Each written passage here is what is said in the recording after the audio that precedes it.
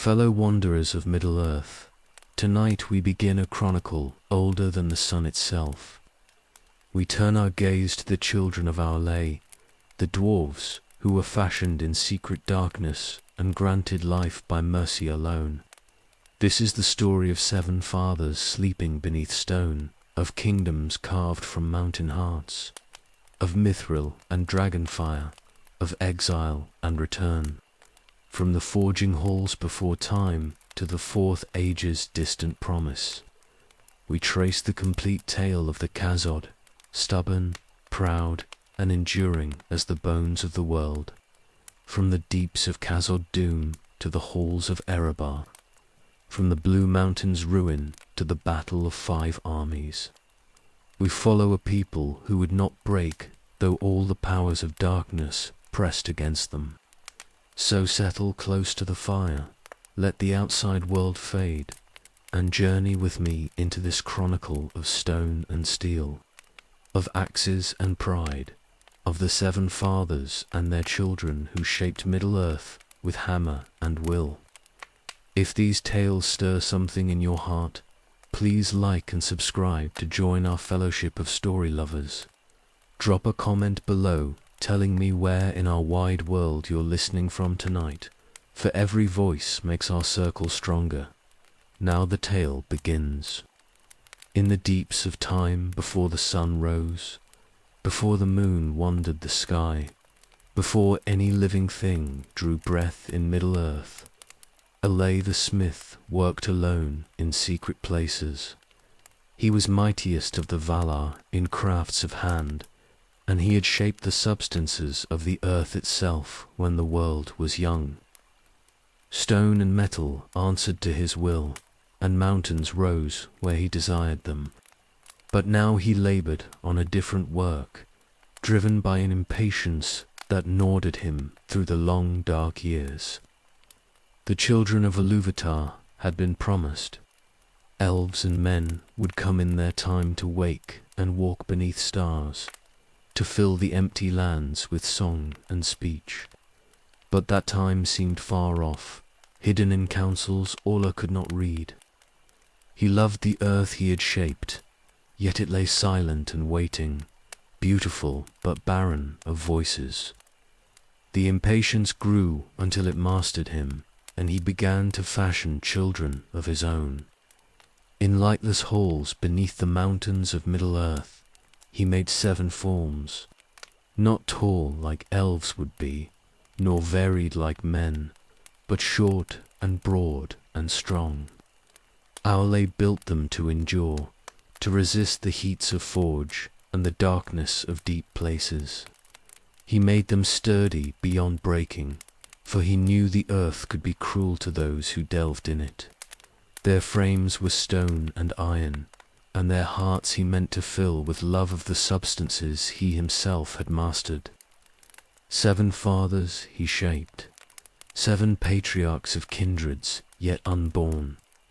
He worked with all his skill and poured into them every craft he knew. They stood before him when the work was finished, motionless but perfect in form.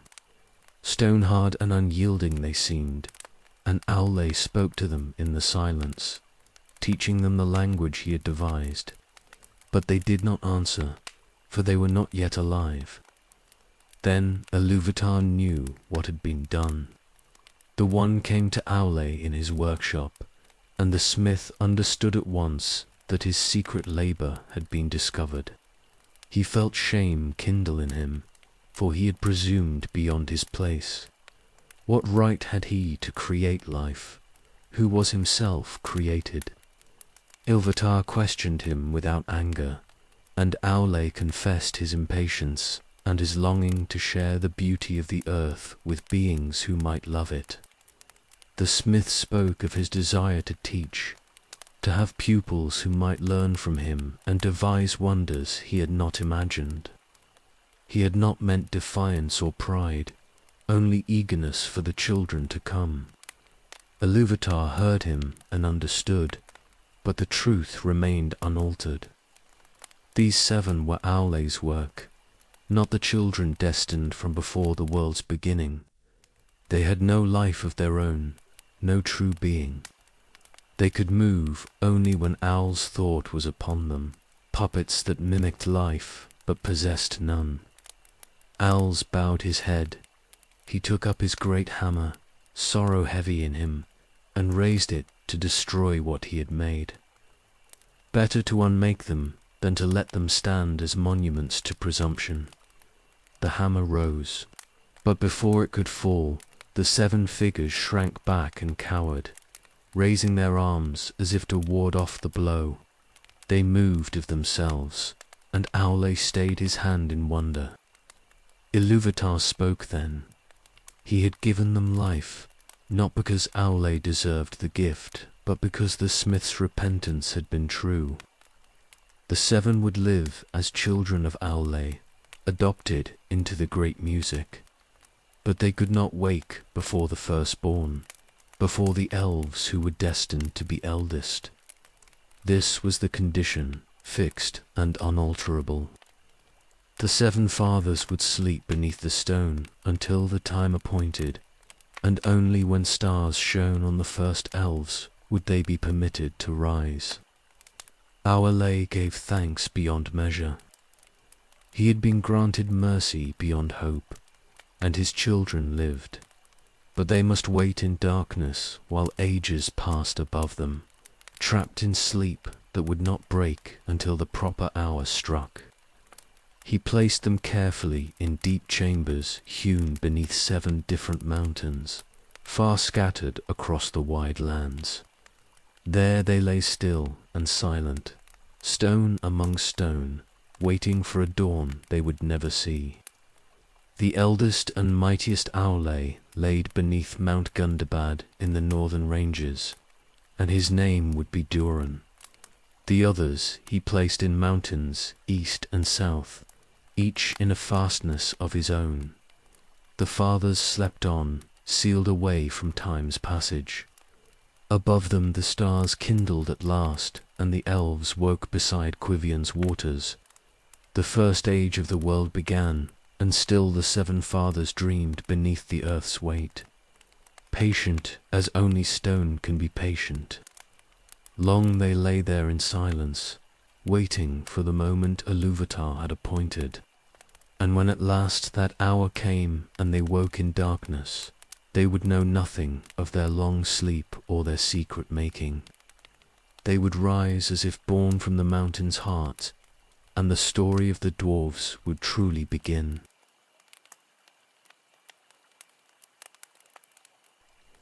The hour came at last, though none could say why that moment and not another. Deep in 7 mountains scattered across Middle-earth's vastness, stone stirred.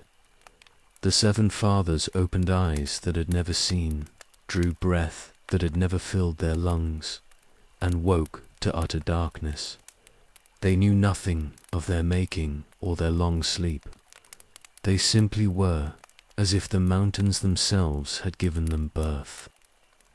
Durin woke first, or so the songs remember it. His eyes opened in the depths beneath Gundabad, and he lay still for a time, feeling the mountain's weight pressing down through leagues of rock above him. The darkness was absolute and silent, yet something in him understood this darkness, welcomed it even, for he had been made to endure such places. He rose at last and began to climb through natural passages, toward air and sky he had never known existed, but somehow knew must be there. When he emerged at last onto Gundabad's slopes, stars blazed above him in profusion beyond counting. The sight struck him with wonder that never fully left him through all his immeasurably long life. He stood beneath that glory and felt the world was beautiful, though strange and vast, and empty of any voice but wind. The stars reflected in a dark pool near where he stood, and he saw his own face for the first time in that still water. He learned to read the bones of the earth as others might read a beloved text. At last he came to 3 peaks that rose higher than their fellows, proud against the sky. A valley lay between them where a clear lake glimmered, and beneath those mountains Durin sensed something vast and deep. Caves and caverns beyond counting, natural halls that could be shaped and joined and made into a kingdom to match the grandeur of the peaks above. He named the mountains in his own tongue, Borazenbar, Zirixiegel, and Bundush Never. Here he would delve, and here his people would build their greatest mansion. The other fathers woke in their appointed places. In mountains far to the east they stirred and rose, each alone at first, each discovering the world as Durin had. They climbed from deep places into starlight and began to explore the lands around their wakings. Some remained near where they had emerged, while others wandered far before choosing places to establish halls. They were few at first, these dwarves. The fathers lived alone for a time that might have been decades or longer, learning their mountains, testing their strength against stone. But Ilvatar's gift was complete, and in time others woke or were born. The songs are unclear which. Wives and children appeared, though few and precious. The 7 fathers became patriarchs of 7 clans, and each clan took its character from the mountain and the father who led it.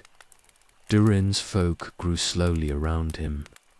They came to the 3 mountains he had claimed and saw with their own eyes what he had sensed, the potential for endless halls beneath. The delving began, careful at first, then more ambitious as they learned the stone's nature. They carved chambers that followed the natural grain of the rock, working with the mountain rather than against it. Their tools rang in darkness, lit by their lamps, and the sound was like music to them. Khazad Dûm took shape across generations. What began as caves connected by tunnels became a network of halls and passages, great works of craft and engineering that grew ever more sophisticated. They delved deep and built high, finding veins of ore that could be worked into metals of surpassing quality. The wealth was not gold at first, but iron and copper, and the skill to work them into tools and weapons of excellence. The dwarves of the other kindreds were likewise establishing themselves. In the Orokani far to the east, 4 of the fathers founded holds whose names passed out of memory in after ages. In the Blue Mountains west of the Misty Range, 2 more clans would eventually establish themselves, though this came later. The 7 clans remained separate, each developing their own traditions. Yet all shared the fundamental nature Aule had given them, love of craft, resistance to domination, and endurance beyond the measure of other-speaking peoples. They kept to themselves in those eldest days. The great kingdoms of the elves were rising in Beleriand, and under the light of the 2 trees in Valinor, the Undying Lands. But the dwarves knew nothing of this yet. They dwelt apart in their mountains, content with stone and metal, and the slow perfection of their crafts. The world above changed with the passage of years, but beneath the earth time moved differently. The delving continued, and Khazad-dûm grew greater. Durin ruled his people with wisdom that seemed ageless, and indeed he would live far beyond the span of any other dwarf. His kindred called him Durin the Deathless, for he endured age after age without sign of failing. His folk multiplied slowly. Dwarves bore few children and treasured them greatly, but they multiplied nonetheless. The halls expanded to house them, delving ever deeper into the mountain's roots. Other peoples would in time call this greatest of mansions Moria, but to the dwarves it was always Khazad Dûm, the Dwarodelf. It would grow to become the wonder of the world, a kingdom without equal beneath the earth. But that glory lay ages ahead, for now it was young, and the dwarves who shaped it were learning their craft with every stone they cut and every hall they raised. The seven fathers had woken, and the age of the dwarves had begun. They would endure everything the long ages brought, friendship and betrayal, wealth and ruin, dragonfire and darkness, but that lay hidden in time's depths. For now they built in peace, and the sound of their hammers echoed through mountains that would remember their names forever.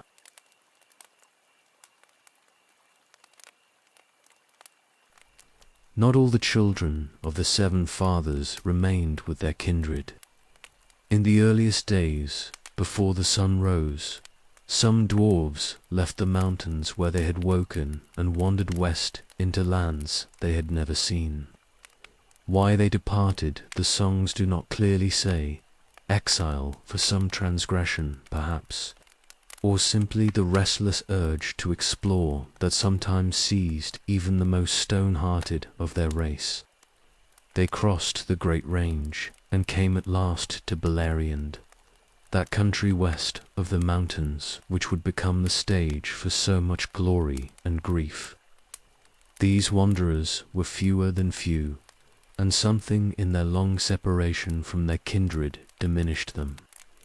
Whether the westward journey itself worked this change, or whether they were already lesser when they departed, the tales do not tell.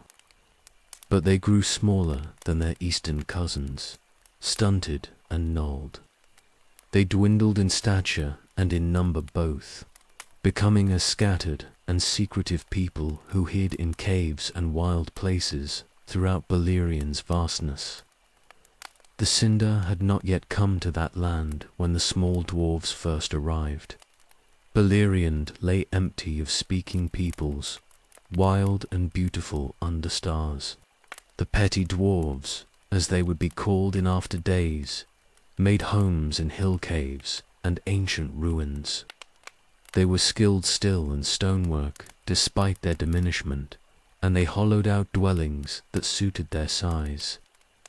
Amon-Rû they carved with particular cunning, making that lonely hill into a fortress of hidden chambers and passages. Ages passed in silence. The petty dwarves lived as they could, hunting and gathering, working what little metal they could find, keeping to themselves in the wilderness. They had their own tongue still and their own crafts, but they were cut off from the greater kindreds and the knowledge that was growing in Khazad-dûm and the eastern holds. Then the Sindar came, the grey elves who had never seen Valinor's light. They were led by Thingol and Melian, and they spread throughout Beleriand, claiming it and settling it, and making it fair with their works. The elves were tall and fair and proud, and they encountered the petty dwarves in forest and hill. But the small folk fled from them or hid, and the Sindar saw only glimpses, bent figures vanishing into brush, shadows slipping between stones. The elves did not recognize them as speaking people. How could they? The petty dwarves would not parley or show themselves clearly, and they seemed more like cunning beasts than any kindred that might claim reason. The Sindar had never heard of dwarves, for the great clans in the mountains kept to themselves and had not yet emerged into the wider world. So the elves named these strange creatures Levain, Tad Doyle, and they hunted them. It was sport at first, or so the Sindar thought. They pursued the small figures through woods and over hills, shooting them with arrows when they could. The petty dwarves fled and hid and died, but they did not speak or cry out in any language the elves recognized. They seemed mute as animals, and so the hunting continued. The small folks' numbers dwindled further, pressed by this persecution they could not escape. Years passed before the truth emerged. The greater kindreds of dwarves had by then begun to have contact with the elves through trade and necessity. The Sindar learned that dwarves existed, that they were speaking people possessed of craft and reason. Belatedly, they understood what they had done. Those hunted creatures had been people, distant kin of the proud craftsmen who now traded with Thingol's court. The hunting stopped, but the damage could not be undone. The petty dwarves were broken, their numbers reduced almost to nothing. They had been diminished before, but now they were nearly extinct. Bitterness filled what remained of them, a hatred of elves that would never fully heal. They retreated deeper into hiding, avoiding all contact with the tall folk who had slaughtered them in ignorance. A handful survived into the First Age proper. They dwelt in secret places, rarely seen and less often spoken to. MDM was among the last, an old dwarf of the petty kind who lived on Amon-Rud with his sons. His story would intersect with greater tales in time, and it would end in betrayal and death. But that lay ahead, hidden in the weaving of doom that would consume Beleriand. The petty dwarves had been first of their race to come to the western lands. They had seen Beleriand before the Sindar made it their own, before the Noldor returned in fire and pride. But they paid for that priority with their blood and their future both. The Seven Fathers had woken their kindreds in distant mountains, and those clans would endure and build kingdoms. The petty dwarves had only exile and diminishment, and at last near extinction. Their tale is a small tragedy in the great sweep of the elder days, easily overlooked among wars and kinslayings and the fall of kingdoms. Yet it matters, for it shows how peoples can be destroyed not by malice but by ignorance, and how wounds once dealt cannot always be healed. The petty dwarves dwindled into legend, and few remembered them when the First Age ended in cataclysm. In the great halls of Khazad-dûm, the dwarves barely knew these western cousins had existed. The petty dwarves were cut off and forgotten, a branch severed from the tree. Their fate was diminishment and silence, and in the end only their bitterness endured.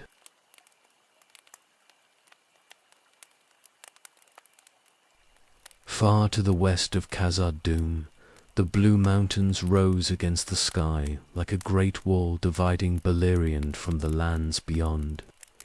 The Erd Luin they were called in after days, and they were old even when the world was young. Into those mountains came dwarves of two of the Seven Fathers' lines, and there they founded kingdoms that would become great in craft and fame. 2 cities they built, delved into the mountains, living stone. Nograd stood in the southern reaches, hewn from granite and basalt in chambers that echoed with hammer song. The dwarves called it Tumunzahar in their own tongue, the hollow-bold, for its halls were vast and cunningly hollowed from the rock. Belagost rose to the north, smaller in extent but no less magnificent. Gabalgathol, they named it Mickelberg, the great fortress, and its walls and gates were worked with such skill that enemies would break against them like water against cliff faces. The 2 cities were separate kingdoms, each ruled by its own lord, each developing its own character and specialties. Yet they were not rivals in the bitter sense, for the dwarves of both recognized their kinship and the value of cooperation. Trade flowed between them, and craftsmen from each city learned from the other's techniques. Together they made the Blue Mountains a center of craft that would be renowned throughout the First Age. Nograd became famed above, all for the working of weapons and the crafting of jewelry. Its smiths could forge blades that held edges through years of use and battles beyond counting. Steel came from their forges that was harder than any the elves had yet made, and the secret of its tempering was closely guarded. But it was in the making of ornaments that Nogrod's craftsmen truly excelled. They could work gold into patterns of surpassing delicacy, create necklaces that seemed almost alive with the cunning of their design. The jewel smiths of Nograd learned to set gems so that light was caught and multiplied within the stone. They developed techniques for cutting that brought out fire hidden in even common crystals. When they worked with truly precious stones, diamonds and emeralds and sapphires brought from deep mining, the results were treasures that kings would covet and bards would praise in song. Pride grew in them with their skill, and they knew their work had no equal among any people than dwelling in Middle-earth. Belagost's craftsmen took a different path. They became masters of working iron and steel for practical purposes, armor above all, but also tools and structural works. The mail they forged was the finest in the world, so cunningly made that it was proof against most weapons, yet flexible enough to move with the wearer's body. They developed techniques for making masks of steel that could protect a warrior's face while still allowing sight and breath. Fire was their particular study. The smiths of Belagost learned to work in heats that would have driven other craftsmen back, and they developed resistance to flame that was almost uncanny. They could handle metal fresh from the forge with less protection than others required, and they devised methods for controlling furnace temperatures with precision. This mastery would serve them in ways they could not foresee when Dragonfire came to Beleriand in later years. Both cities delved deep into the mountains, following veins of ore and opening chambers for workshops and dwelling halls. The architecture of each reflected its people's character.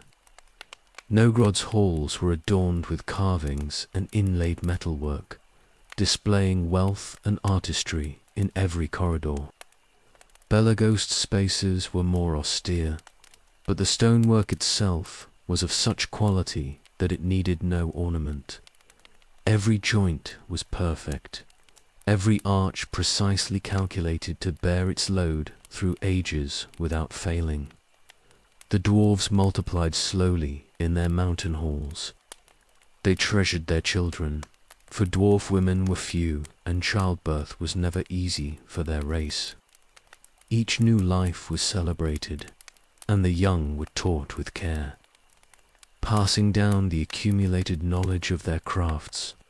Apprentices learned for decades before they were counted as masters, and masters continued perfecting their skills throughout long lives. Trade grew between the two cities. Nogrod's ornamental work was exchanged for Belagost's practical metalwork and tools. Raw materials were shared. Ores from one city's mines traded for gems from the others. A road was built connecting them, cut through the mountains with such engineering skill that it could be used in any weather. Caravans traveled it regularly, guarded by warriors in mail that could turn aside arrows and blades both. Wealth accumulated in both kingdoms. The mines yielded gold and silver, copper and iron, and gems of various kinds.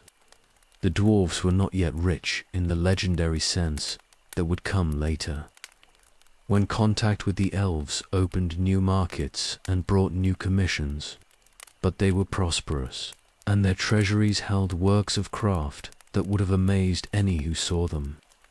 The two cities developed friendly rivalry. Each tried to outdo the other in some particular craft or achievement, but the competition spurred excellence rather than enmity.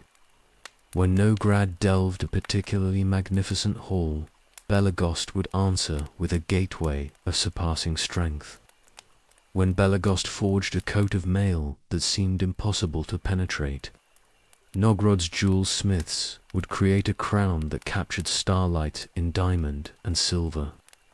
Music and story flourished alongside the practical crafts. The dwarves had their own songs, rhythmic and deep, often sung while working to keep the tempo of hammers steady. They recounted the deeds of their ancestors and the finding of particularly rich ore veins. The songs were in Kuzdal, the secret tongue that dwarves never willingly taught to outsiders, and they carried the weight of tradition and identity. The lords of each city ruled with the council of the eldest masters of craft. Decisions were made slowly and carefully, for dwarves did not rush to judgment. They debated the opening of new mines, the allocation of resources, the acceptance of apprentices. Their governance was conservative and practical, concerned with the long-term stability of their people rather than quick gains or glory. Yet for all their growing power and skill, the dwarves of the Blue Mountains remained isolated. They had not yet encountered the elves in any meaningful way, though rumors reached them of tall folk dwelling in Beleriand. The petty dwarves they knew nothing of, or if they did not reckon them as kin. Nograd and Belagost looked inward to their own affairs, content with mountains and craft and the slow accumulation of wealth and knowledge. The First Age was still young, and the great powers were only beginning to move. In Valinor, the Noldor chafed under restriction, and Morgoth bred monsters in the north. But in the Blue Mountains, the dwarves delved and built and perfected their skills in peace. The storm had not yet broken. When it did, these two cities would be drawn into wars and alliances they could not have foreseen, and their craft would be tested in fire and darkness both.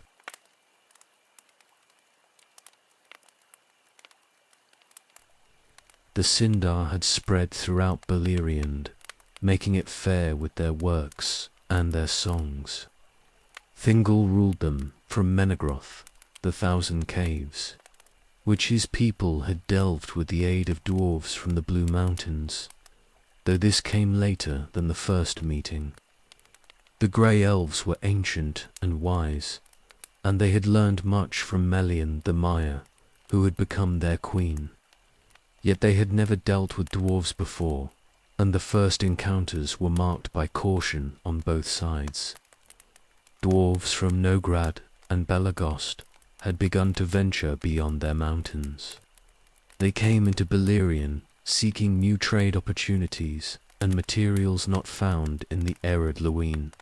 Hunting parties and small caravans moved through the eastern reaches, exploring the forests and hills.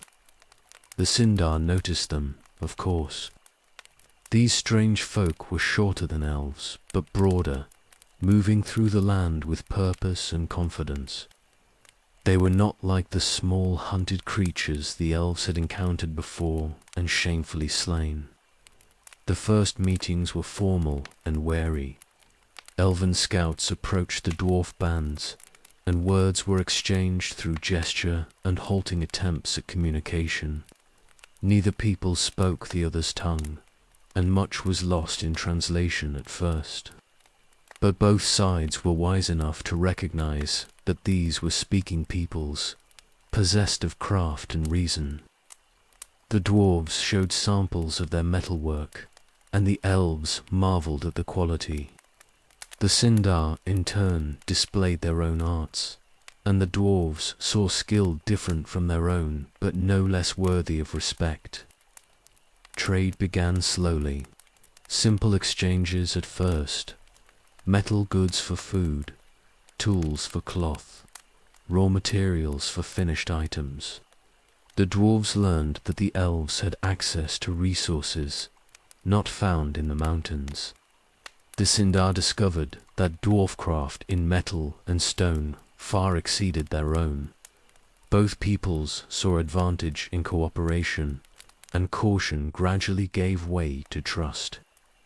Thingol heard of these newcomers and desired to meet them. Emissaries from Nograd and Belagost were invited to Menegroth, and they came with gifts of craftsmanship to display their skill. The Elven King received them with courtesy, and Melian looked upon them with her deep sight. She saw that they were made by Aule and not descended from the children of Iluvatar, yet they were good in their own right and worthy of friendship. The conversation that followed laid foundations for much that came after. Thingol spoke of his needs and desires. His kingdom required works of stone and metal that his own people could not easily provide. The dwarves spoke of materials they sought and markets for their goods. Trade agreements were struck and promises made. More than this, genuine respect grew between the Elvenshing and the dwarf lords who treated with him. Thingol recognized their pride and dignity, and he honored it. The dwarves saw in him a ruler of wisdom and justice. The greatest project born from this new alliance was Menegroth itself. Thingol desired to make his halls rival anything in Middle-earth, and he commissioned the dwarves to help shape them. Craftsmen from both Nograd and Belagost came in numbers, bringing their tools and their accumulated knowledge. They worked in stone as only dwarves could, delving and carving and supporting chambers of immense size and beauty. The 1,000 caves grew under their hands. Pillars rose like trees, carved with such skill that they seemed to grow from the living rock. Halls were opened that could hold thousands. Yet the acoustics were so perfect that a whisper at one end could be heard at the other. Natural caverns were connected and beautified, adorned with stonework that made them seem both wild and crafted at once. The dwarves outdid themselves, and the Sindar added their own touches, lanterns and hangings. Gardens of stone flowers, fountains that sang, payment came in many forms.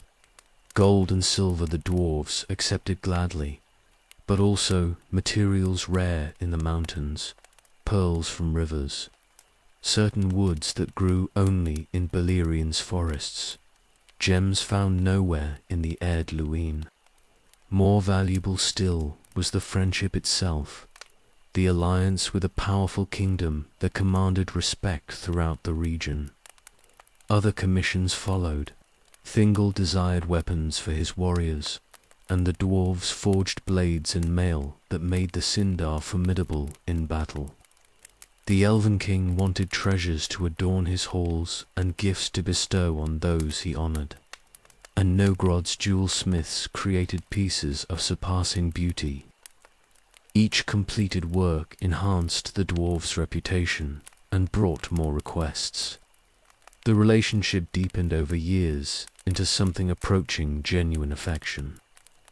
Thingol came to trust the dwarf lords and to value their counsel in matters of craft and building. The dwarves found in the Elven King a patron who appreciated excellence and paid fairly for it.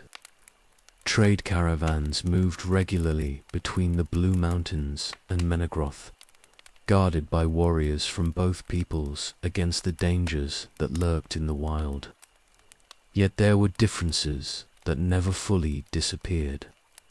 The dwarves remained secretive about some matters, particularly their language and their deepest halls. They would not teach Khuzdul to outsiders, and they kept certain craft secrets closely guarded. The Sindar, for their part, sometimes showed the condescension of an elder people toward those they considered younger and less wise. Small frictions arose and were smoothed over, but the fundamental gap between the kindreds remained. Still, the alliance held. It was built on mutual advantage, yes, but also on respect earned through long dealing. The dwarves had proven themselves reliable and skilled, and the Sindar had shown themselves honorable in their agreements. Both peoples benefited from the arrangement, and both understood the value of maintaining it. In Nograd and Belegust, the wealth that flowed from Thingol's commissions enriched the treasuries and allowed greater ambitions in craft. Master smiths could afford to spend years on single pieces, perfecting techniques and pushing the boundaries of what was possible. Apprentices had access to materials that let them learn faster and better. The cities prospered as never before, and their populations grew as prosperity allowed more families. The friendship would endure through much of the First Age, surviving even the return of the Noldor and the wars that followed, but it would not last forever.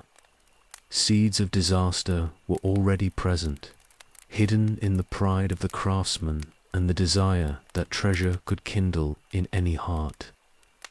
The Noglamir would be forged, and the Silmaril would be set in it, and blood would flow in Menegroth's beautiful halls. But that darkness lay ahead, unseen and unsuspected in these earlier, simpler days. For now the alliance was new and strong, and both peoples rejoiced in what they had built together. The dwarves had found friends beyond their mountains, and the Sindar had gained allies whose strength and skill complemented their own. The forge fires burned bright in the Blue Mountains, and in Menegroth the lamps shone on stonework that would be remembered as long as any work of hands endured.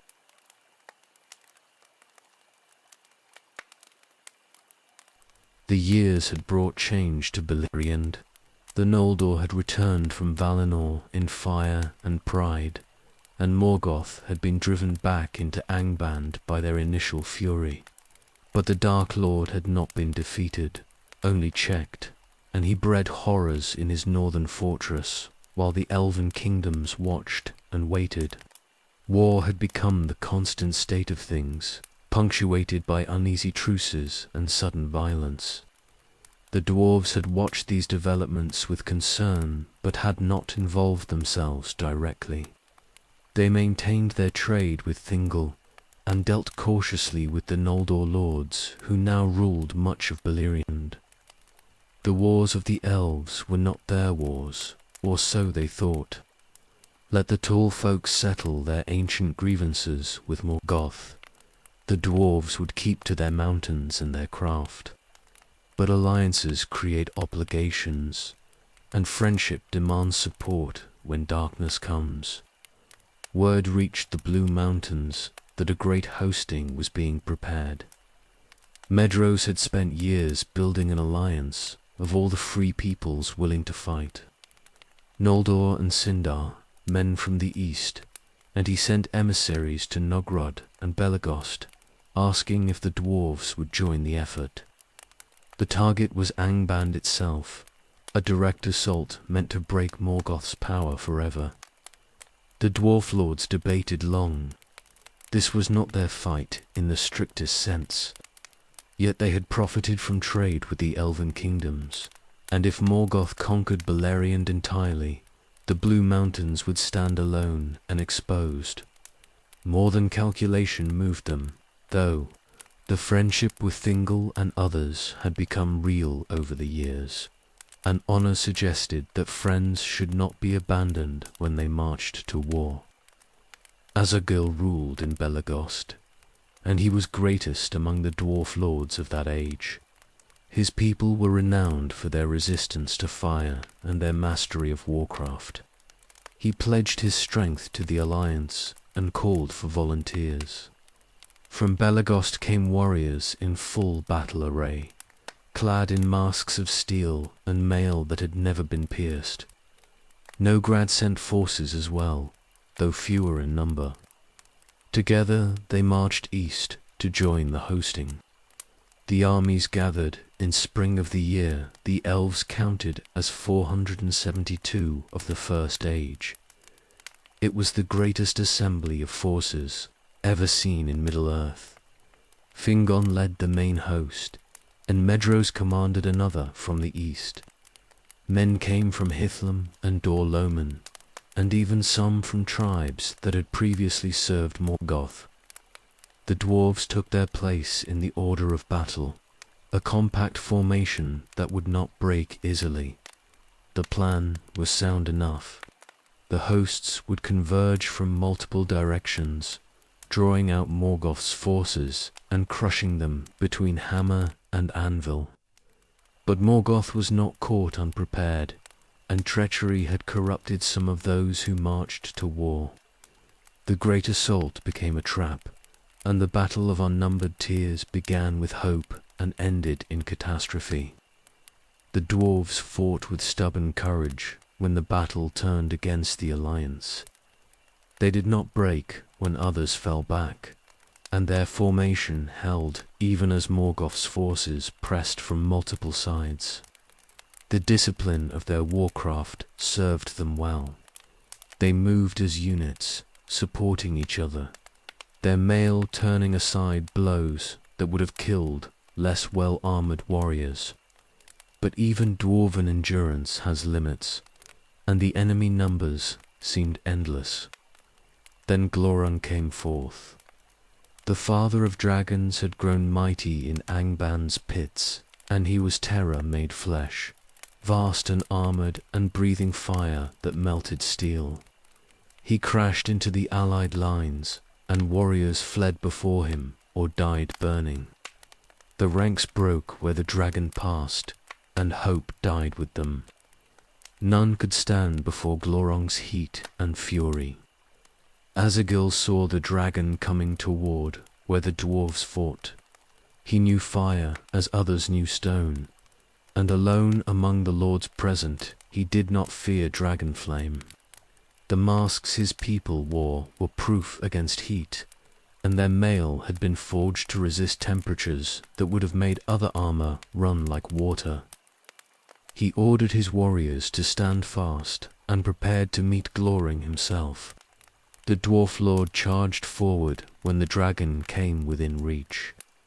He struck at Glorung's belly where the armor was thinnest, driving his blade deep into scales that had never been pierced before. The dragon roared in pain and rage, thrashing. Azagil held on and struck again, and Glorung's blood steamed where it spilled.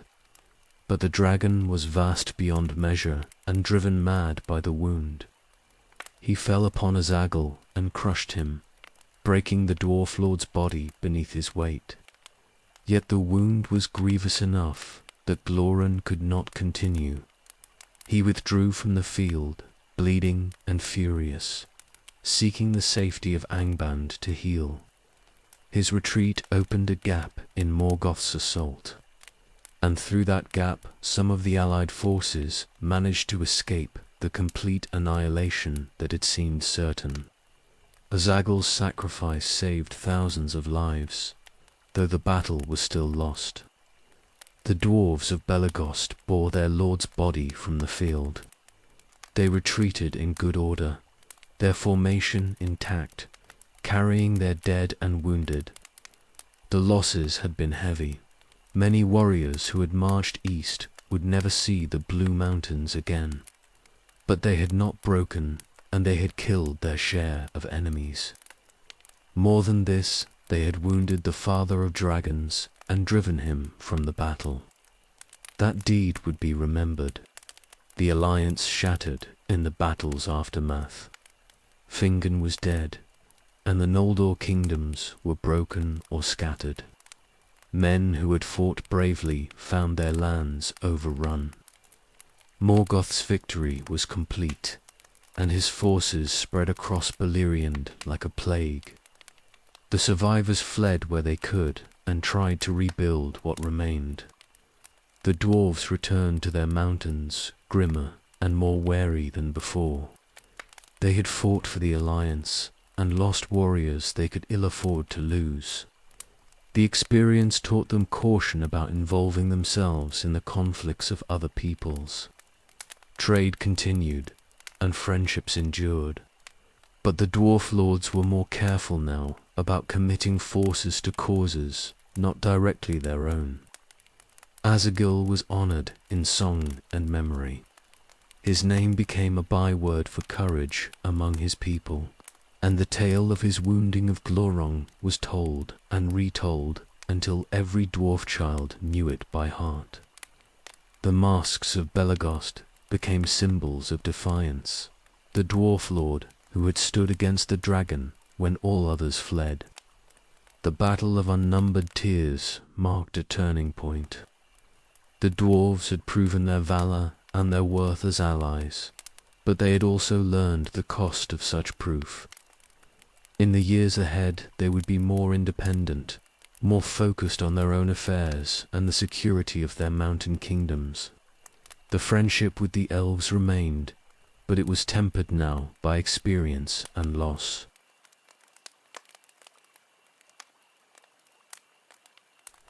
The years ground on through war and loss, but some places remained islands of peace in a darkening world. Doriath stood protected by Melian's power, and within its borders Thingol's kingdom prospered while others fell to ruin. The wealth of his realm grew, for refugees brought their treasures with them when they fled to his protection, and tribute flowed to the one kingdom that could still offer safety. Thingol had always loved beautiful things. He was ancient even among the elves, and he had walked in Valinor before the sun rose. His treasury held works gathered across ages, gems and jewelry that would have been the pride of lesser kingdoms. Yet he desired something greater still, a work that would surpass all others and stand as the crowning achievement of craft in Middle-earth. He conceived of a necklace, but not any ordinary piece. This would be the Noglamir, the necklace of the dwarves, and it would be worked with such skill that its like would never be seen again. The commission went to Nogrod. Thingol knew their jewel myths were without equal, and he offered payment that made even dwarf lords pause with wonder. Gold he promised beyond measure, and access to his treasury's gems for choosing stones worthy of the work. More than this, he offered the prestige of creating a piece that would be sung for as long as songs endured. What craftsman could refuse such a challenge? The finest smiths of Negrad took the task. They were masters who had spent lifetimes perfecting their art, whose works already adorned kings, and whose names were honored in their city. Yet they knew this commission exceeded anything they had attempted before. The Noglamir must be perfect in every detail, flawless in execution, worthy of the greatest elven king and the reputation of their people both. They began with design. Months passed in sketching and planning, considering how the piece should rest, what weight it could bear, how light would move through it. The necklace must be beautiful but also wearable, able to bear great gems without discomfort.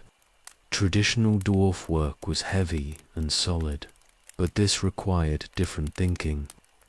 Lightness must be combined with strength, delicacy with durability. The gold they chose with utmost care. Not the softest gold that worked easily, but alloyed metal that held its shape through stress. They refined it repeatedly until it was pure enough to glow with inner light, yet hard enough to support the structure they envisioned. The color had to be perfect, not too yellow, not too pale, but the warm, rich hue that complemented rather than competed with the gems it would hold. Forging began, and the work consumed them utterly. Each link of the chain was individually crafted and tested for strength before being joined to its neighbors. The connections were seamless, invisible to any eye that did not know exactly where to look. The links flowed into each other like water, creating a whole that seemed more grown than made. The setting of the stones came next, and here the true mastery showed. Thingol's treasury yielded diamonds that caught starlight and held it, emeralds deep as forest pools, sapphires blue as evening sky. The dwarf smiths chose each gem for its quality and its place in the overall design. They cut and polished them, bringing out fire that had slept in the crystal, revealing depths that natural stone concealed. Each stone was set with prongs, so fine they seemed like golden thread. Yet they held with strength that would not yield through centuries of wear. The arrangement was not random, but carefully calculated, colors balanced, sizes graduated, light directed and multiplied through the piece. When sunlight struck the Noglamir, it did not merely reflect, but seemed to generate radiance from within. Years passed in the work. The smiths barely left their workshop, obsessed with perfection in every minute detail. Their apprentices brought food and removed the works they set aside as not quite good enough. The pile of rejected pieces grew, links that were almost perfect, settings that would have been masterworks in any other context, but which failed to meet the standard this commission demanded. Pride grew with the work. The smiths began to understand they were creating something genuinely unprecedented. Their names would be attached to this piece forever, sung in the same breath as the Noglamir itself. They were not merely fulfilling a commission, but achieving immortality of a kind through craft. The work became more than duty or even art. It became obsession. The final assembly took months alone. Each element had to be joined in proper sequence, and no error could be tolerated. They worked with tools so fine they could barely be seen, making adjustments measured in fractions that only dwarf eyes could detect. The whole piece had to balance perfectly, to rest on the wearer without strain, to move naturally with the body rather than hanging rigid. When at last it was complete, the smiths looked upon their work in wonder and something approaching awe. The Noglamir lay before them, glowing softly in lamplight, and it was more beautiful than anything they had imagined in their planning. Every link was perfect, every stone set flawlessly, the whole piece achieving that rare quality where craft transcends itself and becomes something greater. They had created the most beautiful necklace ever made in Middle-earth. This was not boast but simple fact, acknowledged even by those who might have wished otherwise. Nothing in Valinor itself surpassed it, for the dwarves had brought all their accumulated skill and all their people's knowledge of metal and stone to bear on a single work. They had succeeded beyond hope or measure. The pride that filled them was natural and deserved. They had labored for years on this piece, refusing every compromise, accepting nothing less than absolute perfection. The Noglamir was their triumph, proof that dwarfcraft could equal or exceed anything the elves achieved. They knew their names would be remembered, and the knowledge was sweet. Yet pride has a shadow, and desire walks close behind achievement. The smiths looked upon what they had made, and began to feel that it was theirs, in some sense deeper than mere craftsmanship. They had poured their lives into this work. Their skill and passion and years of labor. Could payment really equal such a gift?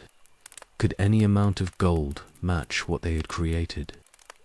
These thoughts they did not speak aloud, perhaps did not even fully acknowledge to themselves. But seeds were planted, doubts that would grow in darkness. The Noglamir was complete, and it was perfect, and it would be presented to Thingol with all ceremony. What came after, the payment, the parting with the work, the return to Nogrod with gold but not glory, that remained to be faced. The masterwork was finished, but its story had barely begun.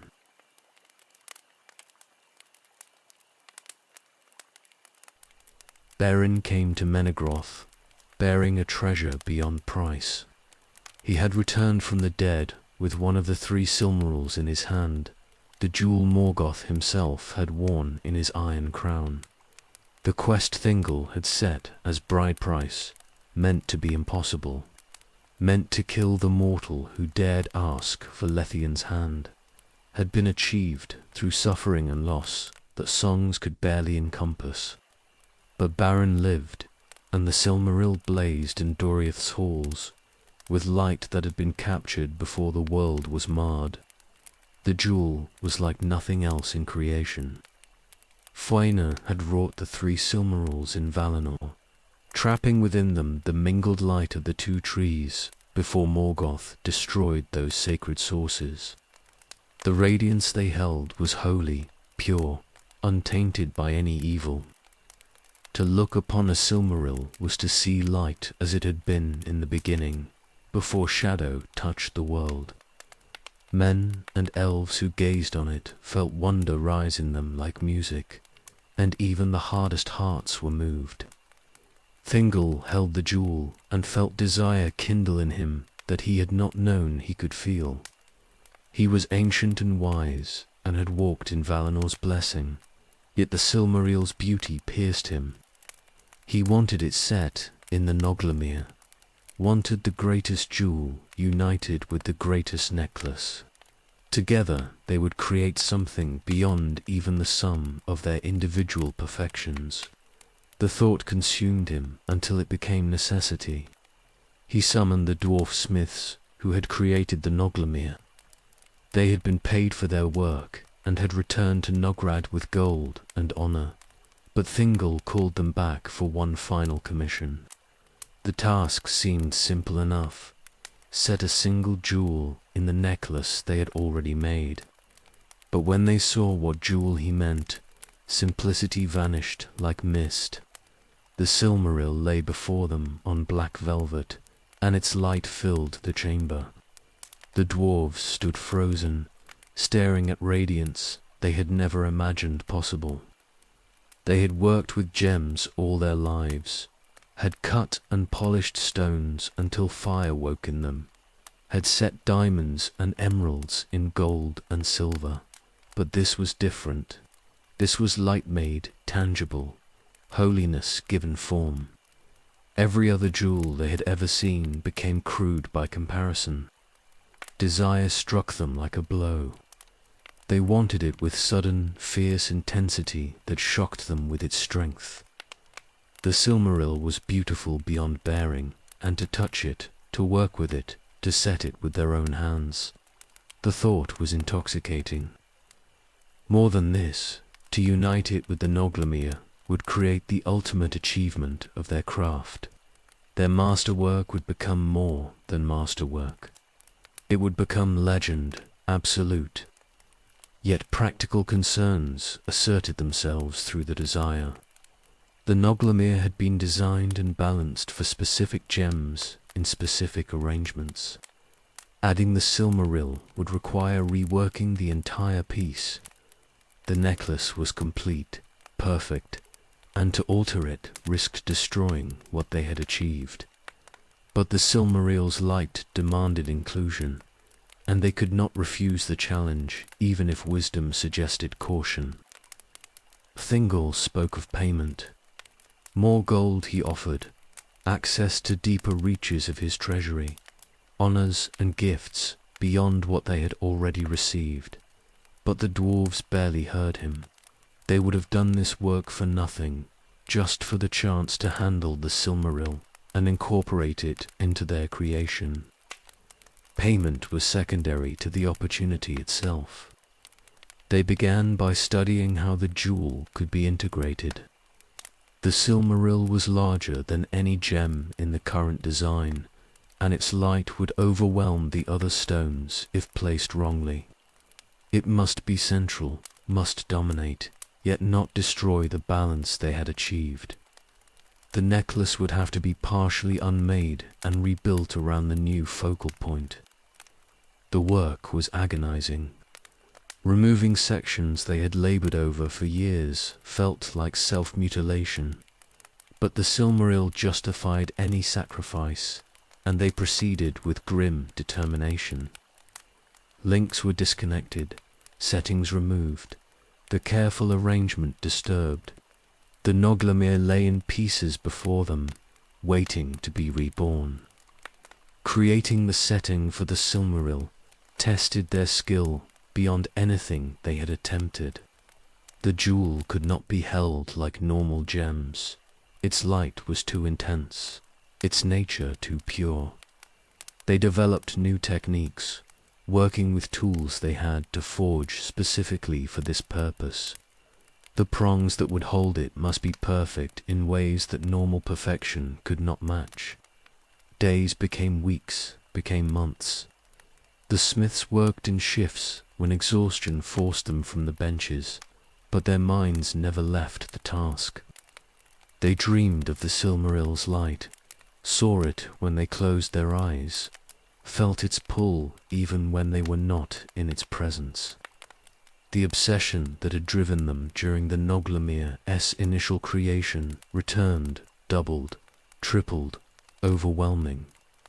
The other gems had to be rearranged to complement rather than compete with the Silmaril's radiance. Some were removed entirely and replaced with stones that harmonized better with the holy light. The whole color scheme shifted, became cooler, more ethereal. Gold, that had glowed warmly now, seemed to shimmer with starlight reflected from the central jewel. Yet as they worked, something else grew alongside their pride in the achievement. The Silmaril was theirs in a way nothing had been before. They handled it daily, studied it, learned its every facet and angle. It became familiar, and with familiarity came a sense of ownership that had no basis in reality but felt undeniable nonetheless. They had set it, had created the home it now occupied. Surely that gave them some claim. Thingol visited the workshop regularly to check progress. He saw the growing magnificence of the piece, saw how the Silmaril elevated the Noglamir into something that transcended normal categories of treasure. His own desire deepened with each viewing, his possessiveness growing until it colored all his thinking. The necklace would be his, would rest on his neck or his queen's, would mark him as possessor of the greatest treasure in Middle-earth. The dwarves saw his hunger and felt their own intensify in response. If the Elven King coveted it so deeply, then surely its value exceeded even what they had imagined. And they were the ones creating it, their hands doing the actual work. Without them, the Silmaril would be merely a loose jewel, magnificent but incomplete. They were making it into something greater. At last, the work was complete. The Noglamir lay before them transformed and perfected beyond even their previous achievement. The Silmaril blazed at its center, and every other element served to enhance and display its holy light. The piece was so beautiful it hurt to look at, so perfect it seemed impossible that mortal hands had made it. Pride and desire warred in the smiths' hearts. They had achieved the impossible, had created something that would never be equaled. But now they must surrender it, must watch Thingol take possession and carry it away. The thought was bitter as ashes, poisonous as snake venom. They had labored for this, had poured themselves into it, and now it would be taken from them. Payment was discussed, but no amount seemed adequate. What price could match the Silmaril itself? What gold equaled its light? The dwarves listened to Thingol's generous offer and felt only resentment growing. He spoke as if he were being magnanimous, But from their perspective, he was buying what should not be bought, taking what they had made more than made. The seeds planted during the Noglamir's first creation had sprouted and grown wild. Pride had become arrogance, achievement had become possessiveness, desire had become covetousness that would accept no denial. The dwarves looked at the completed work and knew they could not simply surrender it. Something would have to give, some resolution would have to come.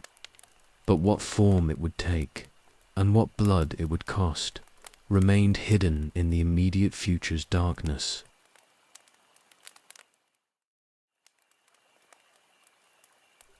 The completed work lay between them like a chasm.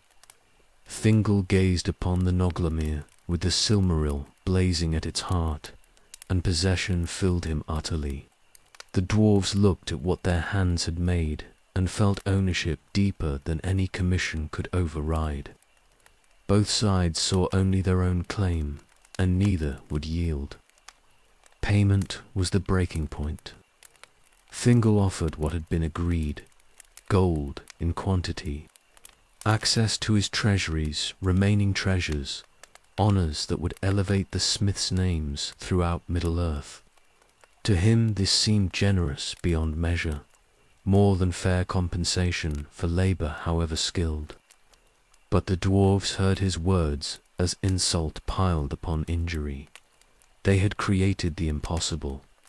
They had taken the greatest necklace ever made and elevated it beyond mortal comprehension by setting the Silmaril within it. Their skill alone had achieved this union, their hands and knowledge and craft. Without them, the Elven King would have nothing but a loose jewel and a necklace that remained separate. They had made magic from materials, and now he spoke of payment as if they were common laborers. The chief smith spoke bluntly. The Noglamir was theirs by right of creation, and the Silmaril belonged to them by right of setting.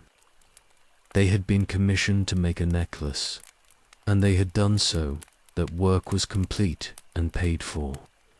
But this new piece, transformed and perfected, was a different work entirely. It should return with them to Nograd, displayed in their halls as proof of dwarfcraft's supremacy.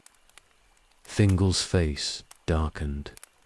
The Silmaril was his by right of bride price, paid in blood and suffering beyond measure. Beren had gone into Angband itself and torn the jewel from Morgoth's crown, had been slain and returned from death to complete the quest. The Noglamir had been commissioned with his gold, made from his materials, designed for his wearing. Every element belonged to him, and the dwarves were servants who had been paid to provide a service. Words grew heated. The smiths reminded the Elven King that his halls themselves had been delved by dwarf labor, that his treasury overflowed with works of their people's craft. They had enriched him beyond measure, and now he quibbled over ownership of one piece, however magnificent.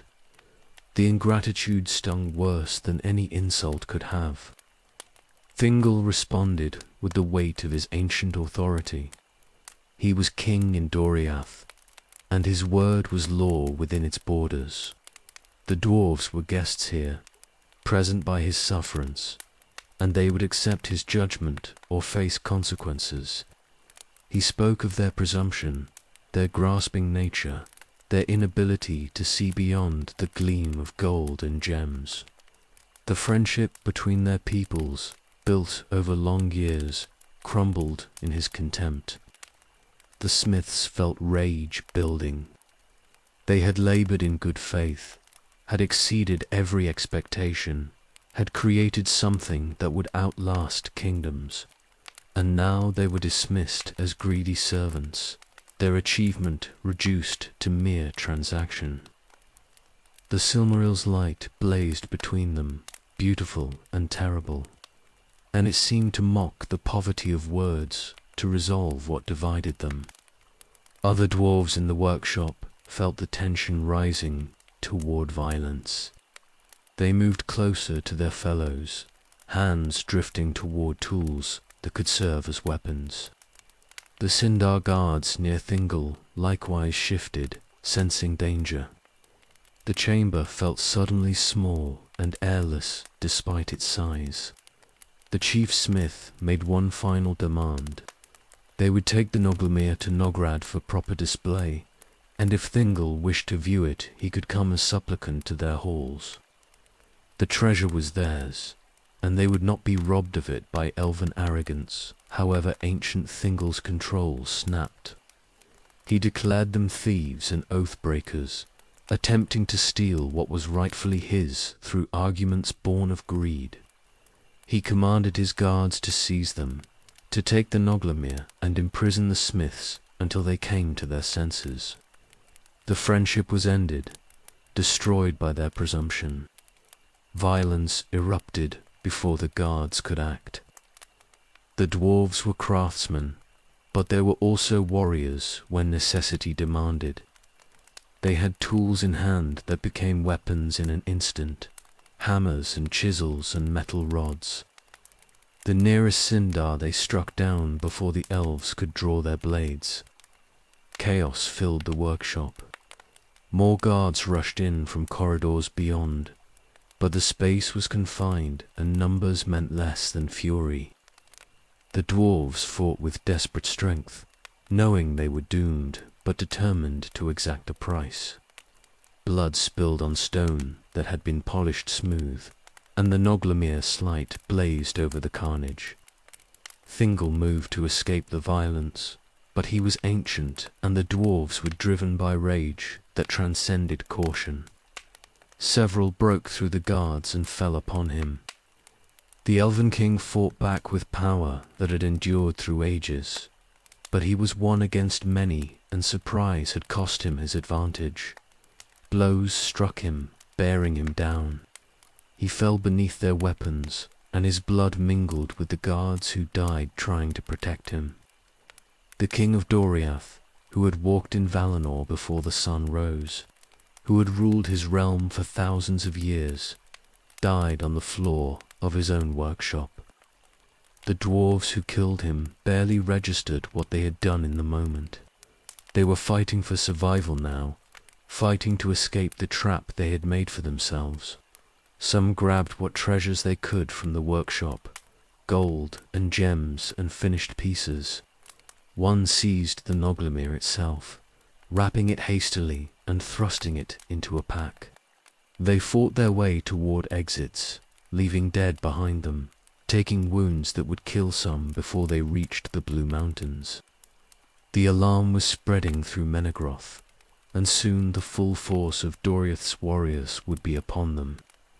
A handful escaped. They fled through passages they had helped delve, knowing the ways better than many who pursued them. Behind them, Menegroth erupted in fury and grief. Thingol was dead, murdered by those he had called friends, and the Noglamir was gone. The survivors who reached the borders carried news that would bring war, and they carried treasure stolen in blood. The friendship between Dorioth and the Blue Mountains died with Thingol. Decades of cooperation and mutual benefit were destroyed in one evening of rage and pride. The dwarves who escaped would reach Nograd with their tale, and the dwarf lords would hear only that their craftsmen had been attacked and murdered for refusing to surrender their rightful creation. The Sindar would know only that guests had become murderers and thieves, killing their king and stealing his greatest treasure. Both sides saw themselves as wronged. Both sides would seek vengeance. And the Noglamir, with its blazing Silmaril, would pass from hand to hand, bringing death wherever it went, proving that some beauties are too dangerous to possess, and some treasures cost more than their worth in gold or glory.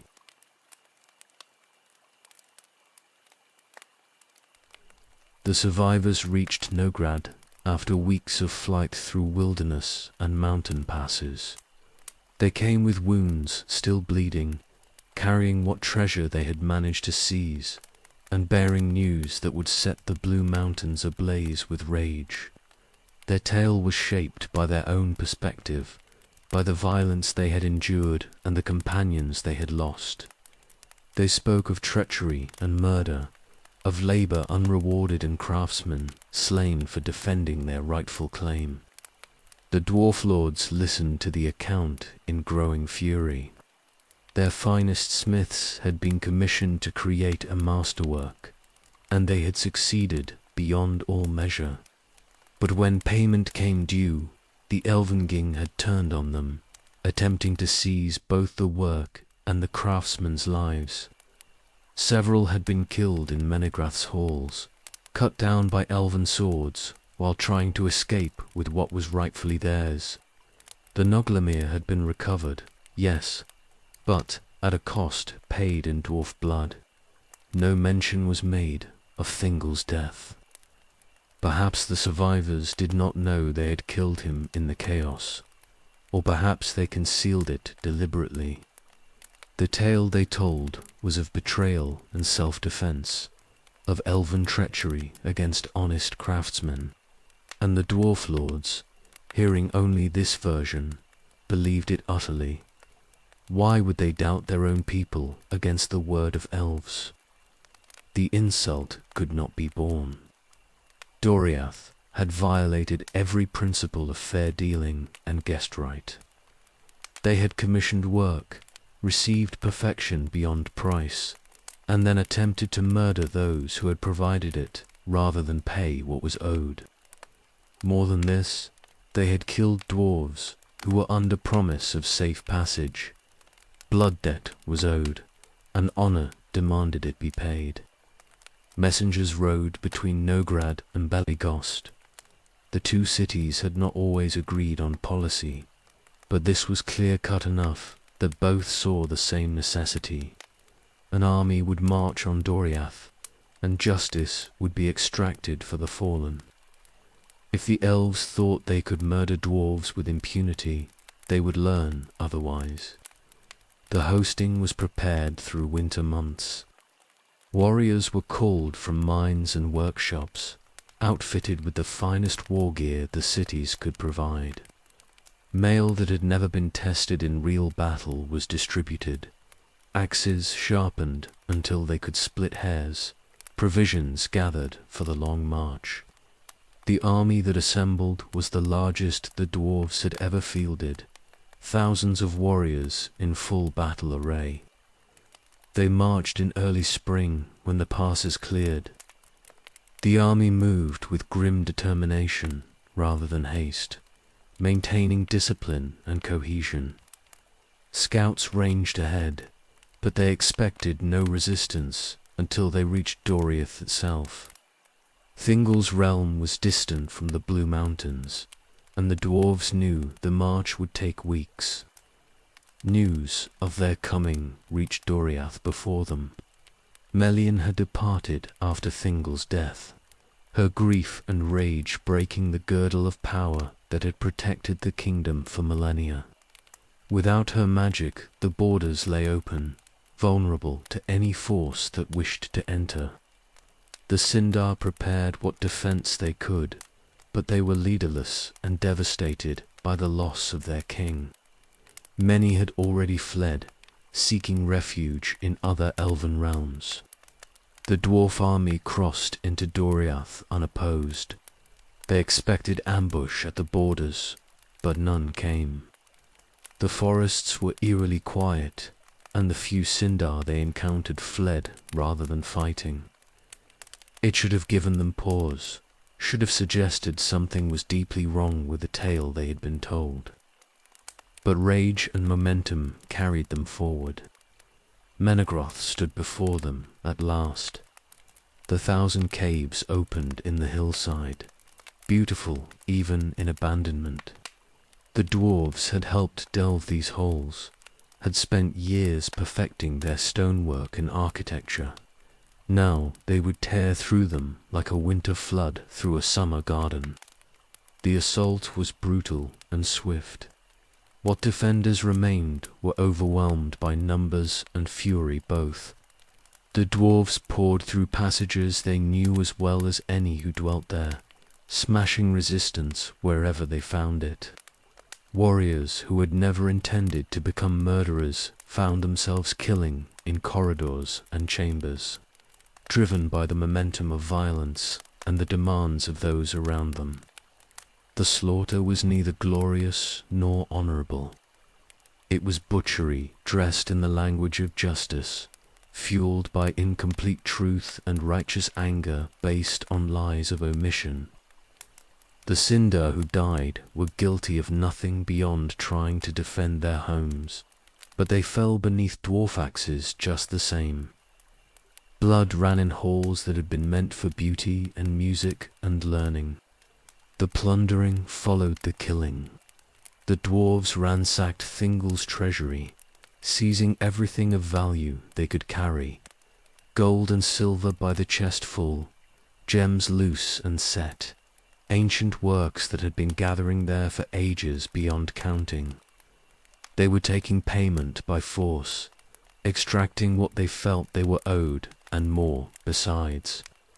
The mathematics of justice had become simple. Everything in Menegroth belonged to them now. They found the Noglamir in a sealed chamber, placed there after being recovered from the murdered craftsman. The Silmaril still blazed at its center, beautiful and terrible. The dwarf commanders seized it immediately, wrapping it carefully for the return journey.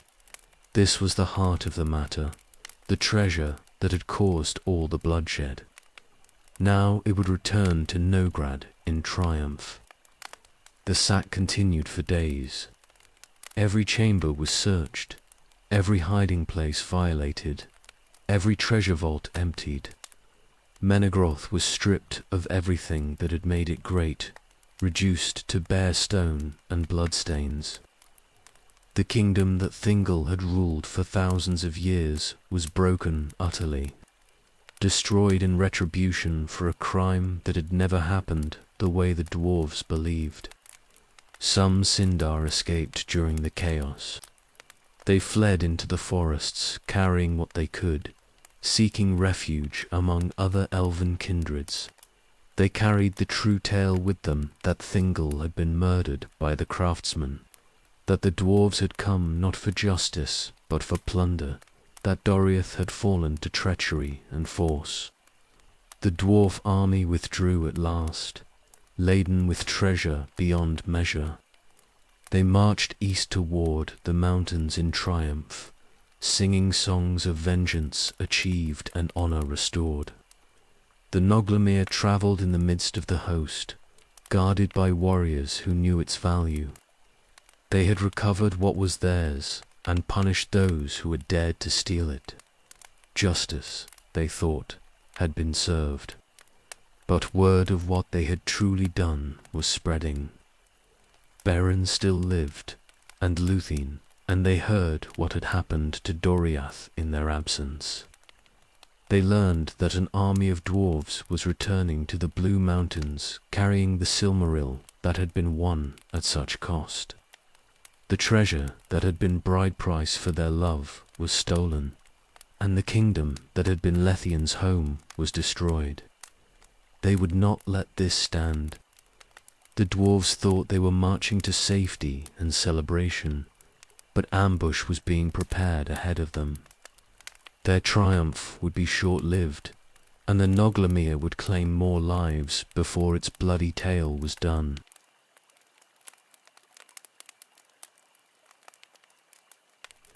The dwarf army marched east through the forests of Beleriand, laden with plunder and singing victory songs.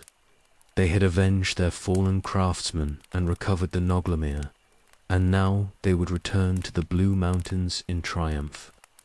The treasure they carried was beyond reckoning, chest after chest of gold and silver, gems by the thousands, ancient works gathered across ages. Every warrior bore his share of the spoils, and the army moved slowly under the weight of wealth. They knew the route well enough. The ford at Sarnathrad would carry them across the river Askar, and beyond that lay only the journey through the mountains to home. No force in Beleriand could threaten them now, or so they believed. Doriath was broken, and the other elven kingdoms had troubles enough without interfering in dwarf affairs. The commanders maintained discipline, but felt no particular urgency. Let the army proceed at its own pace, celebrating as it marched. But news of the sack had spread faster than the dwarf army could travel. Survivors from Menegroth reached other realms and told their tale of murder and plunder. Word came to Beren in the south, and he heard that Doriath had fallen and the Silmaril was stolen. The jewel he had won from Morgoth's crown at such cost. The bride price for Luthien that had cost him his hand and his life and his return from death. It was being carried away by those who had destroyed his wife's kingdom and murdered her father. Rage filled him beyond anything he had known in the dark places of Angband. Default text: Thingol had been his father by marriage, and Doriath had been home to the only peace he had known after years of war. Now both were gone, destroyed by those who claimed to seek justice, but had delivered only slaughter. The Silmaril could not be allowed to reach Novigrad. Whatever it took, whatever force he could muster, he would stop the thieves. He sent word to the green elves of Assyriand, calling for their aid in ambushing the dwarf army. They answered, for they had no love of invaders passing through their lands. More than this, Beren called upon stranger allies, the Ents who tended the forests, the ancient shepherds of trees who rarely involved themselves in the wars of speaking peoples. They came at his summons, for they remembered him and knew the tale of his quest. The trees themselves seemed to respond to his need. The ambush was prepared at Sarn-Athrad, where the river ran swift and cold. The ford was the obvious crossing point, and the dwarf army would have to slow and bunch together to traverse it. Beren positioned his forces on both banks, concealed in the forests that grew thick along the water. The green elves were skilled in woodland warfare, and the Ents stood like ancient trees themselves, impossible to distinguish from the forest until they moved. The dwarf army reached the ford in the late afternoon. They saw the river running clear and the far bank rising beyond it, and they saw no sign of threat.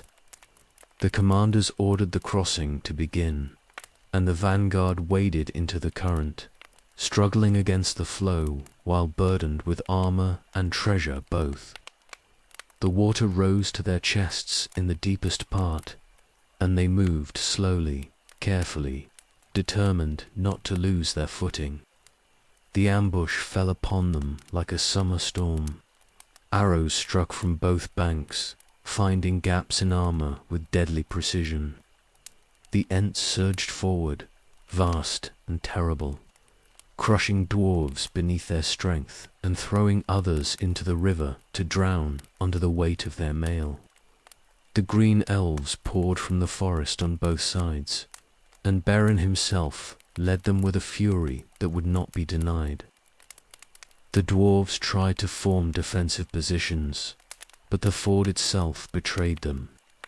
Those in the water could not maneuver or bring their strength to bear. Those on the near bank were trapped between the river and the forest, pressed from both sides.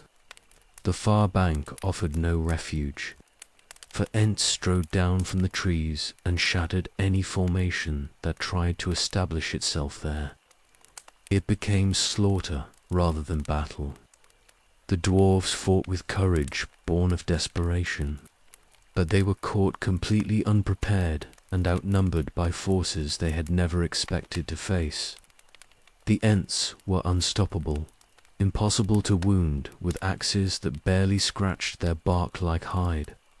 Warriors who had survived the sack of Menegroth died at the ford, pulled down by arrows or crushed beneath ancient strength. The treasure they carried became their doom. Weighted with gold and gems, many dwarves could not move fast enough to escape or fight effectively. Some tried to drop their burdens and flee, but the green elves hunted them through the forest without mercy. This was their land, and they knew every path and hiding place. Few dwarves who fled the ford survived more than a few hours. The Noglamir was recovered from a commander who died defending it. Baron took the necklace with the Silmaril blazing at its heart, and he felt the weight of what it had cost.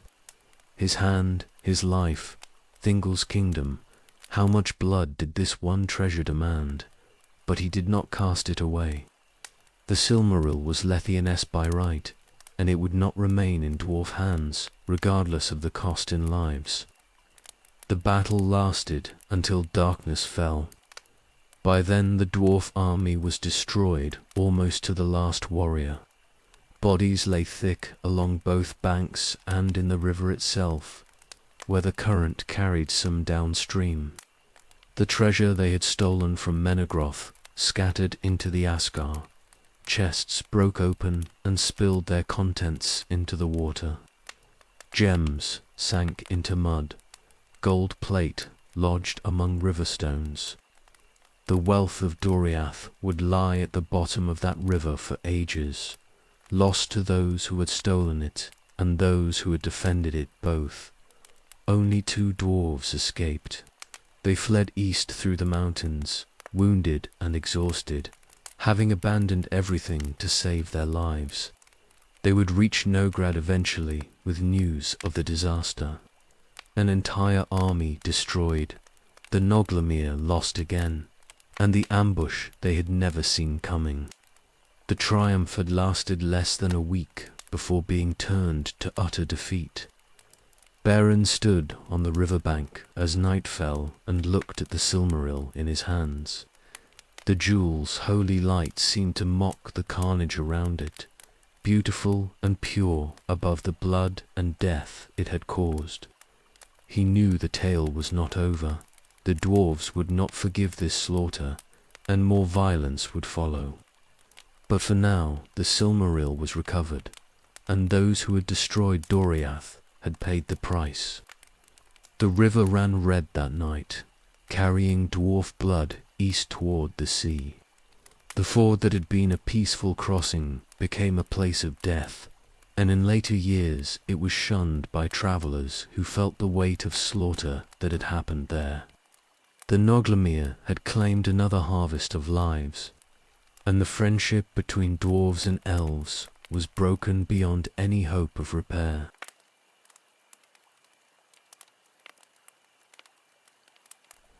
The 2 survivors reached Nograd with their tale of disaster. The army was destroyed, every warrior lost save themselves, and the Noglamir had been taken by Beren and his allies at Sarn Athrad. The ambush had been complete and devastating. Ents and elves together had slaughtered the host and recovered the treasure. The triumph had become catastrophe in a single afternoon's violence. The dwarf lords received the news in stunned silence. An entire army gone. The finest warriors of both cities dead in a ford far from home. The Noglamir lost again, and this time 2 forces that had demonstrated they could destroy any host the dwarves sent against them. The rage that had driven the sack of Doriath now curdled into something darker, grief and shame and helpless fury at a defeat that could not be avenged. Some called for another army, larger and better prepared. They would march on Beren wherever he sheltered and take back what was theirs, regardless of cost. But cooler heads prevailed, barely. What good would more deaths serve? The Ents could not be killed by axes, and Beren had proven himself capable of impossible deeds. Another army would mean only more dwarf bodies feeding riverfish and forest wolves. The debate raged through winter in the halls of Nograd and Belagost. Anger demanded action, but wisdom counseled restraint. In the end, practicality won, though it tasted like defeat. The dwarves would not march again on Beleriand. They would tend their own affairs and let the elves destroy themselves in their endless wars. The friendship that had endured for centuries was dead, murdered at Menegroth and buried at Sarn Athrad. Years passed in bitter isolation. The dwarves withdrew into their mountains and had minimal contact with the elven kingdoms. Trade dwindled to almost nothing. The crafts continued, but without the external markets and commissions that had driven such excellence. The cities turned inward, focusing on their own needs and forgetting the wider world beyond their borders. Beleriand tore itself apart through the decades that followed. The sons of Fenar pursued the Silmarils with oath-bound desperation, and kinslaying followed kinslaying. Kingdoms rose and fell, alliances shattered, and Morgoth's forces pressed ever harder against the failing resistance. The dwarves watched from their mountains and felt vindicated in their isolation. Let the elves reap what they had sown. But larger forces were moving that cared nothing for dwarf grievances or elven pride. In Valinor, the Valar had at last been moved to action. Irindil had come with the Silmaril on his brow, pleading for aid, and the powers had answered. A host was being prepared that would break Morgoth forever and end his tyranny. The War of Wrath was coming, and it would reshape the world. The armies of the West landed in Beleriand with such force that the very shores trembled. The Valar's host marched against Angband, and the battle that followed exceeded in scale and fury everything that had come before. Morgoth unleashed all his might, dragons and balrogs, orcs beyond counting, corrupted creatures bred in his pits. The war raged for decades, devastating everything it touched. The Blue Mountains stood at the eastern edge of Beleriand, and the dwarves thought themselves safe from the conflict. Let the Valar destroy Morgoth if they could, and good riddance. The dwarves would remain in their halls and emerge when peace returned to claim whatever opportunities the New Age offered. They delved deeper, expanded their minds, perfected their crafts, and ignored the thunder of war that echoed from the west. Then Morgoth was overthrown at last. Angband was destroyed utterly, torn down to its foundations and broken. The Dark Lord was cast into the void beyond the world, never to return. Victory was complete, but the cost was beyond measuring. The war had broken the very substance of the land itself. Beleriand began to sink. The cataclysm started in the west, where the fighting had been fiercest, but it spread east like a wave of destruction that nothing could stop. Mountains crumbled, valleys flooded, forests drowned beneath sudden seas. The shape of the world was changing, rewritten by forces unleashed during the final battle. The Blue Mountains felt the first tremors as distant rumbling, easily dismissed as normal settling of stone. But the shaking grew worse, and dwarves who knew rock as intimately as their own bodies understood something catastrophic was happening. The mountains were breaking, torn apart by powers that made mockery of all dwarf engineering and strength. Nograd felt the first major shock in the morning. The mountains shuddered, and halls that had stood for thousands of years cracked. Support pillars fractured, ceilings collapsed. Passages that had been stable since their delving became death traps.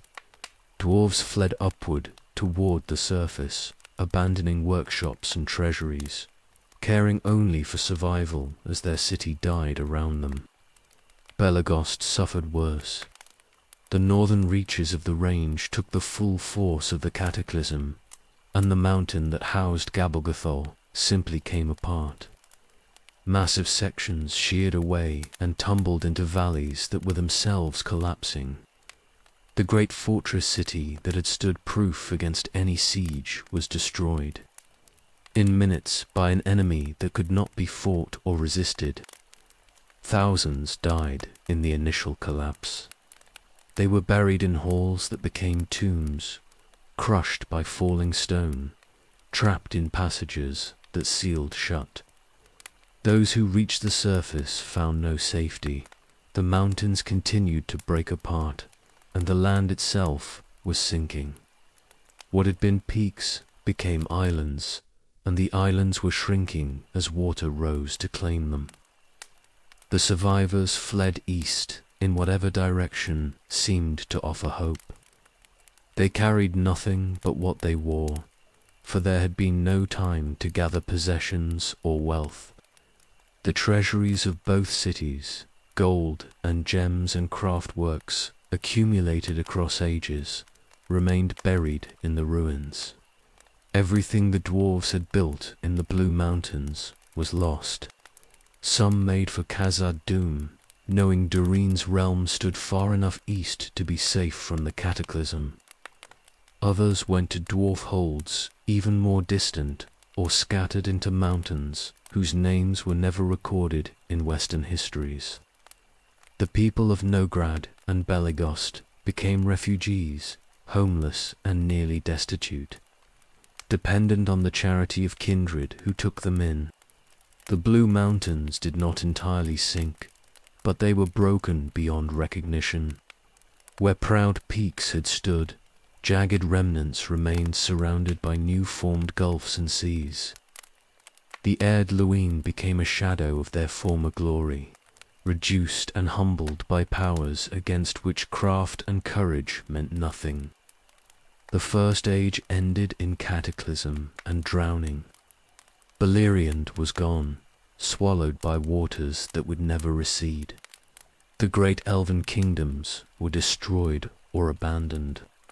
The dwarves who had dwelt in the west were scattered, their cities ruined, their works lost. An entire age of the world had passed, and those who survived it carried memories of glories that would never be seen again. In distant Khazad-dûm, refugees from the west were received and given shelter. The tales they told of the mountains breaking and the city's fall were almost impossible to believe.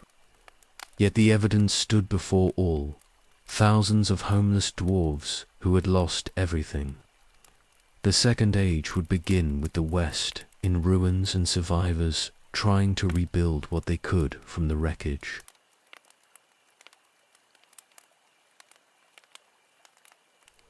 The refugees came to Khazad-dûm in waves through the months that followed the cataclysm. They arrived exhausted and traumatized, carrying memories of mountains breaking and cities collapsing around them. Some had walked for weeks through wilderness, made strange by the world's reshaping. Others had found temporary shelter in lesser halls before continuing east to Durin's realm, knowing it alone offered safety and the possibility of rebuilding lives. Durin's folk received them with a hospitality that dwarf custom demanded. Halls were opened to house the homeless. Workshops provided space for craftsmen who had lost their tools, and food was shared, though resources were not unlimited. The refugees from Nograd and Belegost brought skills and knowledge that enriched Khazad-dûm, but they also brought grief and a sense of ending that could not be easily forgotten. The tales they told were almost too immense to comprehend. Mountains that had stood since the world's shaping simply came apart, torn by forces unleashed in the war of wrath. Cities delved across millennia became rubble in minutes. Treasuries that held the accumulated wealth of ages were buried so deep they would never be recovered. Everything west of the breaking had been lost or transformed beyond recognition, and the survivors were all that remained of cultures that had flourished for thousands of years. Many chose to stay in Khazad-dûm permanently. They integrated into Durin's folk, taking new places in the hierarchy of craft and clan. Their children would be raised as Longbeards rather than Firebeards or Broadbeams, and the old distinctions would blur over generations. Khazad-dûm grew more populous and diverse, enriched by the influx, but also fundamentally changed by it. Others could not settle. They remained restless, haunted by loss, unable to accept that the West was gone forever. After resting and gathering supplies, they continued east into mountains beyond the misty range. Some went to holds of the other kindreds, seeking places that felt less crowded with memory. Others founded new settlements in ranges that had never held dwarf halls before, determined to start fresh rather than live as refugees among cousins. The scattering reached far. Dwarves spread across Middle-earth's eastern reaches, into territories that had been only lightly explored. New mines were opened, new halls delved, new communities established in isolation from the great centers. The unity that the Seven Fathers had represented, each kindred in its ancestral home, was broken. The children of Aule became a scattered people, connected by culture and language, but divided by distance and circumstance. Not all the survivors went east. A few eventually returned to the Blue Mountains remnants. The range was broken but not entirely destroyed, and some valleys and peaks remained above the new coastline. These dwarves were fewer and poorer than their ancestors, dwelling in halls that were shadows of Nograd and Belagost. They persisted, though, stubborn as stone, refusing to abandon the mountains entirely despite the devastation. The Second Age began with the map redrawn. Beleriand was gone beneath the waves, and the shoreline had moved far east of where it once stood. New lands emerged from the chaos, reshaped by the war's ending. The elves who remained in Middle-earth founded new kingdoms, Lindon under Gil-galad, and eventually realms farther inland. Men multiplied and spread, no longer under Morgoth's shadow. The world was beginning again, and all peoples had to find their place in it. For the dwarves, the scattering became defining. They had been concentrated peoples before, each kindred in its ancestral halls with clear identities and territories. Now they were dispersed across vast distances, and communication between the scattered communities became difficult. Khazad-dûm remained the greatest center, but it could not claim to speak for all dwarves, as perhaps it once might have. The old grievances faded somewhat in the face of larger losses. The betrayal at Menegroth and the slaughter at Sarn Athrad seemed almost petty when measured against the destruction of entire cities and the deaths of thousands in collapsing stone. The survivors had more immediate concerns, rebuilding lives, establishing new homes, adapting to changed circumstances. The past's wounds remained, but survival demanded looking forward rather than back. Yet something was lost beyond the physical destruction. The First Age had been the dwarves' time of first flowering, when they emerged from isolation and dealt with the wider world. They had built their greatest early works, forged alliances and enmities, proven themselves in battle and craft both. That age was over, destroyed as thoroughly as the mountains that had housed it. The Second Age would be different.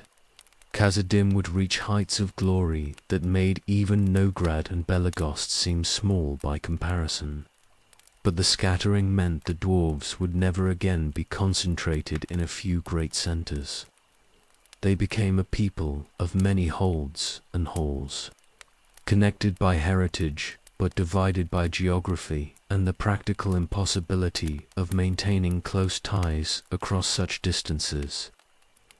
Some refugees never truly recovered from the trauma of the breaking. They lived the rest of their lives haunted by the memory of mountains coming apart, of halls collapsing, of friends and family crushed by falling stone. The survivors carried scars that did not show, and they passed those scars to their children in the form of caution and conservatism that bordered on fear. But dwarves endure. It is their nature, built into them by Aule when he first shaped the Seven Fathers. They had survived the War of Wrath and the drowning of Beleriand. They would survive the Second Age and all that it brought, glory and disaster both. The scattering was an ending, yes, but also a beginning. New halls would be delved, new treasures made, new stories written. The West was lost, but the world was wide, and the children of Arle would make their mark on it, regardless of what disasters had come before.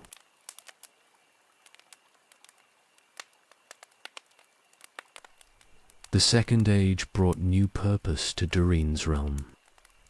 Khazad-dûm had always been great, but now it became the unquestioned center of dwarf civilization in Middle-earth. The refugees from the West brought skills and knowledge that enriched the halls, and their children grew up as Longbeards, strengthening Durin's folk with fresh blood and new perspectives. The city expanded to accommodate the increased population, and the delving that had continued for ages now accelerated.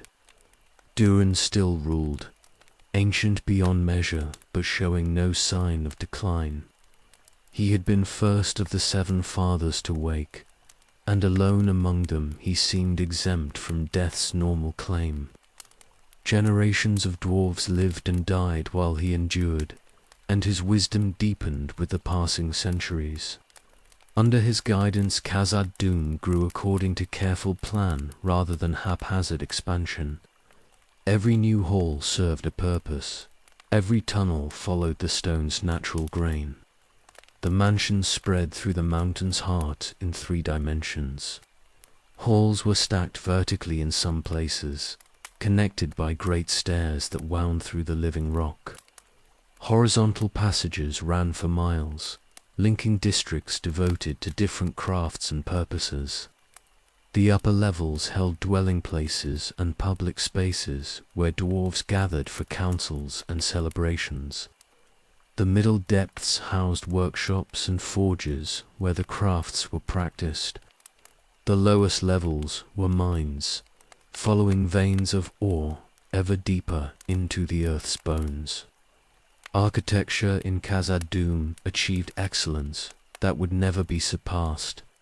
The dwarves had learned from mistakes and successes across ages of building, and now they applied that accumulated knowledge to create spaces of immense beauty and perfect function. Pillars rose like stone forests, carved to resemble the trunks of great trees. Arches spanned distances that seemed impossible, yet they bore their weight without strain through centuries. The acoustics were carefully managed so that noise from forges did not disturb those who dwelt in halls above. Light was brought into the deeps through clever arrangements of shafts and mirrors. Natural daylight could reach surprisingly far into the mountain when properly directed, and where it failed, lamps were placed with such art that the halls never felt oppressive. The dwarves who lived their entire lives beneath the stone did not feel deprived of sky, for they had created something equally beautiful in the ordered spaces they inhabited. Wealth accumulated as the mining expanded. Iron and copper came from the upper levels in quantities sufficient for all the city's needs and trade besides. Silver was found in veins that seemed inexhaustible, gleaming in the lamplight and working beautifully under skilled hands. Gold appeared in lesser amounts, but still sufficient to fill treasuries and provide material for the finest ornamental work. The city prospered, and prosperity allowed greater ambitions. The forges of Khazad-dûm became renowned throughout Middle-earth. Steel was produced there that exceeded in quality anything made elsewhere, tempered through techniques perfected over millennia. The smiths could create blades that held edges through years of use, mail that was flexible yet strong enough to turn aside arrows and swords both. Tools forged in Khazad-dûm's workshops were prized by craftsmen of all races, for they did not break or dull easily. But metalwork was only one craft among many. Stone carving reached heights of excellence that made earlier works seem crude by comparison. Masons could shape granite as if it were clay, creating details so fine they seemed impossible in such resistant material. Gem cutting became an art form, with specialists who devoted entire lives to understanding how light moved through different stones and how to maximize fire and brilliance through precise cuts. The population grew slowly but steadily. Dwarf women remained few, and children were treasured. But the influx from the west and the general prosperity meant more families could be sustained. Each generation was larger than the last, and the halls expanded to accommodate them. Districts were established with distinct characters, some focused on particular crafts, others serving as residential areas, still others devoted to storage and administration. The population grew slowly but steadily. Dwarf women remained few, and children were treasured. But the influx from the west and the general prosperity meant more families could be sustained. Each generation was larger than the last, and the halls expanded to accommodate them. Districts were established with distinct characters, some focused on particular crafts, others serving as residential areas, still others devoted to storage and administration. Durin's authority was absolute but not tyrannical. He ruled with the counsel of the eldest masters and the respect of all his people. Decisions were made deliberately after thorough debate, and once made they were implemented with dwarf thoroughness and attention to detail. The governance was conservative in the best sense, concerned with long-term stability and the welfare of generations yet unborn rather than immediate gains. Trade with the outside world remained limited in the early Second Age. The catastrophe that ended the First Age had disrupted all established networks, and it took time for new patterns to emerge. But gradually, contact resumed. Elven kingdoms in Lindon and eventually farther east became trading partners. Men who were establishing their own realms in Eriador learned that Khazad-dûm produced goods worth the difficult journey to obtain them. The dwarves were cautious about these renewed contacts. Memory of Doriath's betrayal had not faded entirely, and the older generation remembered when elven friendship had ended in blood and treachery. But necessity and advantage both argued for trade, and carefully managed relationships developed. The dwarves sold what they made surplus and bought what they could not produce themselves, maintaining profitable exchange while revealing nothing of their deepest halls or closest held secrets. Khuzdal remained the secret tongue that no outsider learned willingly from dwarf lips. The dwarves used Sindarin, or later the common speech, when dealing with other peoples, but among themselves they spoke only their own language. It was a mark of identity and pride, the one thing that unified all dwarves, regardless of clan or distance. The refusal to teach it was not mere stubbornness, but protection of something fundamental to their nature. Music and craft intertwined in Khazad-dûm. The rhythmic striking of hammers became percussion that accompanied deep-voiced songs in modes that suited stone halls and dwarf throats. They sang of Aule, the Maker, and the awakening of the Seven Fathers. They recounted great deeds and the finding of rich ore veins. The songs were not sentimental, but rather celebratory of endurance and achievement, of craft perfected and work completed properly. Durin's folk were content in those early centuries of the Second Age. The First Age's traumas were fading into history, painful still, but no longer immediate.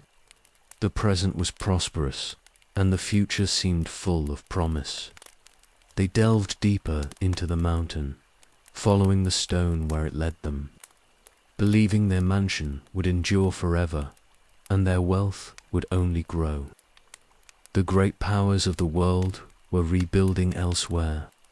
Sauron had survived Morgoth's fall and was beginning his own schemes for domination. But the dwarves knew nothing of this yet.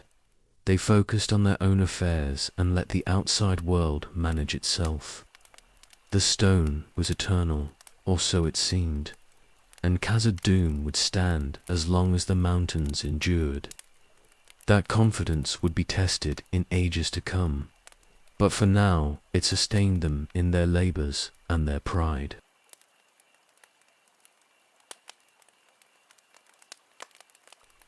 The miners found it in the deepest shafts beneath Barasambhar, the Red Horn, mightiest of the three peaks that crowned Khazad-dûm. They had been following a promising vein of silver deeper than any previous delving, cutting through layers of rock that had never known tool or light. The work was hard and dangerous, for at such depths the mountain's weight pressed down with force that could crush the unwary. Support timbers groaned under the load, and every strike of pick against stone had to be calculated to avoid bringing the ceiling down. Then the silver vein opened into something else entirely. The metal that gleamed in the lamplight was not silver, though it shone with similar beauty. It was lighter in color, almost white, with a luster that seemed to generate its own radiance rather than merely reflecting the lamps. The miners stopped work immediately and sent for the master delvers, for they knew they had found something unprecedented. The master craftsmen came down to examine the discovery. They tested the metal with tools and fire, studying its properties with the accumulated knowledge of millennia. What they learned astounded them. This was not silver or any other known metal, but something unique, lighter than steel, yet harder, more flexible, yet stronger, capable of taking an edge that normal metal could not hold. It was beautiful beyond measure, but more than beauty. It had practical properties that made it supremely valuable.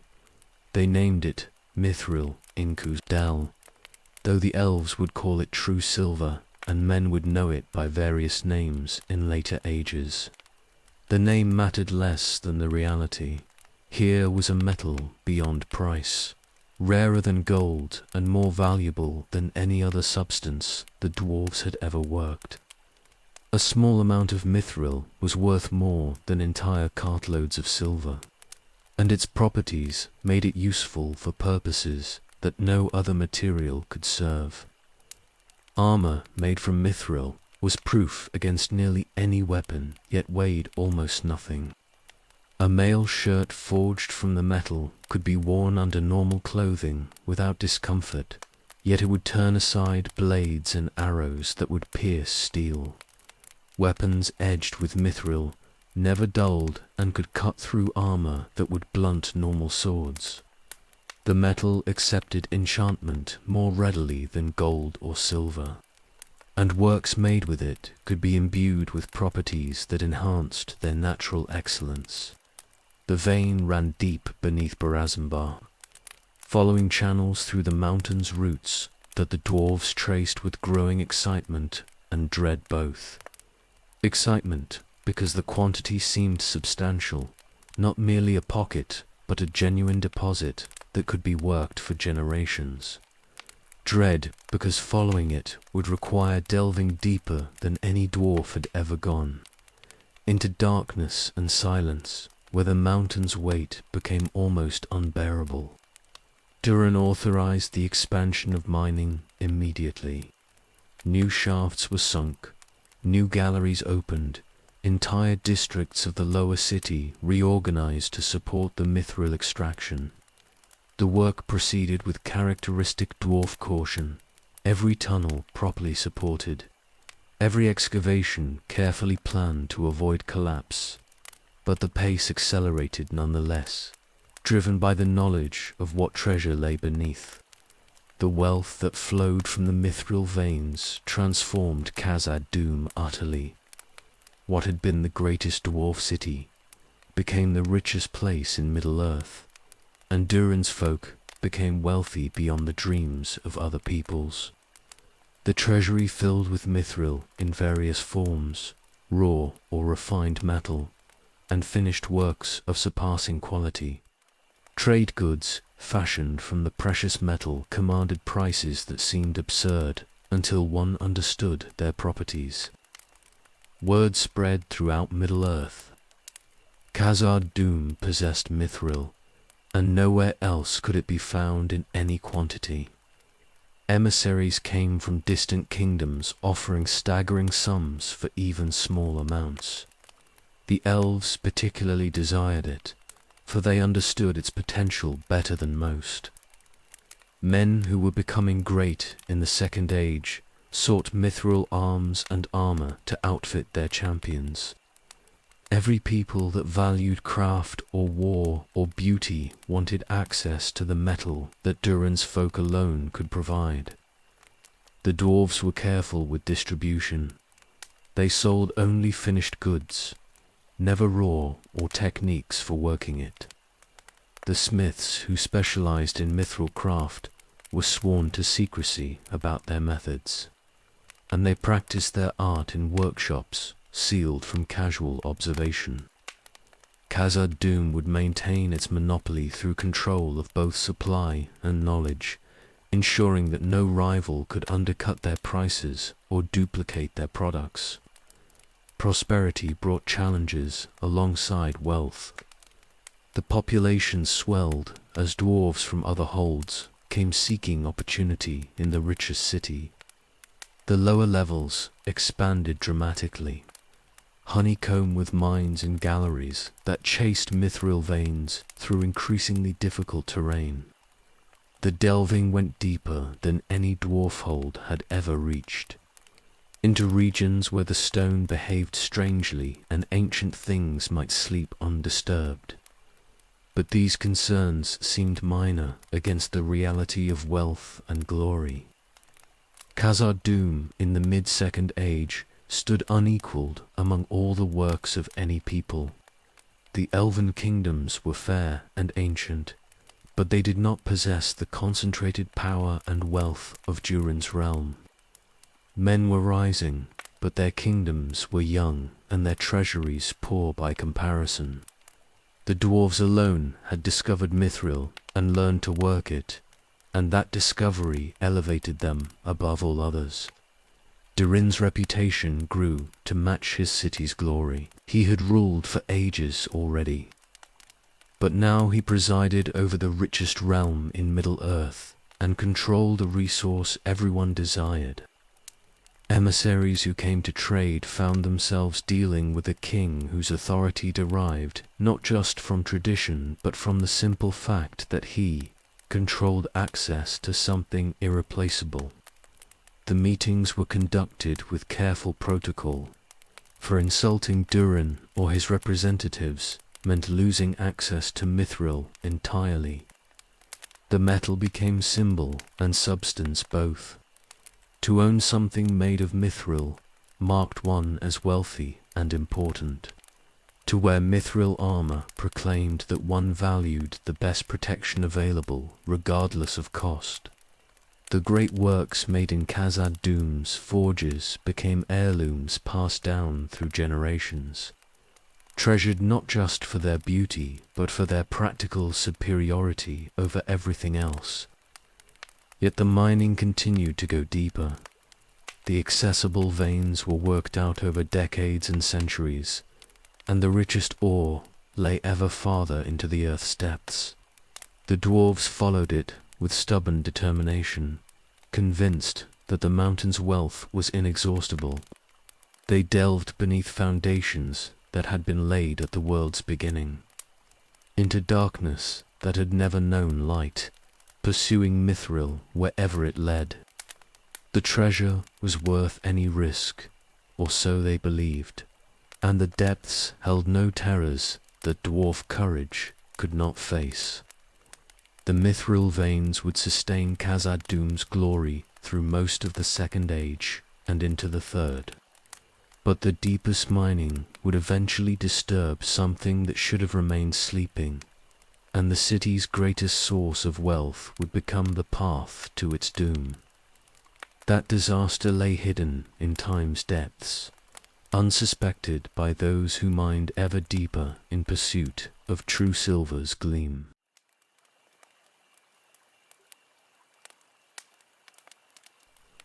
The Noldor, who had remained in Middle-earth after the First Age's ending, were changed by their experiences.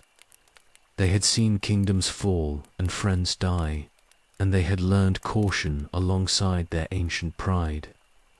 Some settled in Lindon under Gil-galad's rule, but others desired to build something new in lands less haunted by memory.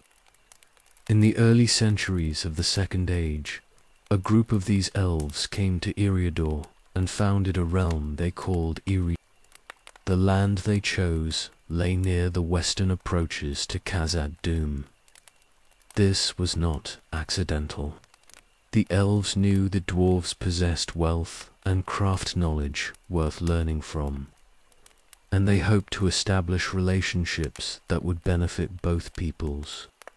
Their leader was Celebrimber, grandson of Feanor himself, and he was perhaps the greatest craftsman living among the Noldor. He had inherited his grandfather's skill, if not his grandfather's arrogance, and he desired to create works that would redeem the family name, rather than stain it further. The dwarves watched the settlement of a region with cautious interest. Elves as neighbors was not something they had chosen, and the old wounds from Doriath had not entirely healed. But these were different elves than those who had betrayed Thingol's hospitality. Noldor rather than Sindar, and led by one whose reputation for craft was known even in Khazad-dûm. Durin decided to permit contact and see what developed. The first meetings were formal and careful. Celebrimber came to Khazad-dûm's east gate with gifts and expressions of desire for friendship. The dwarves received him with courtesy, but made no commitments.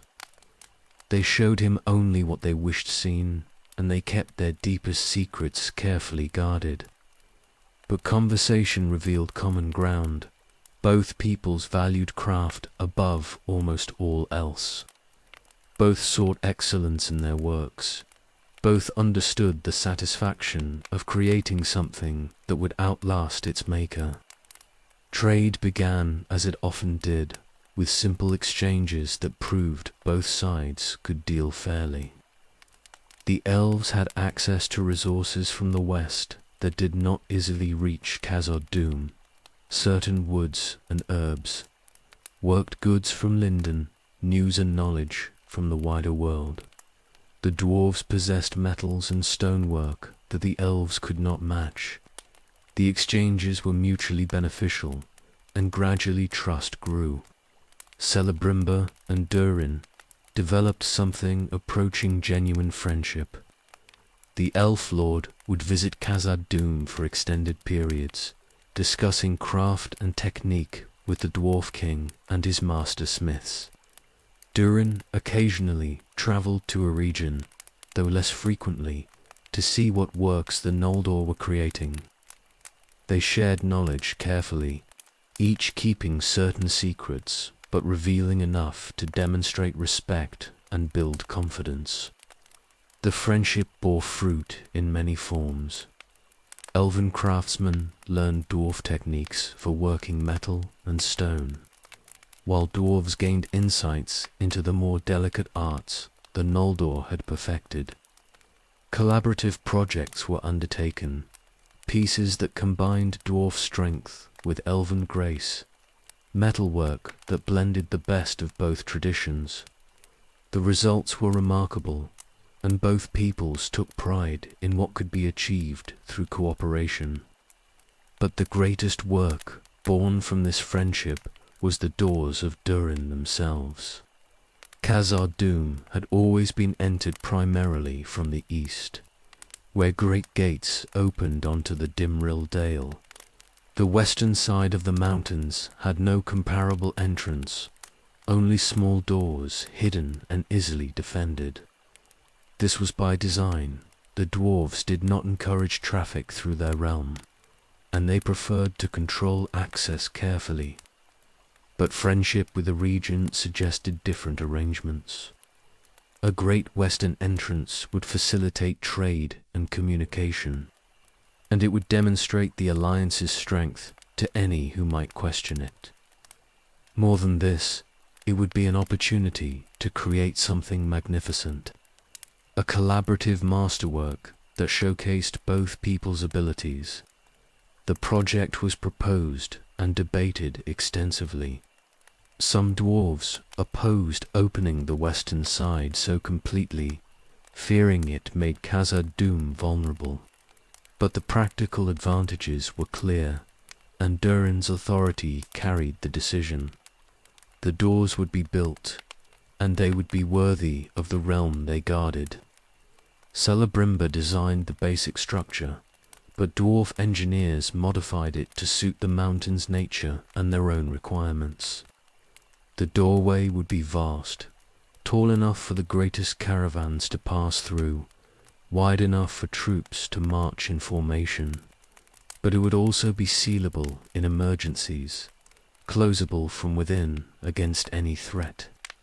The mechanism must be perfect, smooth and reliable, yet strong enough to resist force from without. The materials were chosen with utmost care. The doors themselves would be fashioned from stone quarried from the mountain's heart, perfectly matched and balanced. But the visible elements would be worked with Itildin, a substance made from mithril that caught starlight and moonlight and glowed softly in darkness. The elves had knowledge of making Itildin, and the dwarves provided the mithril itself, a collaboration in the most literal sense. Celebrimba inscribed the doors with his own hands. The writing was in Elvish, but the content honored both peoples. Durin's name was prominent, and the doors were called his from the beginning. The inscription spoke of friendship and the collaboration that had created this entrance. It was poetry and craft both, words that were beautiful to look upon and meaningful to read. The mechanism that sealed the doors was a marvel of engineering. It responded to passwords spoken in Elvish, recognizing certain phrases and remaining inert for others. The magic, if it could be called that, was subtle and effective. When the proper words were spoken, the massive stone doors swung open smoothly and silently despite their weight. When closed, they vanished entirely, becoming indistinguishable from the surrounding cliff face except for the Itildin inscription that glowed in starlight. The completion of the doors marked the height of friendship between Khazad-dûm and Irigen. Trade flowed freely through the new entrance, caravans passing both directions regularly. Dwarves and elves worked together on various projects, each learning from the other, creating works that neither could have achieved alone. The isolation that had characterized the early Second Age gave way to cooperation and mutual enrichment. This golden age would last for centuries. The doors stood open, welcoming friends and facilitating commerce that benefited both realms. Celebrimber's visits to Khazad-dûm continued, and the friendship between him and Durin deepened with time. The wounds of the First Age seemed healed at last, and it appeared that elves and dwarves could indeed work together toward common purposes. But darkness was rising in the world again. Sauron was abroad in Middle-earth, disguised and subtle, seeking to corrupt and dominate through gifts and false counsel. He would come eventually to a region with promises of knowledge and power, and Celebrimber would listen. The rings of power would be forged, and the friendship that had seemed so strong would be tested in fire and treachery. The doors that now stood open as symbols of alliance would one day be sealed from within, closed against terrors that friendship could not prevent.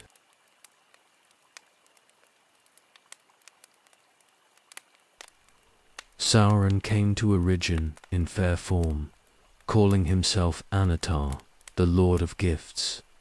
He appeared as a being of beauty and wisdom, claiming knowledge of craft that surpassed even what the Noldor had preserved from Valinor, the Undying Lands. Celebrimber was suspicious at first, for he had learned caution from his family's history of being deceived by fair words.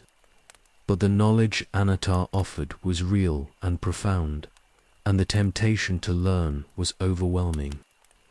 The collaboration began slowly. Anatar taught techniques for working metals and gems that the elves had never imagined, methods that seemed to enhance the inherent properties of materials beyond their natural limits. Celebrimber and his smiths were drawn deeper into the work, fascinated by what they were achieving. Together they forged rings of power, objects that contained and focused abilities far beyond normal craft. The dwarves watched these developments with interest and some concern. They maintained their friendship with Eridgen, but Anatar they did not trust. Something in his manner set their teeth on edge, though they could not articulate exactly what disturbed them. Durin counseled caution when Celebrimber spoke of the new teacher, but the elf lord was too entranced by the knowledge being offered to heed warnings that seemed based only on instinct. Sauron's plan was vast and subtle. He had helped forge rings that would bind their wearers to his will through the one ring he'd crafted in secret. 9 he gave to men who desired power above all else. 7 he offered to the dwarf lords, presenting them as gifts that would enhance their natural abilities and bring wealth to their halls. The rings were beautiful beyond description, wrought with all the skills Sauron possessed, and they promised much. The 7 were distributed among the dwarf clans. Durin's folk received one, as did the Firebeards and Broadbeams, and the 4 eastern kindreds whose names were known only to themselves. Each ring came with promises of prosperity and power, of wealth beyond measure, and the ability to uncover treasures hidden deep in the earth. Sauron presented them as tokens of respect for dwarf craft and acknowledgement of their importance among Middle-earth's peoples. The dwarf lords accepted the gifts with mixture of pride and wariness. These were rings of power, created by the greatest craftsmen of the age, and to refuse them would be insult. Yet the dwarves were not easily impressed by external gifts, and they tested the rings carefully before committing to wearing them. What they discovered was both promising and troubling. The rings did indeed enhance certain abilities. A dwarf lord who wore one could sense our veins more clearly, could judge stone and metal with preternatural accuracy, could work with focus and precision that exceeded even normal dwarf standards. Wealth seemed to flow toward the wearers, Mining operations succeeded beyond expectations. Trades proved unusually profitable. Treasuries filled faster than they emptied. The promises Sauron had made were being fulfilled. But the rings could not dominate dwarves as they dominated men. This was Sauron's great miscalculation. The children of Aule had been made stubborn and resistant to outside control, shaped to endure and maintain their own will regardless of pressure. The one ring that Sauron wore gave him mastery over the 9 who wore their rings. But the 7 did not answer to him in the same way. He could not see through dwarf eyes or command dwarf actions. What the rings did instead was amplify tendencies already present. Dwarves naturally loved gold and gems and the works of their hands. But the rings inflamed this love into obsession. The hoarding instinct that had been manageable became overwhelming. Dwarf lords who wore the rings grew increasingly possessive of their treasures, unwilling to part with anything regardless of need or wisdom. They delved ever deeper, seeking more wealth, drove their people harder in the mines, and thought of little beyond accumulation. The gold lust grew with time. Dwarf lords became miserly beyond reason, counting every coin and gem obsessively.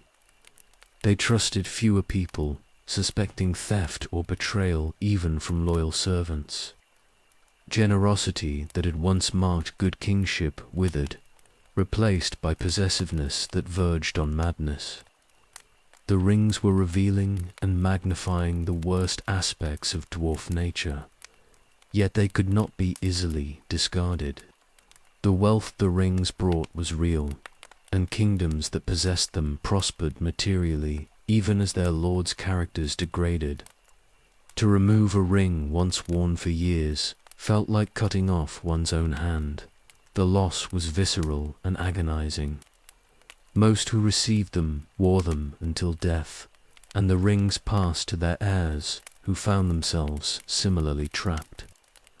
Sauron was frustrated by his partial failure. The dwarves had not become his servants, as the men had. He could not command them, or see through them, or use them as tools in his schemes. But he had succeeded in corrupting them somewhat, in turning their natural love of treasure into sickness that weakened them and made them less likely to oppose him actively. It was not the victory he had planned, but it was something. The rings brought other consequences beyond gold lust. They drew dragons, for those ancient worms could sense powerful magic and coveted rings above almost any other treasure. In later ages, many of the 7 would be consumed in dragon fire or taken by the worms who slew the lords who wore them. Sauron would recover several through his servants, always seeking to complete his control over the rings he had helped create. Khazad-dûm's ring remained with Durin's line through all the ages that followed. It was never captured, though many tried, and it survived even the fall of Moria itself. The wealth it brought helped make the mansion the greatest in Middle-earth. But it also fed the obsession that drove the mining ever deeper until the dwarves woke what should have remained sleeping. The ring was blessing and curse both, like all such gifts from Sauron's hand. The forging of the rings marked a turning point in the Second Age. Sauron had revealed himself in his actions, if not yet in his true form, and the free peoples began to understand that a new Dark Lord was rising. The friendship between Eregion and Khazad-dûm would be tested in fire, and the doors that had been opened in hope would be closed in necessity. But that war lay ahead, hidden in the near future's darkness.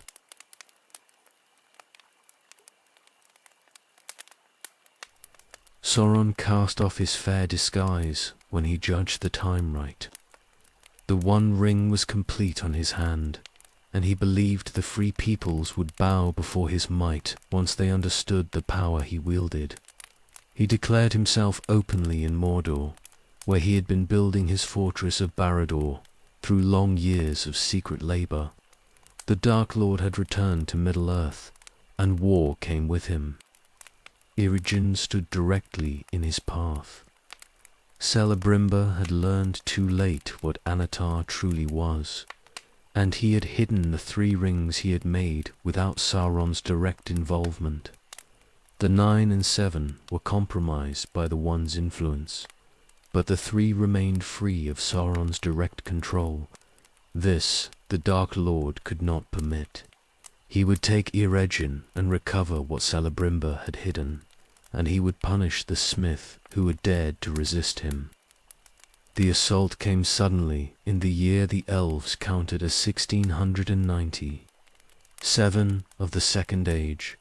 Sauron's forces poured out of the east, orcs in numbers beyond counting, and men he had corrupted to his service, and creatures bred in darkness that had no names.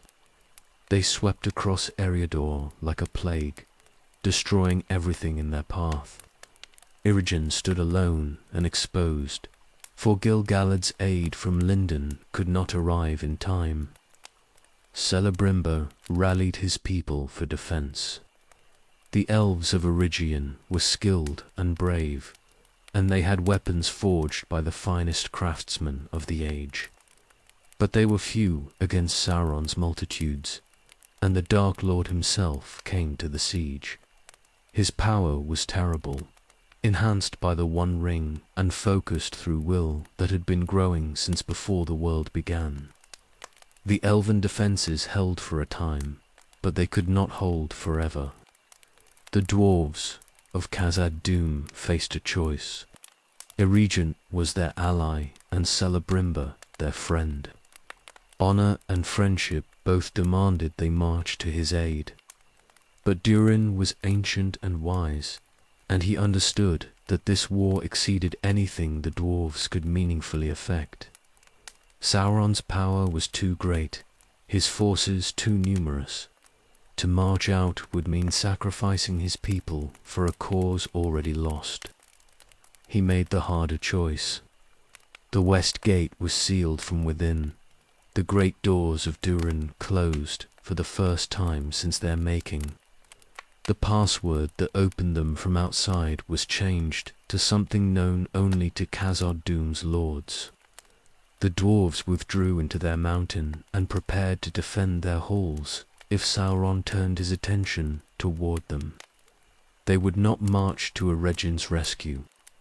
Some among Durin's folk protested this decision.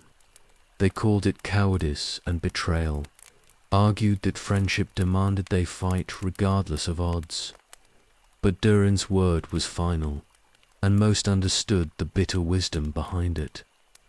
The dwarves were not numerous enough to change Eregin's fate, and to die in the attempt would only give Sauron another victory. Better to survive in strength than perish in futile gesture. Eregion fell. The elves fought desperately, but were overwhelmed by the sheer weight of numbers pressing against them. Celebrimbor was captured alive, for Sauron wanted information more than he wanted the Elf Lord's death. The location of the 3 rings, the techniques used in their making, the secrets of craft that Celebrimbor had learned, all this the Dark Lord desired to know. The torture that followed was meticulous and cruel. Sauron was not content with mere pain, but sought to break Celebrimbor's will utterly, to extract every scrap of knowledge and reduce the great craftsman to nothing. The Elf Lord endured beyond any reasonable expectation. He revealed nothing of the Three's location, spoke no secrets that would aid his tormentor. His body failed before his will did. Celebrimbor died still defiant. Sauron had him killed at last in frustration, making a banner of his body to mock the remaining defenders. The greatest of the Noldor craftsmen in Middle-earth was gone, and with him died much knowledge that would never be recovered. The rings he had hidden remained concealed, eventually passing to those who would use them against Sauron rather than for him. The survivors of a region fled north, toward Lindon, or scattered into the wild. Their realm was destroyed utterly, the works they had created smashed or stolen, their hopes broken. Some blamed the dwarves for refusing aid, claiming that Khazad-dûm's strength might have made the difference. The accusation was unfair but understandable, born of grief and loss. Behind the sealed doors, the dwarves mourned in their own way.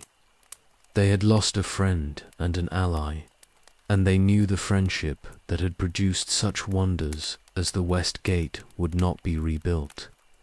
The age's brightness dimmed with Celebrimber's death. They had chosen survival over honor, wisdom over glory, and the choice tasted bitter even though it was correct. Sauron did not assault Khazad-dûm. His forces probed the approaches, but found them too well defended to take without costs he was unwilling to pay. The dwarves were not his primary enemies, and they could be dealt with later if necessary. He withdrew, eventually, drawn by war elsewhere, and left the mountain kingdom intact but isolated. The doors remained closed. What had been symbols of friendship became barriers against threat, sealed shut except when absolute necessity demanded otherwise. Trade through the western entrance ceased almost entirely, and Khazad-dûm returned to the isolation that had characterized earlier ages. The dwarves looked inward to their own affairs and trusted only in stone and steel. The friendship that had flowered for centuries ended in blood and silence. Eregion was gone, and with it died the hope that elves and dwarves could work together toward shared purpose. The betrayal at Doriath in the First Age had been healed, but now a new wound was opened.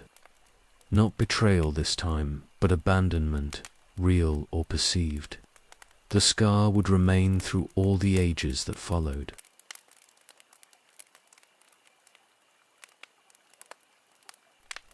The Third Age began with Sauron, defeated but not destroyed. He had been cast down in the war of the last alliance, his physical form broken and the one ring cut from his hand. But he was Maya, and such beings do not die as mortals die. He would return, eventually, diminished but still dangerous, still capable of breeding horrors to plague the free peoples.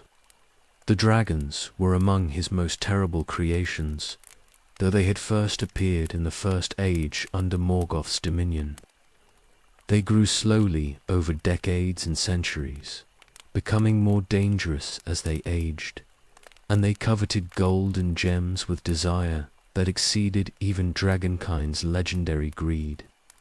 The dwarf holds in the far north were first to feel their wrath. These were smaller establishments than Khazad-dûm, halls delved into mountains whose names were never recorded in Western annals. The dwarves who dwelt there were descended from the Eastern kindreds, isolated communities that had little contact with their Western cousins. They mined their mountains and worked their forges in peace, believing themselves safe in stone fastnesses that had stood since the world's youth. The dragons came in winter when the cold was deepest and the passes most treacherous. A great worm descended on one of the northern holds without warning, crashing through gates that had been built to resist orc bands and mortal armies. Dragonfire melted metal and cracked stone that had endured for ages. The heat was so intense that dwarves died from it without the flames ever touching them. Their lungs, seared by air, turned to furnace blast. The attack was devastating and complete, leaving the hold broken and most of its inhabitants dead. News travelled slowly in those days, and the other northern holds learned of the disaster only after months had passed. By then, another dragon had struck elsewhere, and the pattern was becoming clear. The Wyams were targeting dwarf kingdoms specifically, drawn by rumors of treasure, and perhaps by some lingering command from Morgoth's original breeding of their kind.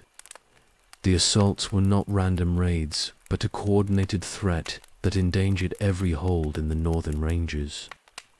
The dwarves responded, as their nature dictated, with stubborn courage and careful preparation. They reinforced their gates with materials that could better resist heat, designed new ventilation systems to prevent the air itself from becoming a weapon against them. Warriors trained specifically to fight dragons, learning to target eyes and the softer scales under the belly where blades might actually penetrate. Every hold became a fortress designed with dragon assault in mind. But dragons were difficult enemies beyond any the dwarves had faced before. They were intelligent, capable of speech and cunning strategy. They could not be defeated through simple courage or superior numbers. A single worm could destroy entire companies of warriors, and their hides were proof against most weapons. Axes that could cleave orc skulls bounced off dragon scales, and arrows shattered against armor that had been growing harder for centuries. The losses mounted despite all preparation. Another hold fell when a dragon broke through defenses that should have been impenetrable, using fire to crack stone and then physical strength to widen the breaches. The survivors fled into the wilderness, abandoning treasuries and ancestral halls to the worm that claimed them. The dragon made the ruined hold its lair, sleeping on piles of gold and guarding its stolen wealth with eternal vigilance. Yet the dwarves discovered something crucial through these bitter defeats. Stone endured where other materials failed. The dragons could not easily break the mountains themselves, and halls delved deep enough remained safe even when surface structures burned. Wood was fatal, for it fed the flames and filled passages with choking smoke. But properly constructed stone defenses, without wooden supports or combustible materials, could resist even dragon fire for extended periods. This knowledge changed how northern holds were built and maintained. Everything wooden was replaced with stone or metal that would not burn. Gates were backed by stone walls rather than wooden braces. Ventilation shafts were designed to close automatically when heat reached dangerous levels. The architecture evolved specifically to counter the dragon threat, becoming more austere but far more defensible. The dwarves also learned to avoid provoking attacks unnecessarily. Holds that kept their wealth hidden and maintained low profiles were less likely to attract dragon attention. The Wyams were drawn primarily by stories of great treasures, and a kingdom that was discreet about its riches stood better chance of remaining unmolested. Some communities went so far as to spread rumors of poverty, deliberately downplaying their actual wealth to reduce their appeal as targets. Fighting dragons directly proved nearly impossible. Only the greatest warriors with the finest weapons had any chance of wounding the beasts, and even then the cost in dwarf lives was staggering. Most holds adopted defensive strategies instead. Seal the gates when dragons approached, retreat to the deepest holes, wait for the worm to lose interest and depart. It was not heroic, but it preserved lives and allowed communities to survive. Not all dwarves accepted this defensive posture. Some lords organized expeditions to hunt dragons in their lairs, hoping to slay them before they could attack. These ventures rarely succeeded. Dragons in their own domains had every advantage, and they were not easily surprised or overcome. The expeditions usually ended with dead dwarves and dragons grown richer by whatever treasure the warriors had carried. The northern holds adapted and endured. They accepted the dragon threat as permanent danger to be managed rather than eliminated. They built accordingly, lived cautiously, and survived where peoples less stubborn might have fled entirely. The population of these regions declined somewhat as refugees sought safer lands. But those who remained were determined to hold their mountains, regardless of what horrors dwelt in the wastes beyond. Khazad-dûm heard these tales from the north with concern but no immediate fear. The greatest mansion stood far from the coldest wastes, and no dragon had yet been reported in the misty mountains proper. The dwarves of Durin's folk took note of the lessons being learned, the importance of stone construction, the danger of accumulated treasure drawing worm attention, the necessity of planning for threats that seemed impossible until they arrived. But they did not expect to face dragons themselves, and they continued their delving and their accumulation of wealth without adjusting their practices significantly.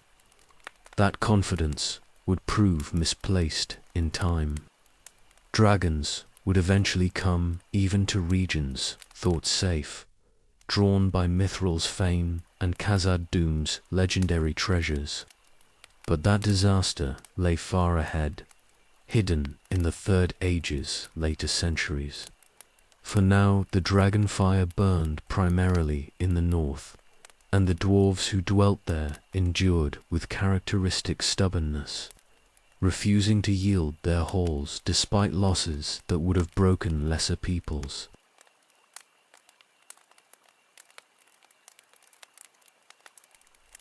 The Third Age brought continued prosperity to Khazad-dûm despite troubles elsewhere in Middle-earth.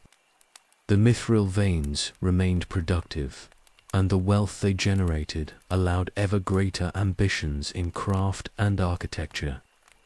The upper levels were perfected beyond what earlier generations had achieved, and the middle depths expanded to accommodate a population that had grown substantially since the Second Age's beginning. But it was in the lowest levels that the most dramatic changes occurred, for the mining went deeper with each passing century. The excavations followed the mithril wherever it led. The richest veins ran deep beneath Parazimbar, descending into regions where the mountain's bones were older than memory. The miners worked at depths that would have terrified their ancestors, leagues beneath the surface where the stone's weight was almost unbearable. They developed new techniques for supporting these extreme excavations. Arches and pillars calculated with precision, ventilation systems that brought air down from the surface, ways of working that minimized the risk of catastrophic collapse. The deeper they went, the stranger the stone became. There were layers that seemed almost vitrified, as if exposed to heat beyond any natural source. Other strata contained minerals that had no names, substances that did not appear in any of the upper levels. The master delvers noted these oddities and discussed them in low voices, but they did not let strangeness stop the work. Mithril lay ahead, and the pursuit of it justified any difficulty. Strange sounds began to be reported from the deepest shafts. At first they were dismissed as normal settling, the mountain adjusting to the new excavations. But the sounds persisted and grew more distinct, deep rumblings that seemed to come from below the mining itself, from regions even deeper than the dwarves had reached. Some miners reported feeling vibrations through the stone, rhythmic pulsing that had no obvious source.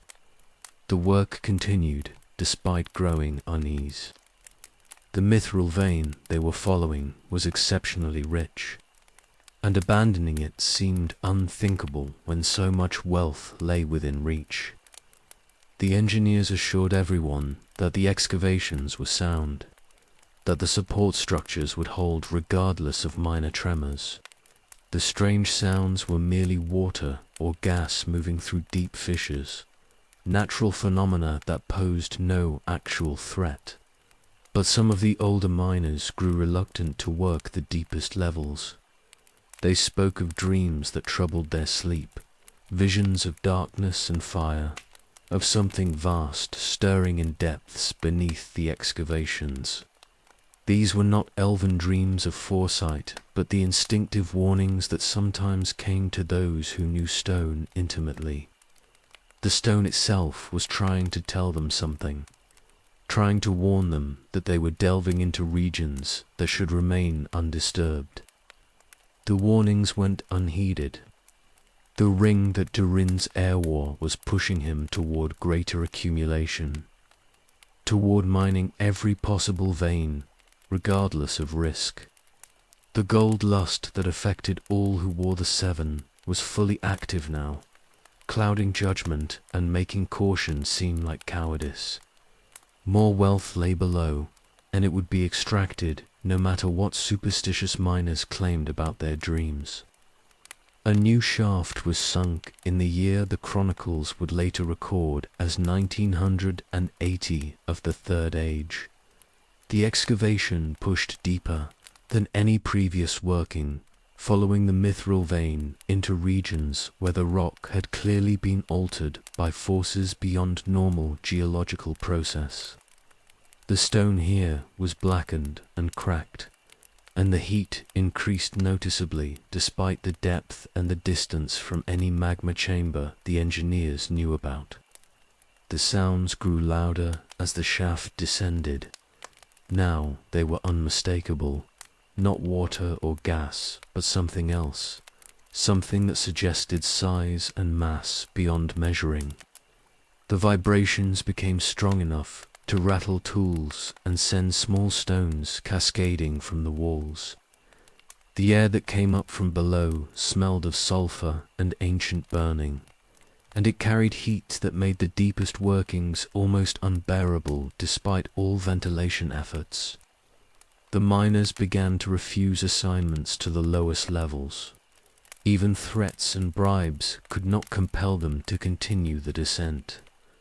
They claimed the stone itself was warning them that to go deeper would be to break through into something that should never be exposed to light or air. The master delvers were forced to halt the excavation while they dealt with what they dismissed as mass panic among their workers. But the damage was already done. Something in the depths had been disturbed by the excavations, roused from sleep that had lasted since the world's breaking. It was aware now of the mining above it, aware of the voices and the lights and the intrusion into regions where silence had reigned for millennia. It was not yet ready to rise, not yet recovered enough from ancient wounds to act, but awareness had returned, and with awareness came hunger and rage. Fear spread through the lowest communities of Khazad-dûm. The dwarves who lived and worked at the deepest accessible levels reported that the tremors were increasing, that the sounds from below had taken on a quality that suggested deliberate movement. Some claimed to have seen light in the darkness beneath their excavations, not the warm glow of lamps, but a fierce red radiance that pulsed like a heartbeat. The mining at the deepest levels was suspended. The engineers sealed the lowest shafts, filling them with rubble and posting guards to ensure no one went down out of curiosity or foolishness. The decision was presented as temporary, a precaution while the strange phenomena were investigated. But privately, the lords of Khazad-dûm were troubled. Something was wrong in the deeps, and they did not know what it was or how to address it. The city above continued normally. Most inhabitants knew nothing of the troubles in the lowest levels, for the lords kept the information restricted to those who needed to know. Life went on as it always had. The forges burned, the craftsmen worked, trade continued through the eastern gate. But beneath the prosperity and the appearance of normality, dread was growing among those who understood what the signs might mean. In the deepest darkness, something that had not moved in ages was stirring. It was gathering strength slowly, remembering what it had been and what it could do. The dwarves had delved too greedily and too deep, and they had disturbed what should have remained sleeping until the world's ending. The awakening was not yet complete, but it had begun, and nothing they could do would stop what was coming.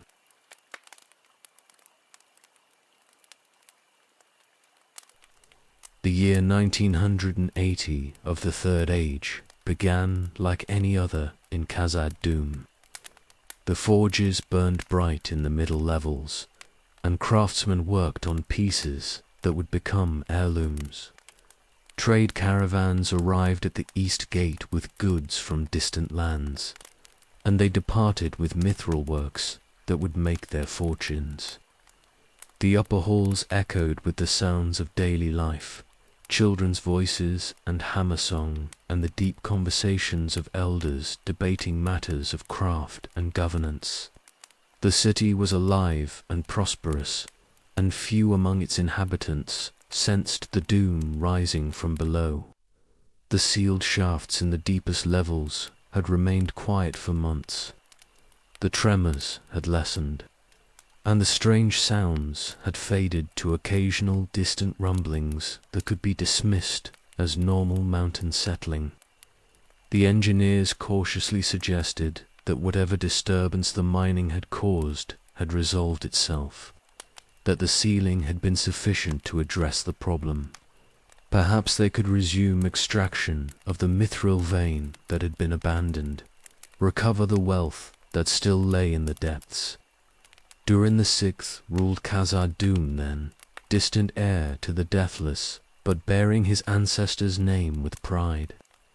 He was a king who loved his people and his city both, who had presided over decades of prosperity and peace. The ring of his house he wore as his fathers had worn it, and it filled him with the gold lust that afflicted all the Seven's bearers. He desired wealth for his treasury and glory for his reign, and the sealed mithril vein represented both. Against the advice of some councillors, he authorized the reopening of the deepest excavations. The work began carefully. A small crew of the most experienced miners descended to remove the rubble that blocked the lowest shaft. They carried extra lamps and weapons, though what use axes would be against whatever they might find, no one could say. The descent took hours, for the shaft was deep and the way was choked with stone that had to be cleared piece by piece. They broke through the seal in the late afternoon. The rubble fell away, and the shaft opened before them into darkness that seemed somehow thicker than normal absence of light. The air that rushed up was hot and foul, carrying the stench of sulphur and ancient burning.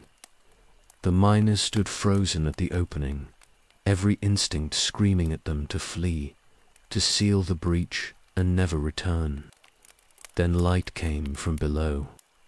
Not the warm glow of lamps, but red radiance that pulsed and grew, rising toward them with terrible speed. The heat intensified until it was unbearable, and the miners turned to run.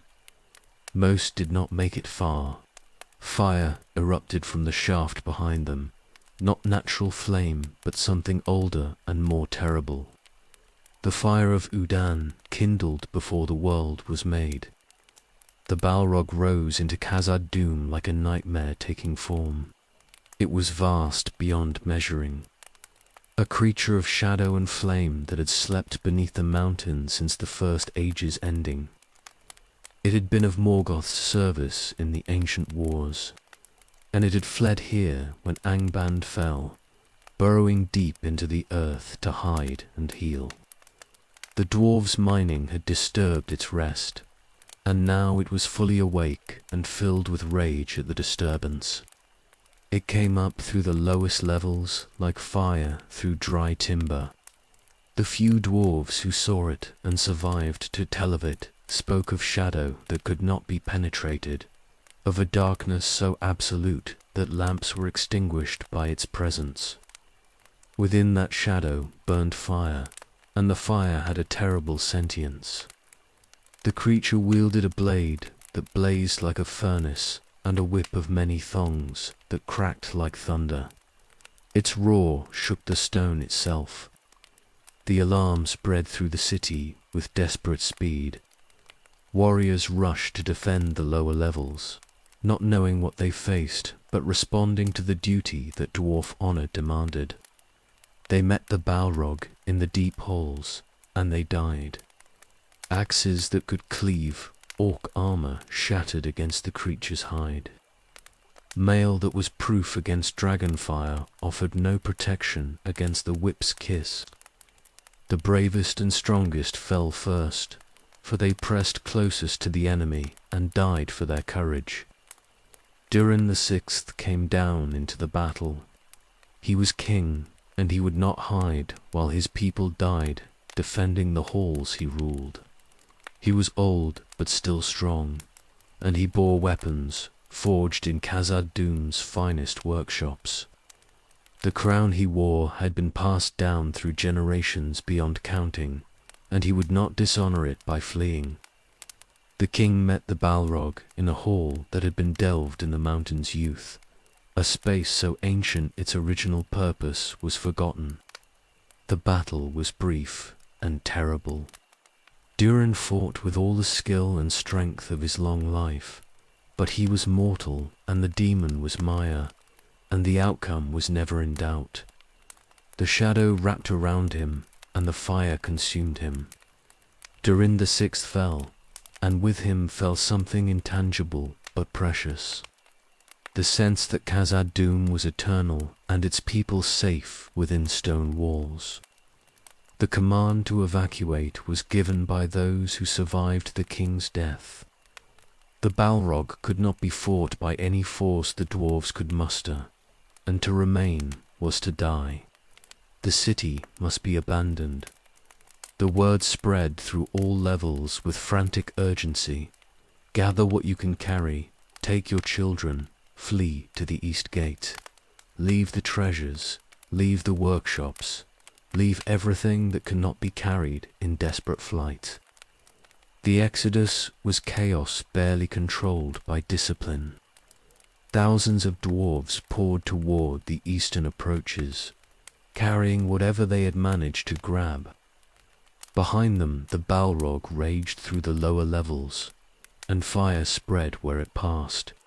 Halls that had stood for ages were broken, pillars shattered, the careful architecture of millennia destroyed in hours.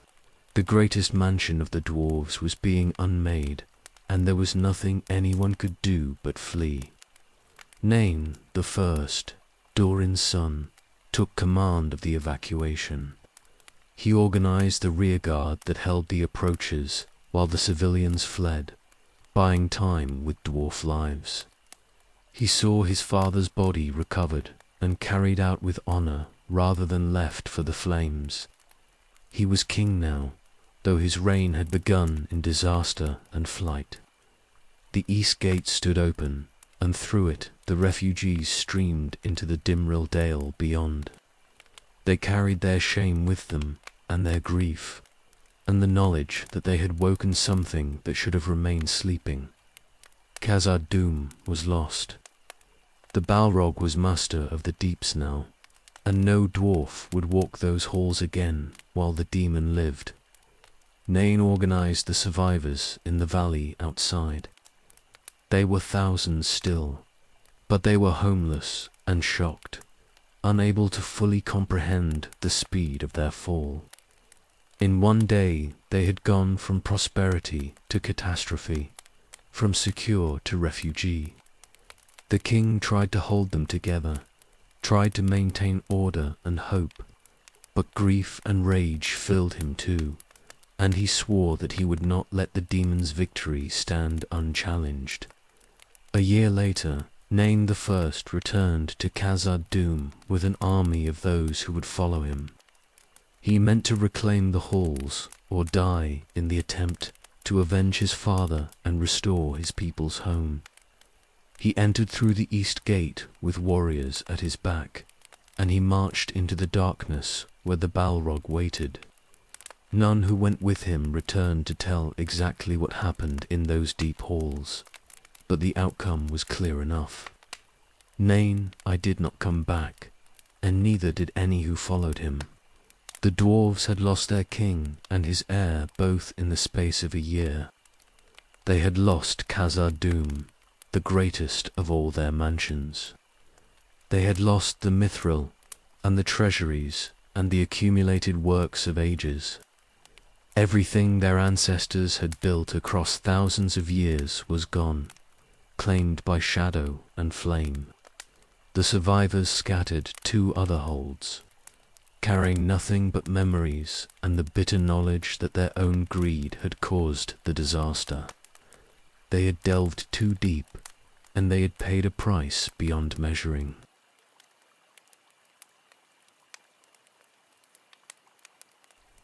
The survivors gathered in the Dimril Dale as winter approached, and the reality of their situation settled on them like snow. They were homeless. The greatest dwelling ever built by their people was lost, claimed by a demon they could not fight. Behind them the east gate stood open but useless, for none would dare enter while the Balrog lived. The mountain that had been their pride and their home for ages beyond counting was now their tomb, and they were exiles from their own halls. T'Chara, Nain's son, became king after his father's death in the failed attempt to reclaim the city. He was young for the burden he inherited, and he ruled a people in shock and despair. The refugees had managed to carry some wealth out during the evacuation, but most of the treasury remained buried in Khazad-dûm's depths. They had tools and weapons, food enough for a few weeks, but they had no home, and winter was coming to the mountains. The first decision was immediate survival. They could not remain in the Dimril Dale.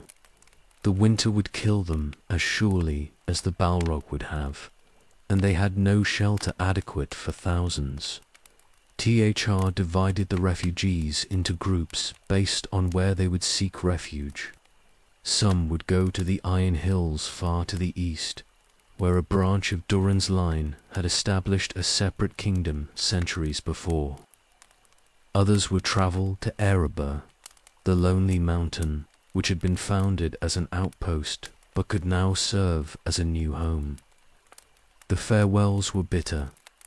Families that had lived as neighbors for generations were splitting apart, some going east and others north, never to see each other again. The unity that Khazad-dûm had represented was broken along with the city itself. They were becoming a scattered people, divided by necessity and circumstance, but there was no alternative. The refugees had to go where they could find shelter, and no single hold could accommodate thousands of homeless dwarves. The journey to Erebor took weeks through mountain passes already thick with snow. The refugees moved slowly, burdened with whatever possessions they had saved and hampered by the elderly and the young. Warriors formed rearguards against the goblins and wargs that had already sensed weakness and were closing in like wolves around wounded prey.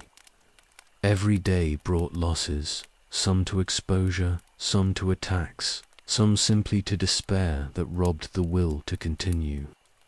Erebor received them with what hospitality it could manage. The lonely mountain had been established as a mining outpost and trading post, never meant to house a population this size.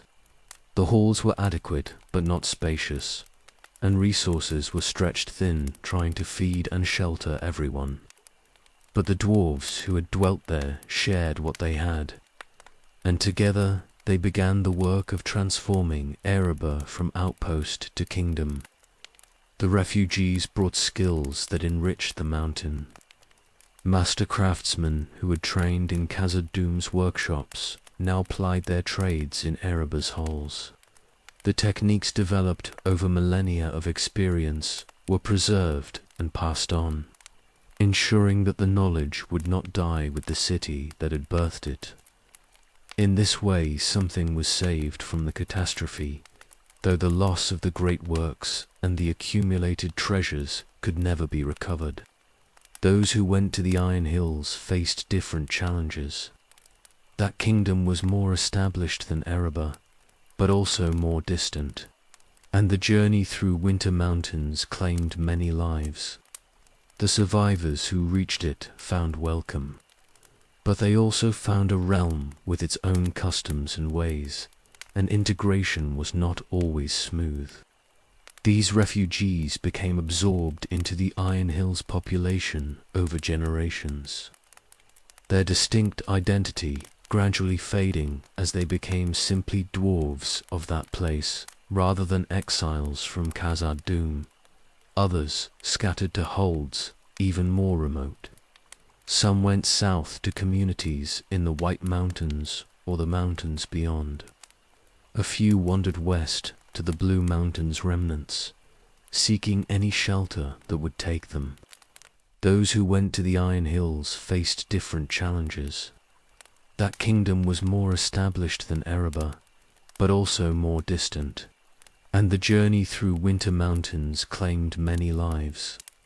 The survivors who reached it found welcome, but they also found a realm with its own customs and ways, and integration was not always smooth.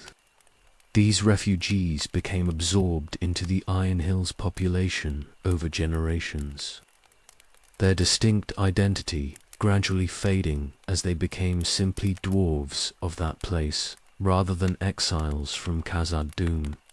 Others scattered to holds even more remote. Some went south to communities in the White Mountains or the mountains beyond. A few wandered west to the Blue Mountains remnants, seeking any shelter that would take them. The great scattering that had begun after the first age's cataclysm was repeated, and Durin's folk became a people without a center, divided across Middle-earth's vastness. The loss of Khazad-dûm was more than loss of a city. It was loss of identity and continuity. The mansion had stood as the heart of dwarf civilization for the entire Second Age and much of the Third. It had been the standard against which all other halls were measured, the place where the greatest works were made and the deepest knowledge preserved. Now it was gone, and nothing could replace it. The psychological wound was deep and lasting. The survivors carried guilt along with their grief, for they knew that their own mining had caused the disaster. The pursuit of mithril had driven them deeper than wisdom dictated, and pride had prevented them from heeding warnings that might have averted catastrophe. They had delved too greedily and too deep, and their people would pay the price for generations to come. The name Moria began to replace Khazad-dûm in common use. The Black Pit, the Black Chasm, terms that reflected fear and loss rather than pride. The elves used this name, and men learned it from them, and eventually even dwarves spoke it when referring to the lost city. The original name remained in their hearts, but Moria was what the mountain had become, a place of darkness and death rather than glory. THR ruled his diminished people with determination born of necessity. He could not restore what was lost, but he could ensure that his folk survived and eventually prospered again. Erebor would become a true kingdom under his guidance, though it would take decades to achieve. The dwarves would rebuild, because that was their nature. They endured, they persisted. They would not yield to despair, however deep the wound. But Khazad-dûm was lost, and it would remain lost for the rest of the Third Age and beyond. The Balrog dwelt in its halls like a dragon in a stolen hoard, and the greatest works of dwarfcraft in Middle-earth lay abandoned in darkness. The mithril remained in the deeps, untouched and unreachable. The treasuries that had held wealth beyond measuring were sealed by shadow and flame. An age had ended, and the glory that had been would not return. The survivors learned to live with loss. They taught their children about the great halls they had fled, passing down memories of architecture and craft that those children would never see. The stories became legend, and legend became myth, and eventually some wondered if Khazad-dûm had been quite as magnificent as the tales claimed. But the oldest survivors knew the truth. They had walked those halls, had worked in those forges, had lived in glory that the world would not see again, and they had lost it all to greed and the horror that greed had awakened.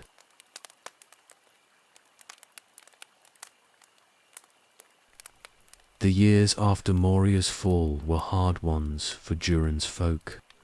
The refugees had scattered to various holds across Middle-earth, and though they found shelter, they remained homeless in spirit. They were guests in kingdoms ruled by others, however kindly treated, and they longed for a realm they could call their own. Patrar had died, and his son, Thraenei, ruled what remained of Durin's line. He was determined that his people would not remain scattered and diminished, that they would rebuild and reclaim their place among the great powers of Middle-earth. Thrain looked to the lonely mountain.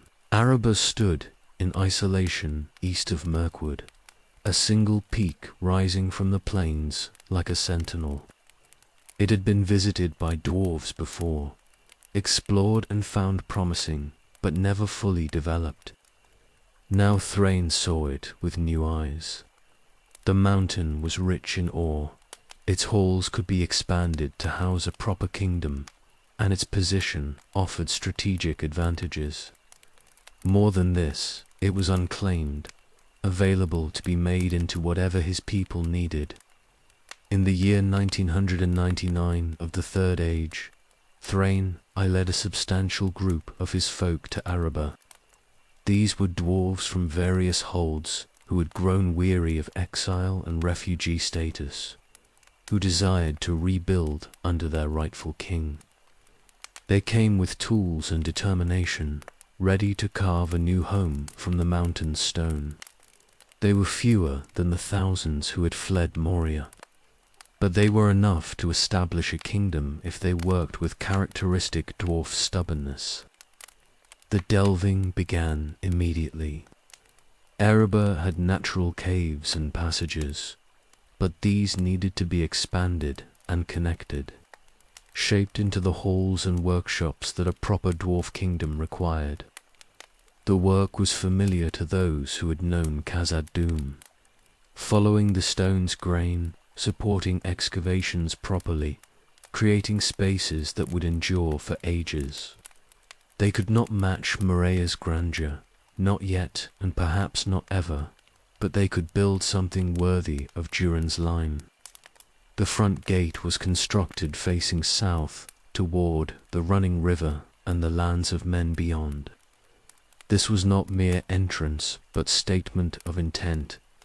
Erebor would be a kingdom that engaged with the outside world, that traded and prospered through contact with other peoples. The gate was massive and well defended, carved from the mountains, living stone, and adorned with craftsmanship that announced this was a place of wealth and power. Inside, the halls took shape according to Thrain's vision. He had studied the plans and principles that had made Khazad-dûm great, and he applied what could be applied to a smaller scale. The great hall of Tachar would become the city's heart, a vast space where the king could hold court and the people could gather. Workshops were established for the various crafts, forges built to the most exacting standards. Living quarters spread through the mountains, upper levels, comfortable and well ventilated. The mines proved immediately productive. Erebor contained rich veins of gold and gems, and while there was no mithril, the mountain's wealth was still substantial. The dwarves delved carefully, remembering what had happened when greed drove excavation beyond wisdom's bounds. They worked methodically rather than frantically, extracting wealth at sustainable pace rather than rushing to grab everything at once. Trade relationships were established with the men of Dale, the city that stood at Erebor's feet. The Northmen who dwelt there were hardy folk, skilled in their own ways, and they welcomed dwarf goods eagerly. A prosperous exchange developed. The dwarves sold worked metal and gems, purchased food and textiles, and wood that they could not produce themselves. The relationship enriched both peoples and gave Erebor access to markets throughout the northern regions. The population grew as word spread that Durin's line had established a new seat. Dwarves from various holds came seeking opportunity, drawn by the chance to be part of something being built rather than maintained. Refugees who had scattered after Maria's fall began returning to their king's banner, tired of living among other clans and eager to rejoin their own people. Erebor's halls expanded to accommodate them, and the kingdom took on true permanence. Thrain established Erebor as the new seat of the kingship that had once ruled Khazad-dûm. The crown and the ring of Durin's house he wore, claiming the authority that had passed to him through his father and grandfather. He was not merely lord of a mountain, but king under the mountain, ruler of Durin's folk and heir to traditions stretching back to the world's youth. The title was declaration and challenge both. Durin's line endured despite disaster, and they would not accept diminishment. The kingdom's culture reflected both loss and renewal. They maintained the customs and crafts of Khazad-dûm, preserving what could be preserved of the old ways. But they also adapted to new circumstances, developing techniques suited to Erebor's particular resources and challenges. The blend of tradition and innovation created something unique, a kingdom that honored its past while building toward its future. Music in Erebor's halls carried echoes of songs sung in Moria, but new verses were added celebrating the mountains, founding, and the resilience of Durin's folk. They sang of Thrain's leadership and the journey that had brought them here, of the wealth being extracted and the halls being built. The songs were not triumphant exactly, for the shadow of loss remained, but they were hopeful in ways that it seemed impossible in the immediate aftermath of catastrophe. The treasury began to fill with gold and worked gems. Erebor's craftsmen produced pieces of excellence that found eager buyers throughout the north.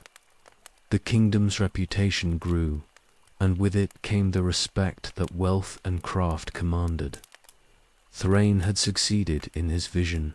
His people were no longer refugees, but citizens of a proper realm, and they could hold their heads high when dealing with other powers. Yet Moria was never forgotten. The elders told younger generations about the greatest mansion, about halls that made Erebor seem small, about wealth that dwarfed what they were now accumulating. Some dismissed these tales as exaggeration born of nostalgia, but those who had actually walked Khazad-dûm's halls knew the truth. What they were building here was good, even great, but it was not what had been lost. That comparison would haunt Erebor through all the years of its existence. Thrain, I ruled well and long, presiding over Erebor's transformation from outpost to kingdom. When he died at last, full of years, he passed to his heir a realm that was established and prosperous, secure in its position and growing in wealth and population. The lonely mountain had become what he envisioned, a new home for Durin's folk, worthy of their ancient line and capable of enduring through whatever ages remained. The kingdom would grow greater still in the centuries ahead. Wealth would accumulate until Erebor became known throughout Middle-earth for its treasures.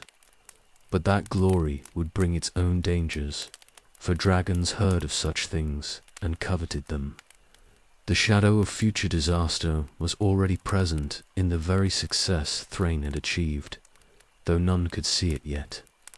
For now Erebor stood strong, and Durin's folk had rebuilt what Moria's fall had broken.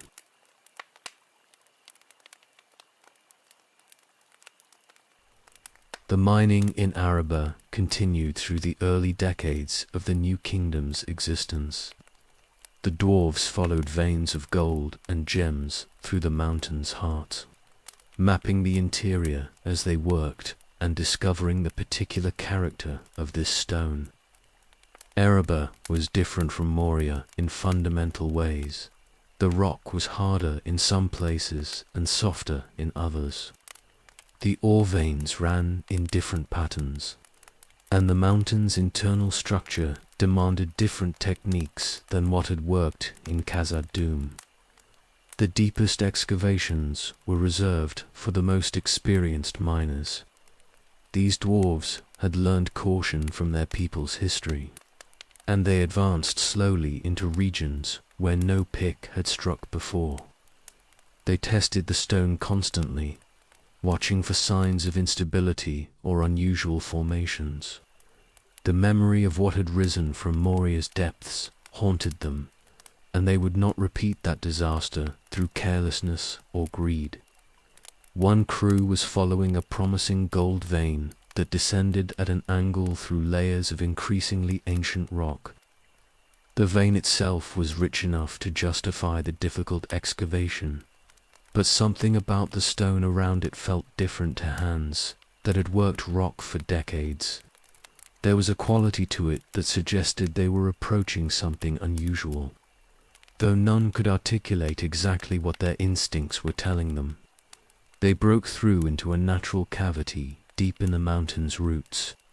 The chamber was not large, perhaps 30 feet across, but it was perfectly formed, as if the mountain itself had hollowed this space deliberately. The walls glittered with embedded crystals, and the air that emerged was strangely still, untouched by the ventilation currents that moved through the excavated passages. In the center of the chamber, embedded in a column of rock that rose from floor to ceiling, was a gem beyond description. It was massive, easily the size of a dwarf's fist, and it glowed with inner light that seemed to generate itself rather than reflecting the miner's lamps. The radiance was white but contained all colors somehow, shifting and changing as they watched. Even the most experienced among them had never seen its like. They sent word immediately to the king. The discovery was too significant to be handled by miners alone, and protocol demanded that Thorinai, Thrain's heir who now ruled, be informed before anyone touched the stone. The crew secured the chamber and waited, and the wait felt eternal even though messengers moved with all speed through Erebor's passages. Thorin came down with his advisors and the master jewel cutters. They stood before the gem in silent wonder, for this was clearly something unprecedented.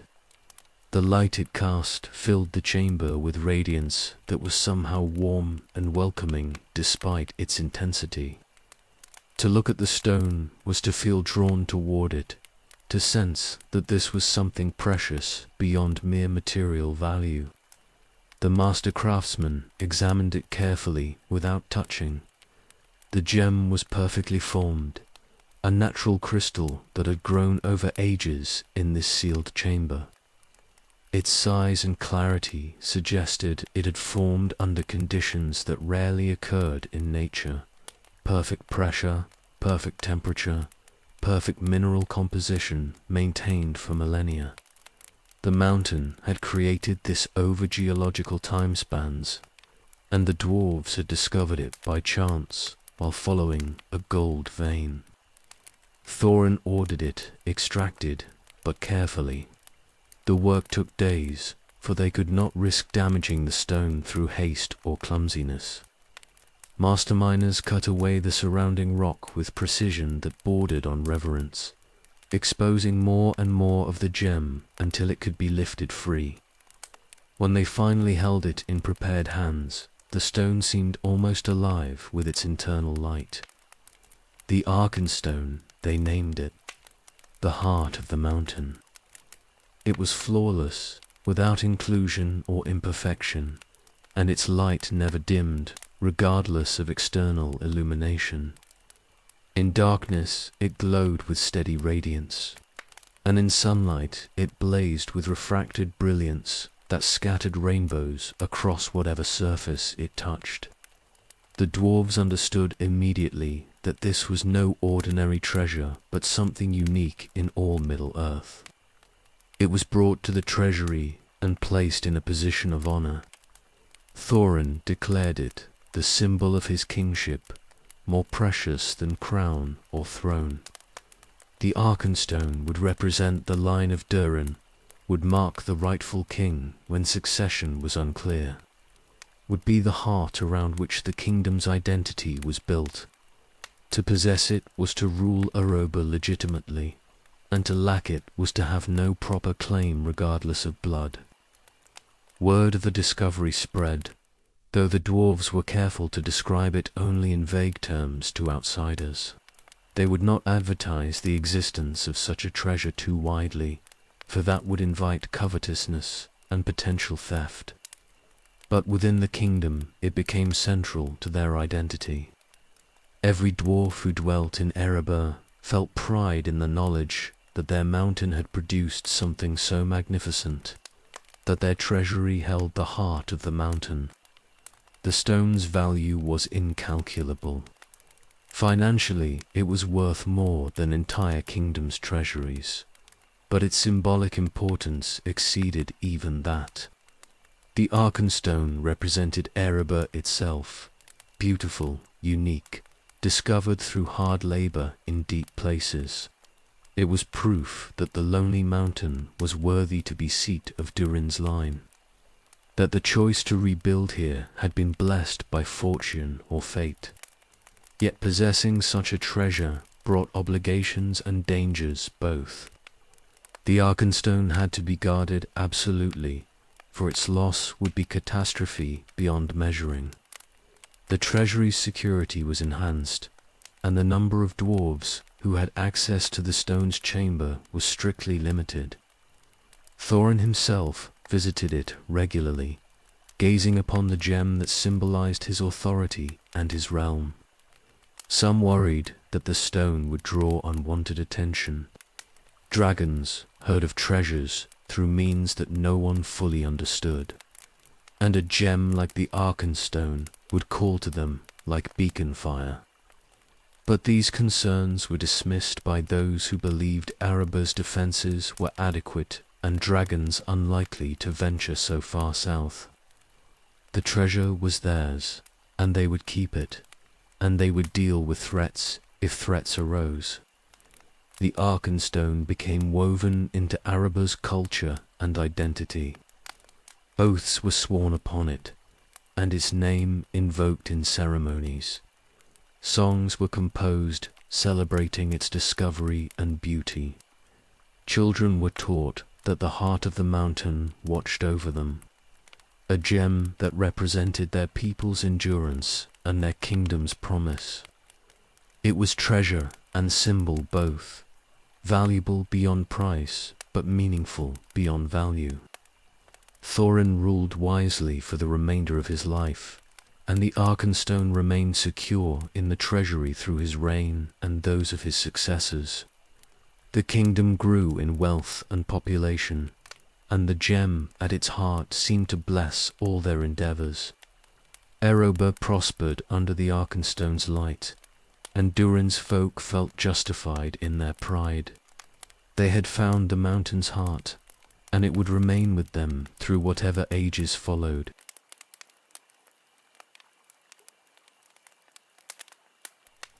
Prosperity in Erebor brought its own restlessness. The kingdom was secure and wealthy, the population growing steadily, but some among the dwarves felt confined by success. They desired new challenges, new mountains to delve, new treasures to discover. The grey mountains, Erd Mithrin, lay far to the north, a long range that stretched east from the misty mountains into regions barely explored. Rumours reached Erebor of rich or deposits there, of gold lying close to the surface, of a frontier where ambitious dwarves could make their fortunes. Thorinai, grandson of the first Thorin, made the decision that would reshape his people's fate. In the year 2210 of the Third Age, he led a substantial portion of Erebor's population north to the Grey Mountains. The move was calculated. He would not abandon the lonely mountain entirely, but he would establish a new center of power in the northern range. His youngest son would remain in Erebor to rule there, while Thorin himself would build something new in the Erd Mithrin. The initial surveys proved the rumors accurate. The Grey Mountains contained gold in quantities that exceeded even optimistic projections, and the mining was easier than in Erebor. The ore lay in accessible veins that did not require the deep delving that had caused such disaster in Moria. Halls could be excavated relatively quickly, and the wealth that flowed from them justified every hardship of settling a frontier region. Multiple holds were established along the range. Thorin's main seat was built in the central peaks, but other settlements appeared to the east and west as more dwarves came seeking opportunity. The population of the Grey Mountains swelled as refugees from various disasters and adventurers from established kingdoms arrived to stake their claims. Within a few generations, the Erd Mithrin housed a substantial portion of Durin's folk, and the northern holds rivaled Erebor in wealth if not in glory. The cold was the main hardship. The Grey Mountains stood farther north than any previous major dwarf settlement, and the winters were brutal. Snow piled higher than a dwarf stood tall, and the wind that howled through the passes could freeze flesh in minutes. The dwarves adapted by delving deeper, by building halls that retained heat efficiently, by developing new techniques for surviving in extreme cold. They were stubborn people, and mere weather would not drive them from mountains that yielded such wealth. Trade routes were established south to Erebor and east to other dwarf communities. Caravans moved through mountain passes during the brief summers, carrying gold and worked goods out and bringing food and supplies in. The arrangement was profitable for all involved, and the Grey Mountains' reputation grew throughout the north. This was a place where fortunes could be made, where hard work and skill were rewarded with wealth beyond what the old kingdoms offered. But the cold attracted others. Dragons had always dwelt in the far north, breeding slowly in the wastes where no other creatures could survive. The cold drakes were lesser than the great fire drakes of old. They breathed no flame, but they were vast and terrible nonetheless. armored in scales and driven by malice and hunger. As the Grey Mountains' wealth became known, the dragons took notice. The first attacks came in the mountain's eastern reaches. A great worm descended on a smaller hold without warning, smashing through gates and slaughtering those who tried to resist. The dragon was interested primarily in treasure, and it claimed the hold's accumulated wealth before settling in to guard its new hoard. The survivors who escaped carried news of the disaster to other settlements, and fear spread through the northern communities. More dragons came over the following decades. They seemed to multiply in response to the concentration of dwarf wealth. Or perhaps they had always been present in the wastes and were only now being drawn south by rumors of treasure. Each worm that attacked claimed a hold and made it lair, killing or driving out the inhabitants. The dwarves fought back with courage born of desperation, but their weapons could barely scratch dragonhide, and the cold drake's physical strength was overwhelming. Dane, I ruled the Grey Mountains by the mid-Third Age, having succeeded through the normal passage of generations. He was a strong king who tried to organize systematic defense against the dragon threat. Warriors were trained specifically for fighting wyams, learning to target eyes and softer scales beneath the belly. Fortifications were enhanced to resist the creature's physical assaults, but the defenses proved inadequate against enemies that were essentially immortal and grew stronger with age. The disaster came in the year 2590. A great cold drake attacked the hold where Dane dwelt with his sons. The king marshaled his warriors and met the worm in battle, refusing to yield his halls without fight. His second son, Ephora, fought beside him, wielding weapons that had been forged specifically for this purpose. The battle was fierce and desperate, dwarf courage against dragon might, and the outcome was inevitable. Dane fell to the dragon's claws, his armor crushed and his body broken. Farah died beside him, killed trying to avenge his father or die attempting. The hold was lost, the treasure claimed, and the survivors scattered into the mountains to seek refuge elsewhere. The death of the king marked the end of the Grey Mountains experiment. The northern holds could not be defended, and to remain was to die. Valchar, Dane's eldest son, had survived because he was elsewhere when the attack came. He gathered what remained of his people and made the decision his predecessor should have made years earlier. They would abandon the Grey Mountains entirely, would retreat to safer territories and let the dragons claim the north. The cost in lives and treasure had become unbearable, and no amount of gold justified continuing to sacrifice dwarves to wyams that could not be defeated. The exodus was organized but sorrowful. Halls that had been built across generations were sealed and abandoned, treasuries left to dragons, workshops emptied and tools carried away. The dwarves retreated south in the year 2590, dividing between two destinations. Tiarchar led most back to Erebor, reclaiming his grandfather's original seat as the proper center of Durin's folk. His younger brother, Giar, took a substantial group east to the Iron Hills, establishing a separate line that would rule there independently. The Grey Mountains period had lasted less than 4 centuries. It had been prosperous while it lasted, enriching many families and proving that dwarves could thrive even in harsh frontiers. But the dragon threat had proven insurmountable, and the experiment ended in blood and retreat. The northern range remained rich in gold, but that wealth lay under Drakengard, now inaccessible to those who would mind it. The dwarves had learned again that some treasures cost more than they were worth, and that wisdom sometimes means knowing when to withdraw rather than persist unto death.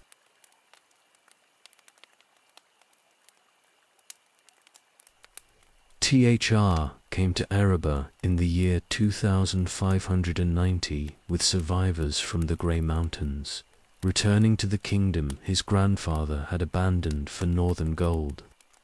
The lonely mountain had endured in his absence, ruled by the cadet branch of his line, but it had declined somewhat without the main royal presence. The population was smaller than it had been, the treasury adequate but not magnificent, the halls maintained but not expanded.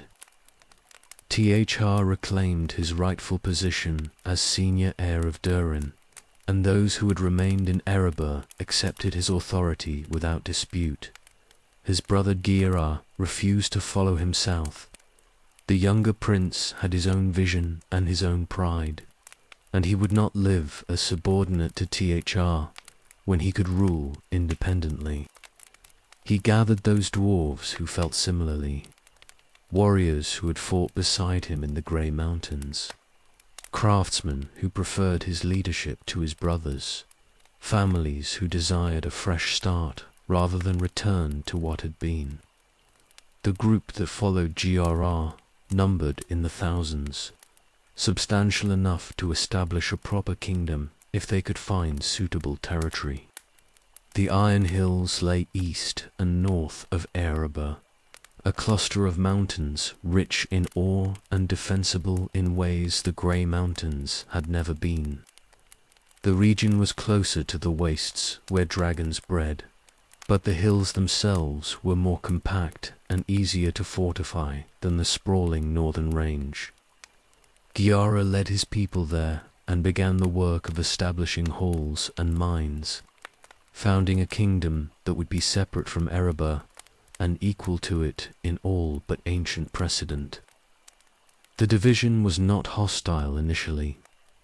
THR and GR remained brothers despite their separate paths, and they recognized that both kingdoms would benefit from maintaining family ties and mutual support. Trade agreements were established, messengers traveled regularly between the realms, and the succession in each line was acknowledged by the other. But they were separate kingdoms nonetheless, each with its own king and its own policies, and over time the separation would deepen into genuine independence. Erebor, under THRS rule, began to accumulate wealth at rates that exceeded even the Grey Mountains' prosperity. The mines were productive, yielding gold and gems in quantity, and the treasury filled year by year with treasure that would eventually become legendary. THR wore the ring of his house, and its influence drove him toward ever greater accumulation. The gold lust that affected all bearers of the Seven was fully active in him, shaping his priorities and his judgment in ways he did not fully recognize. The kingdom's craftsmen produced works of surpassing quality. The techniques preserved from Khazad-dûm were perfected and refined, applied to the materials Erebor provided. Jewelry and weapons and architectural works emerged from the workshops that would have been treasures in any realm. Dale prospered from trade with the mountain, and the relationship between men and dwarves deepened into something approaching genuine friendship rather than mere commercial convenience. GRS Kingdom developed differently. The Iron Hills had less gold than Erebor, but more iron, and the dwarves there became specialists in practical metalwork rather than ornamental craft. They forged weapons and armor of exceptional quality, tools that were valued throughout the north for their durability and reliability. The Arkenstone remained in Erebor's treasury, the heart of the mountain that legitimized THRO's rule.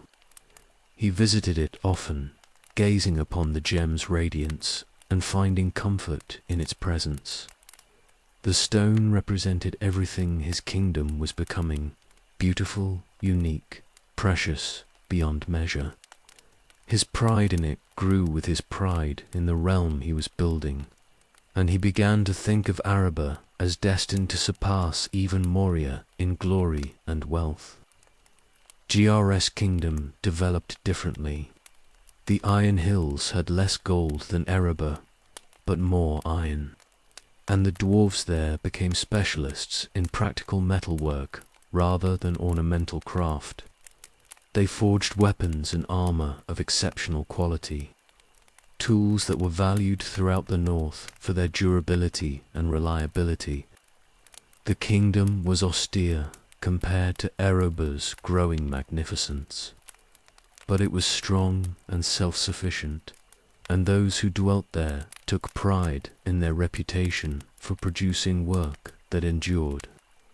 The relationship between the two kingdoms remained cordial through the reigns of Tatra and GR. They sent gifts on important occasions, offered refuge to each other's people when necessary, and maintained the fiction that they were one people temporarily divided by geography. But the reality was slowly changing. Different priorities and different resources were shaping different cultures, and the kingdoms were drifting apart despite the family connection between their rulers. PHRA's ambition grew with his treasury. He began to speak of restoring the full glory of Durin's line, of making Erebor not just prosperous, but the unquestioned center of dwarf civilization in Middle-earth. The ring pushed him toward visions of grandeur that might have seemed excessive to those not under its influence. He commissioned works purely for display, amassed treasure beyond any practical need, and thought increasingly in terms of legacy and eternal fame. The population of both kingdoms grew as word spread of their prosperity. Dwarves from various holds came seeking opportunity, drawn by the wealth being generated and the relative safety these realms offered. Erebor became crowded, its halls expanded repeatedly to house the growing numbers. The Iron Hills absorbed newcomers, more slowly but steadily, building a population that was smaller but perhaps more cohesive than Erebor's, increasingly diverse inhabitants. The division that had seemed temporary in 2590 became permanent over the following decades. GRAS heirs ruled the Iron Hills independently, making decisions without consulting Erebor and developing their own traditions. THR's line continued in the Lonely Mountain, growing ever wealthier and more focused on accumulation. The two branches of Durin's folk acknowledged their common ancestry but functioned as separate peoples, and the unity that had existed in Moria's days was lost. Yet both kingdoms prospered in their own ways.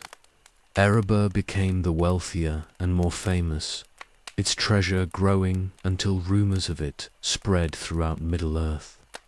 The Iron Hills remained steady and strong, less wealthy but perhaps wiser, less focused on accumulation and more on sustainability. Together, they represented a substantial portion of Durin's folk, and they maintained enough cooperation to present a united front to external threats when necessary. The split would have lasting consequences. When disaster came to Erebor in later years, the Iron Hills would be near enough to matter, but separate enough that they were not destroyed alongside their cousins. The division that seemed like weakness would prove to be resilience. One kingdom's fall would not mean the extinction of the line, and survivors would have somewhere to turn. But those benefits lay hidden in the future, and for now the split was simply reality to be accepted and managed as well as possible.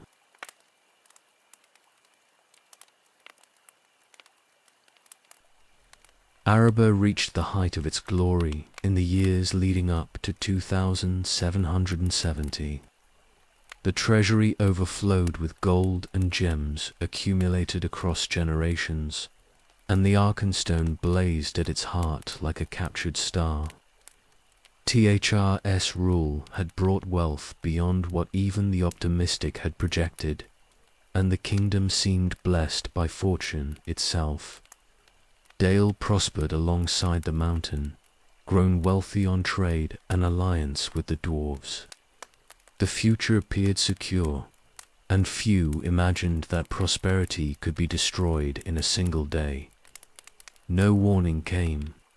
Smaug descended from the north on wings that blotted out the sun, vast beyond any dragon seen in the Third Age. He was ancient even by dragon standards, grown mighty in the wastes and driven south by rumors of treasure. The wealth of Erebor had become legend, spoken of in many lands, and such tales reached even dragon ears. Smaug had heard of gold piled high, of gems beyond counting, of the Arkenstone itself. He came to claim what his nature demanded he possess. The attack began at dawn. The sentries on Erebor's southern approaches saw him first. A shape in the sky that grew larger with terrible speed, fire already kindling in his belly. They raised the alarm, but there was no time to organize defense or evacuate the vulnerable. Smaug struck the front gate with physical force that shattered stone, and his fire poured through the opening like liquid death. Dwarves who stood in the gate's passage died instantly, burned to ash before they could even scream. Dale burned first. The dragon swept over the city, breathing flame that ignited everything it touched. Wooden buildings became torches, stone structures cracked from the heat, and the streets filled with people fleeing in panic. There was nowhere to run that offered safety. Smaug's fire reached everywhere, and his shadow covered the city like a shroud. Within an hour, Dale was destroyed utterly, reduced to burning ruins and charred corpses. The dwarves in Erebor tried to mount resistance. Warriors rushed to defensive positions they had prepared against orc raids and bandit attacks, but their plans were useless against an enemy who could fly and breathe fire. Smaug smashed through their strongest fortifications as if they were paper, and his flames reached deep into passages where dwarves thought themselves safe. The mountain itself seemed to offer no protection against this horror. Tarchar understood almost immediately that the kingdom was lost. No defense could stop Smaug, and to remain in Erebor was to die. He ordered evacuation through the secret passages that led to the mountain's northern approaches, hoping to save at least some of his people. But the chaos was total, and his orders barely spread beyond those nearest him. Most dwarves were trapped in the halls they had thought impregnable, cut off by fire and dragon presence from any possible escape. The king himself fled with his son Thrain, 2 and a handful of others. They carried what they could snatch in desperate haste, some gold, a few weapons, the ring of Durin's house. The Arkenstone they left behind, for the treasury was already lost, and to attempt its recovery would mean certain death. Tarchar wept as he ran, knowing he was abandoning his people and his greatest treasure both. But survival demanded flight, and flight demanded sacrifice. The escape was nightmare made real. They moved through passages choked with smoke and heat, feeling the mountain shake as Smaug raged in the halls above and below them. The secret exit opened onto the northern slopes, and they emerged into daylight and cold air that felt like mercy.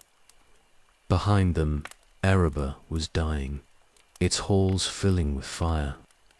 its people being slaughtered or trapped by the dragon who had claimed their home. Smaug settled into the mountain like a conqueror claiming his prize. He made the lowest levels his lair, where the treasury stood intact and the wealth was concentrated.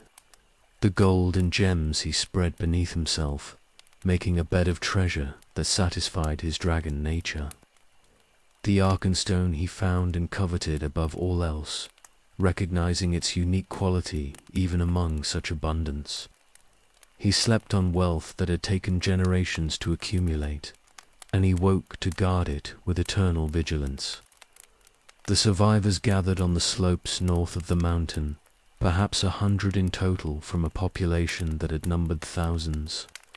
They watched smoke pour from Aroba's gates, and knew that everyone they had left behind was dead or dying. The screams had stopped, and the only sounds were the dragon's movements within the mountain and the crackling of fires that still burned in Dale's ruins. THR stood among the refugees in shock that bordered on madness. In a single day he had lost everything: his kingdom, his people, his treasure, his pride. The ring on his hand felt suddenly heavy, a burden that reminded him of what he had possessed and lost. He was king of nothing now, ruler of refugees and survivor of catastrophe that had destroyed the greatest dwarf kingdom of the age. The refugees could not remain on Aroba's slopes. Smoke might emerge at any time and complete the slaughter, and winter was approaching with nothing to shelter them. They began the journey south and west, heading toward the Iron Hills, where Girar's descendants might offer aid.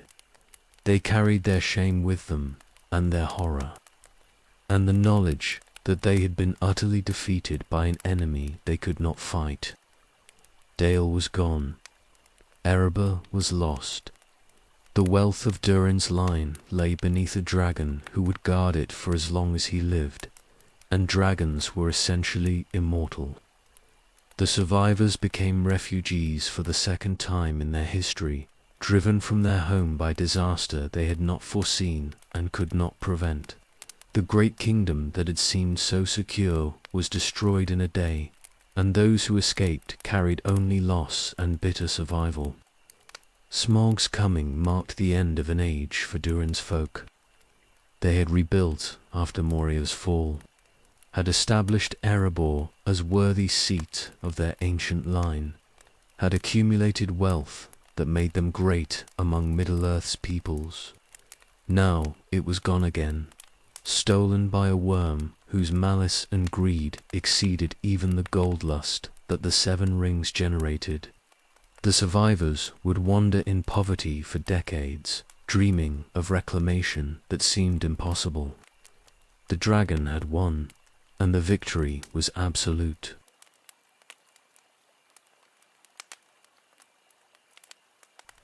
The refugees moved south through autumn cold, carrying almost nothing and knowing nowhere that would truly welcome them. They were homeless again, driven from their mountain by disaster that had taken everything. The Iron Hills lay ahead as the nearest possibility of shelter. But the journey would take weeks through territory that was dangerous even for armed and provisioned caravans. They were neither armed nor provisioned adequately, and they moved as quickly as exhaustion allowed. Girar's descendants received them with what charity they could offer. The Iron Hills had resources to shelter and feed the refugees temporarily, but they could not absorb hundreds of homeless dwarves permanently without straining their own kingdom.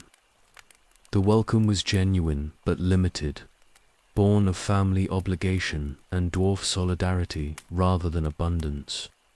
Most of the Erebor survivors remained there only briefly before continuing to seek more permanent solutions. The group fractured within months of reaching the Iron Hills. Some refugees chose to remain and integrate into that kingdom. accepting subordinate positions and abandoning hope of ever reclaiming Erebor. Others went farther east to dwarfholds in mountains whose names were barely known in the west. The majority scattered to various communities, seeking any place that would take them and offer chance to rebuild shattered lives. Te-Char refused to settle among his brother's descendants. He was king, however diminished, and he would not live as dependent relative in another's realm.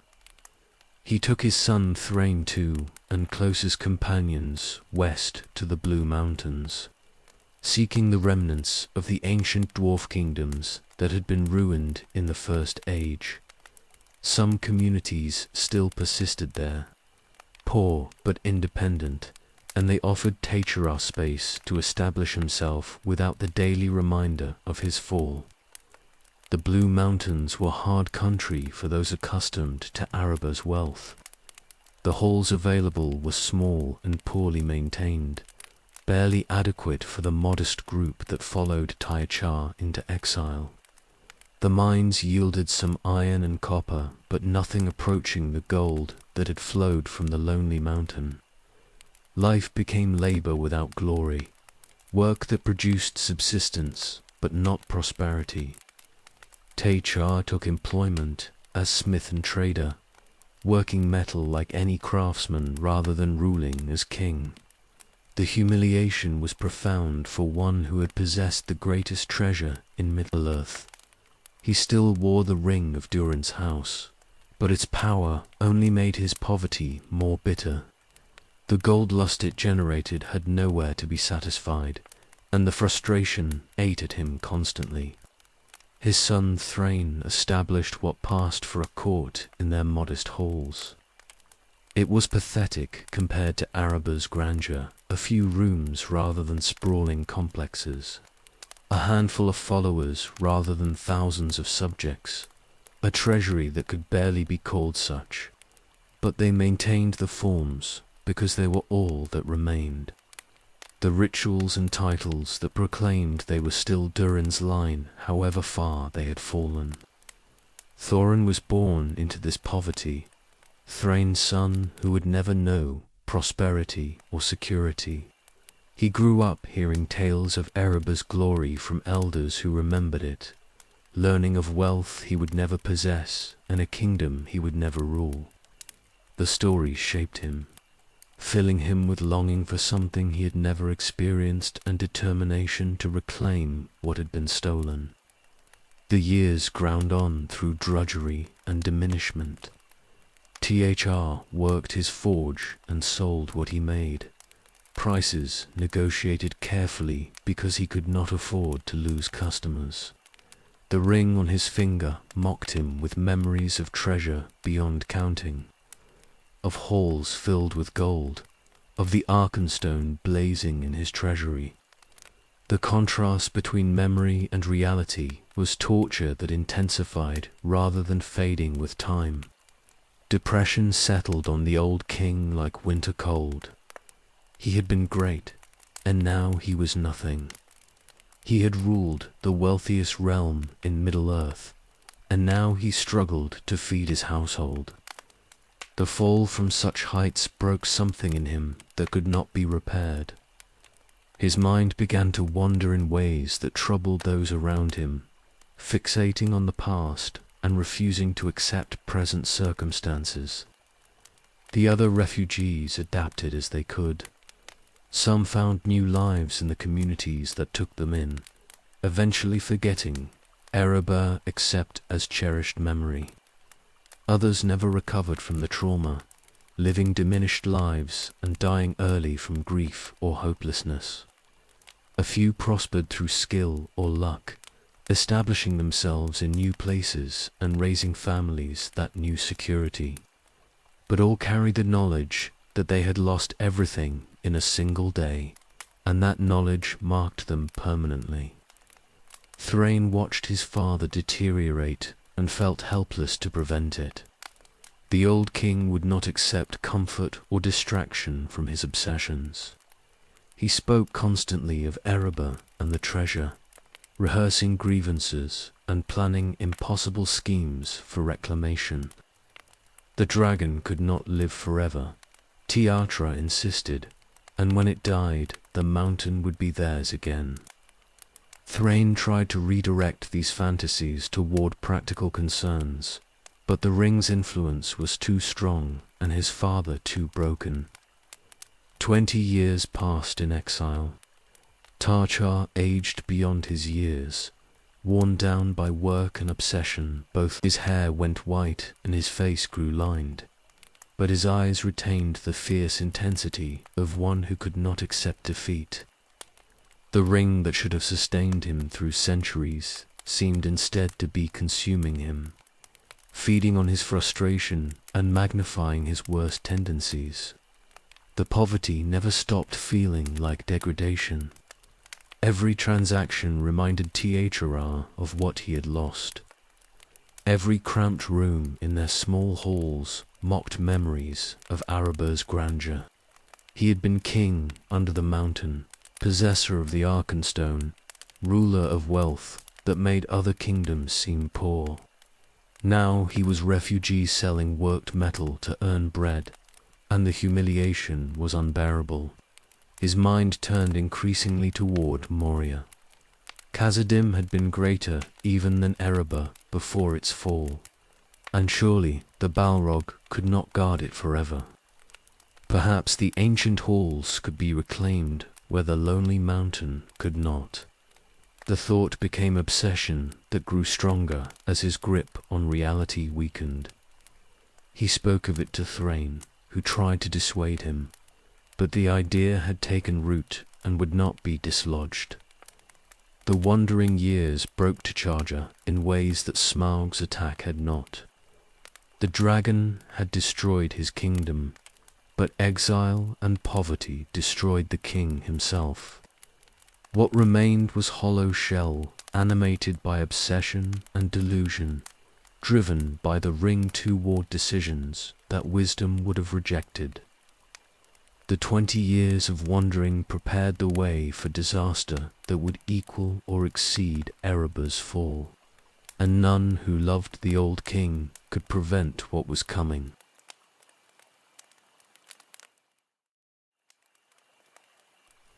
The breaking point came in the year 2790 of the Third Age. Thr had endured 20 years of poverty and exile. 20 years of working as common craftsman when he had been king of the wealthiest realm in Middle-earth.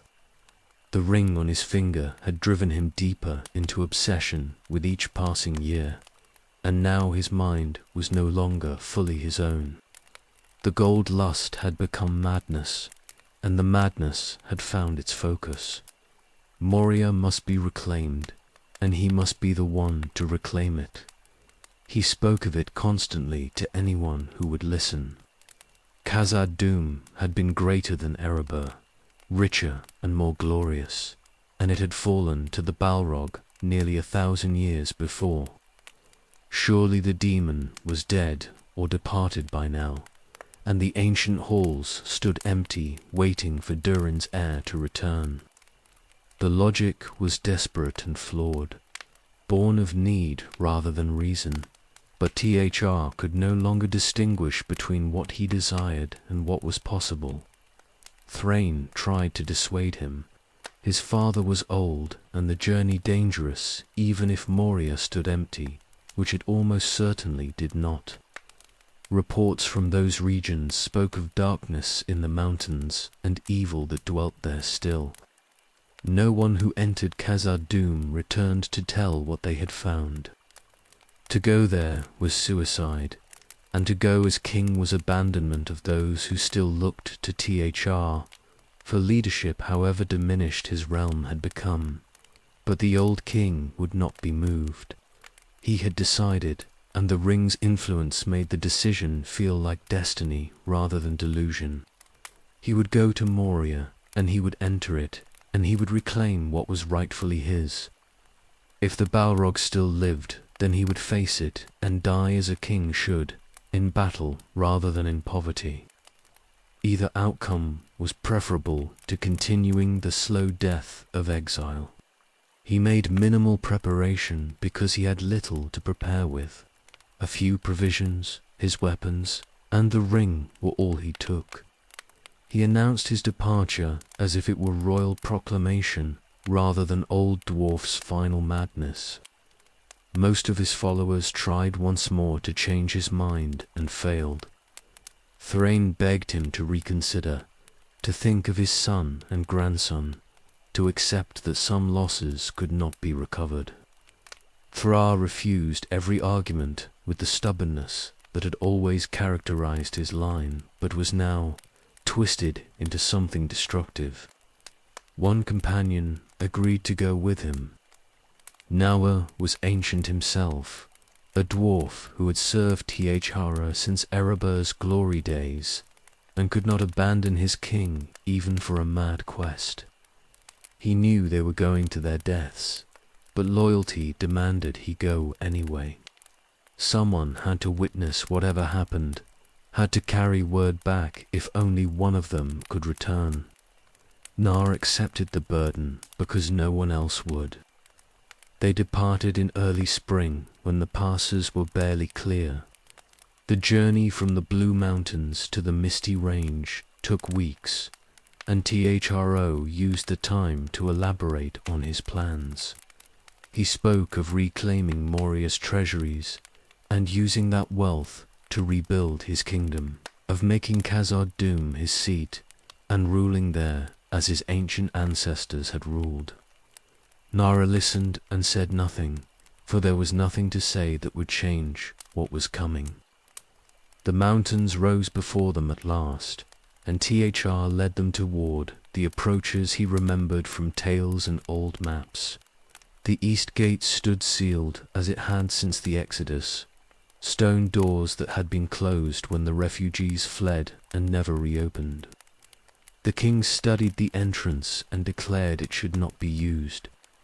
They would enter through the western approaches, through the doors of Durin that Celebrimba had made in friendship's golden age. They crossed the mountains through passes that were deserted, for these regions were shunned by all peoples now. The darkness that hung over Moria was palpable even from a distance, a sense of wrongness that made travelers choose longer routes rather than pass nearby. Thri felt it and ignored it, driven by obsession that overrode every warning his senses provided.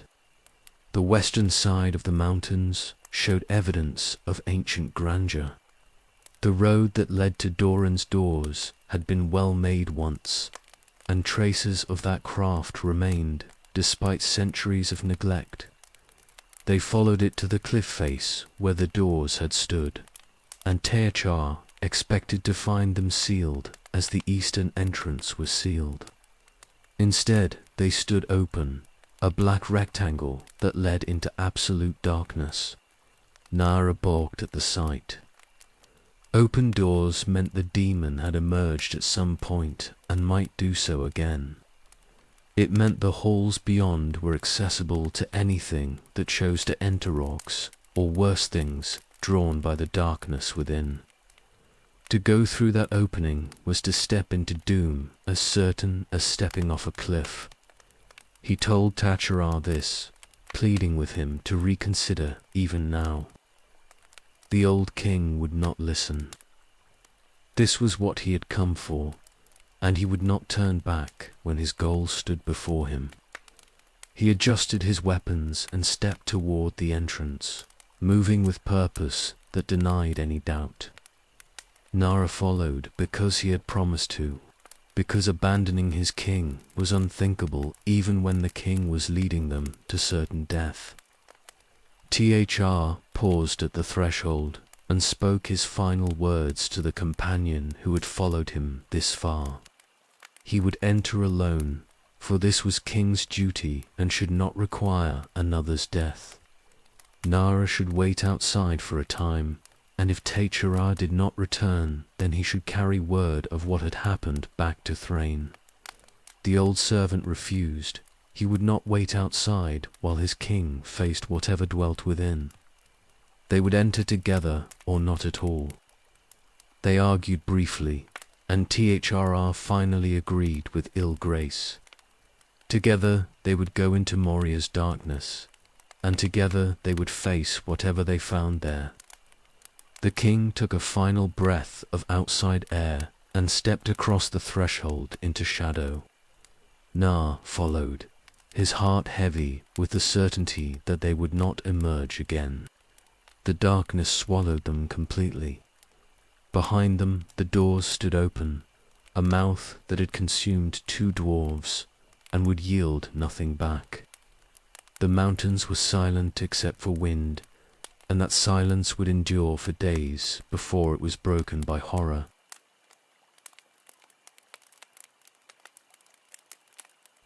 The darkness within Moria was absolute. Tai Cha and Na moved through passages that had once been lit by 10,000 lamps, feeling their way along walls that were cold as death. The air was stale and carried the stench of things that had lived in darkness for centuries. Their own lamps barely pushed back the shadow, creating tiny circles of light that seemed to make the surrounding blackness more oppressive. They had not gone far when they heard movement ahead. Something large was coming toward them through the dark, many somethings by the sound of it. Tar drew his weapons, and Na did likewise, though both knew their axes would achieve little against whatever dwelt here. The king stood ready to fight, driven by pride that would not permit retreat even when wisdom screamed for it. Orcs emerged into their lamplight, not the scattered bands that raided the borders of civilized lands, but a great company that moved with purpose and coordination.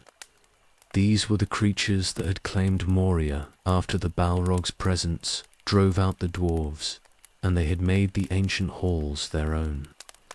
They surrounded the 2 dwarves quickly, weapons drawn, and their numbers made resistance futile. THRR fought anyway. He struck down several before weight of numbers overwhelmed him, before he was disarmed and seized and dragged deeper into the mountain. Nawa they took as well, though he had surrendered immediately when he saw the hopelessness of combat. They were hauled through passages that had once been beautiful, past halls that had housed dwarf civilization's greatest achievements, into regions where orcs had made their foul nests. Azog ruled the orc bands that infested Moria. He was largest and most cruel among them, a creature of unusual intelligence and malice even for his kind. The 2 captives were brought before him in a chamber that had been defiled beyond recognition, and THR understood too late that Moria was not empty and waiting to be reclaimed. It was occupied by enemies, and he had walked into their domain with eyes wide open to fantasy but blind to reality. Azog recognized what stood before him. This was not merely an old dwarf wandering lost in the mountains, but one who bore himself with authority and wore a ring of power.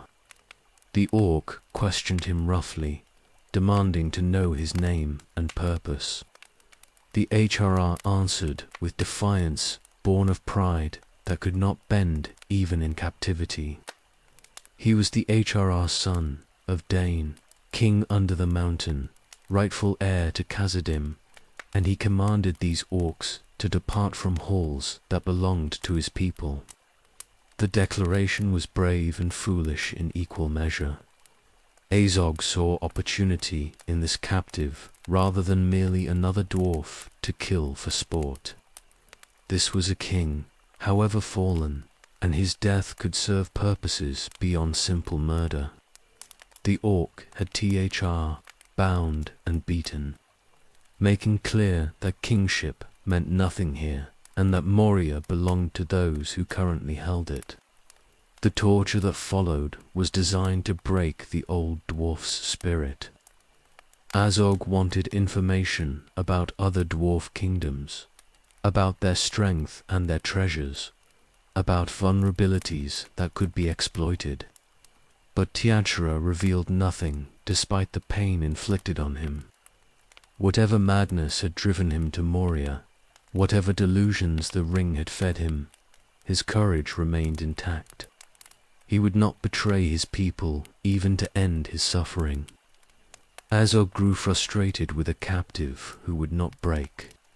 He decided the old king was more valuable dead than alive if death could serve as message and warning. He had THR dragged to the east gate where sunlight still reached, and there he executed him with deliberate cruelty. The king died slowly, refusing to beg or plead, maintaining dignity even as life left him. But death was not the end of the desecration. Azog took THR's head and branded it with the dwarf's own name, using heated iron to burn the letters into dead flesh. It was violation beyond murder, insult that transformed death into mockery. The head he placed on a spike outside the gate as trophy and warning. The body he threw to his wargs as carrion. Nara was forced to witness all of this. The orcs held him back while his king was killed and defiled, making certain he understood what he was seeing and would remember it. When the murder was complete, Azog released him with instructions to carry word of THR's fate to whatever dwarves remained in the world. He threw a small purse of coins at Nara's feet, payment for bearing the message, mockery of the dead king's worth. The old servant fled. He ran from that place of horror with Ozog's laughter echoing behind him, carrying nothing but the news he had been commanded to deliver. His king was dead, murdered and defiled, and Nara had been unable to prevent it or even die alongside him. The shame was crushing, but the message had to be delivered regardless of what it cost him personally. The journey back to the Blue Mountains took weeks. Nar moved in a daze of grief and horror, eating only when hunger forced him and sleeping only when exhaustion made walking impossible. He carried the weight of what he had witnessed, and the weight grew heavier with each mile. He would have to tell Thrain that his father was dead, would have to describe how THR had died and what had been done to his body afterward. When he finally reached the halls where Durin's line dwelt in exile, Nara delivered his message to Thrain in words that were flat with shock and trauma. He described everything: the journey, the entrance into Moria, the capture, Azog's interrogation, the murder, the branding, the head on a spike. He spoke without emotion because emotion would have broken him, and the telling had to be complete before he could allow himself to feel what he had experienced. Thrain received the news in silence that was worse than any outcry. His father was dead, murdered by orcs in the halls that should have been his inheritance. The ring of Doreen's house had been lost.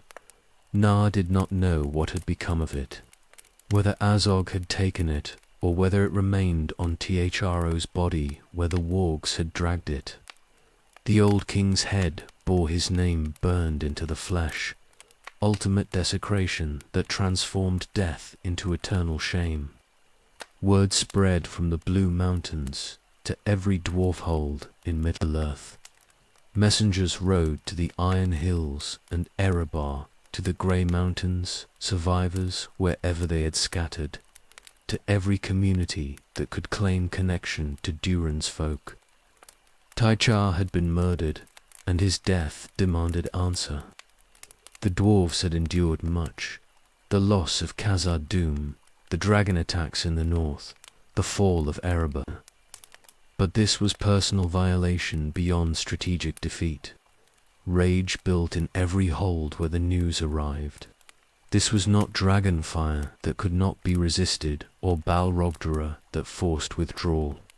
This was orcs, creatures the dwarves could fight and kill, and they had murdered a king and defiled his body. The insult could not be borne. Blood debt was owed, and every dwarf kingdom understood that it must be paid regardless of cost. The call went out for a great hosting. Every hold would contribute warriors, and they would march on Moria to exact vengeance for Tartarus death. Azog and his orcs would learn that dwarves did not forget injuries and did not forgive desecration. The war of the dwarves and orcs was beginning, and it would be prosecuted with fury that would make the mountains run red with blood.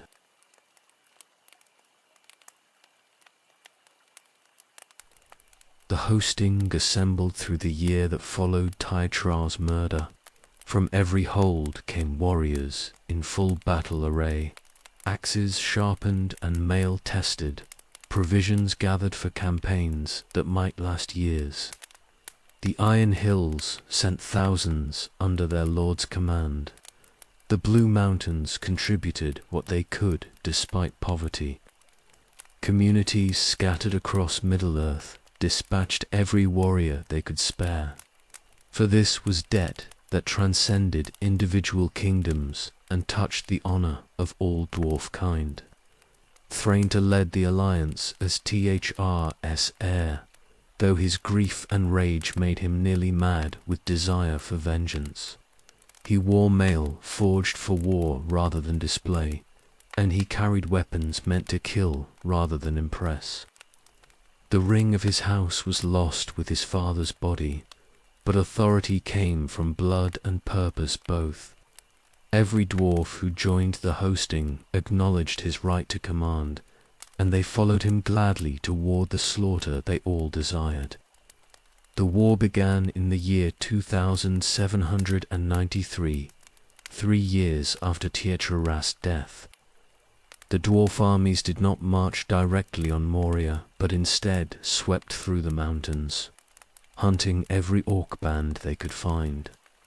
This would be total war, extermination rather than mere battle. Every orc from the Misty Mountains to the Grey would be killed, and Azog would learn that murdering kings brought consequences that could not be escaped. The hunting took years. Orc bands dwelt in caves and tunnels throughout the mountain ranges, and rooting them out required systematic search of every valley and pass. The dwarves moved methodically, checking every place orcs might hide and killing any they found. No quarter was given and none asked. The orcs fought with desperation when cornered, but dwarf fury was overwhelming and their armor proof against most orc weapons. The slaughter was immense on both sides. Orcs died by thousands, entire bands wiped out in battles that left caves choked with bodies. But dwarves fell too, for orcs were numerous and vicious, and they knew the mountains well enough to set ambushes and traps. Every victory cost lives, and the dwarf companies that had marched out in full strength were gradually ground down by accumulated losses.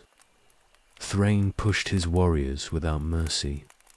He would accept no rest until every orc was dead and Azog was brought to account. The commanders tried occasionally to counsel caution, but the heir's rage would not permit it. They would hunt until the hunting was done, fight until the fighting was finished. Exhaustion and losses were prices to be paid, and he would pay them gladly if payment brought vengeance. The war spread across the entire mountain range. No region was spared, no valley left unsearched. Orcs that tried to flee east or west were hunted down by forces that anticipated their movements. Those that hid in the deepest caves were dug out by dwarves, who understood stone better than any orc could. The extermination was methodical and thorough, prosecuted with attention to detail that characterized all dwarf work. Years passed in this way. The dwarf armies became seasoned through constant combat, hardened by losses and driven by vengeance that only grew stronger with time. They learned to fight orcs in every terrain and circumstance, developed tactics specifically for hunting enemies who knew these mountains. The war became their entire existence, and many could barely remember the peace they had known before THRR's death ignited this campaign. The other peoples of Middle-earth took notice. Elves and men saw dwarf armies marching through regions where they had rarely ventured before, and they heard tales of battles and orc bands destroyed. Some offered assistance, but the dwarves refused all aid. This was their war, their vengeance, and they would accept no help in achieving it. The blood debt was dwarf business, and they would settle it themselves, regardless of cost. By 2799, 6 years after the war began, the hunting was nearly complete. The orcs had been driven back toward Moria itself, their outlying bands destroyed or scattered. The dwarf armies converged on the east gate, where Tachara's head had been displayed, where Azog ruled the largest concentration of orcs remaining. The final battle would be fought there, at the very doors of Khazad Dûm, and it would be the bloodiest yet. The armies gathered in the valley called Azanel Biza, the Dimril Dale that had been place of exile after Moria's fall. Every dwarf force that had participated in the 6-year hunt came together there. Thousands of warriors bearing the scars of prolonged campaign, exhausted but grimly determined to see this through to its end. They faced the east gate, where orcs poured out in numbers that seemed endless, and both sides understood this would be decisive. Thrain stood at the forefront with his son Thorin beside him. The young dwarf had come of age during this war, and he had learned battlecraft through 6 years of constant fighting. He bore himself with confidence born of survival, and his father trusted him to fight well in what was coming. Behind them, the armies waited for the order to advance, and the order would come soon. The battle would be remembered as the greatest and most terrible in dwarf history, surpassing even the fights against dragons and the stands made in the First Age. But that slaughter still lay ahead, minutes away, and the armies stood ready in the cold morning air. The mountains loomed around them, and Morea's east gate gaped like a wound in the rock. Soon the valley would run red with blood from both sides, and the war of the dwarves and orcs would reach its climax.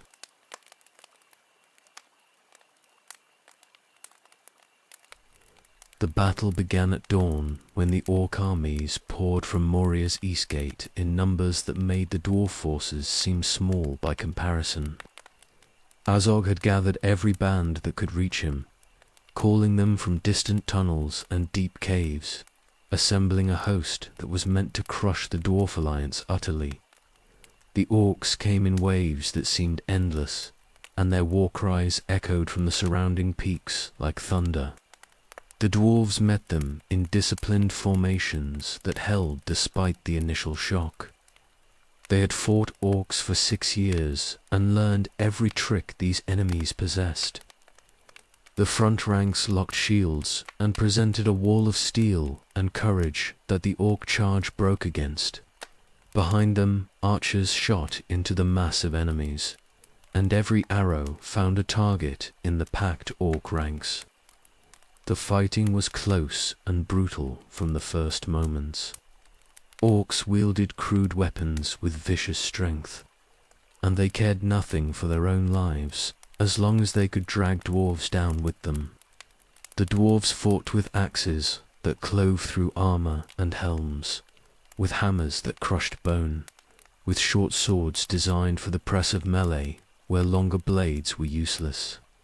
Blood soaked into the valley floor within minutes, and the wounded began to pile among the dead.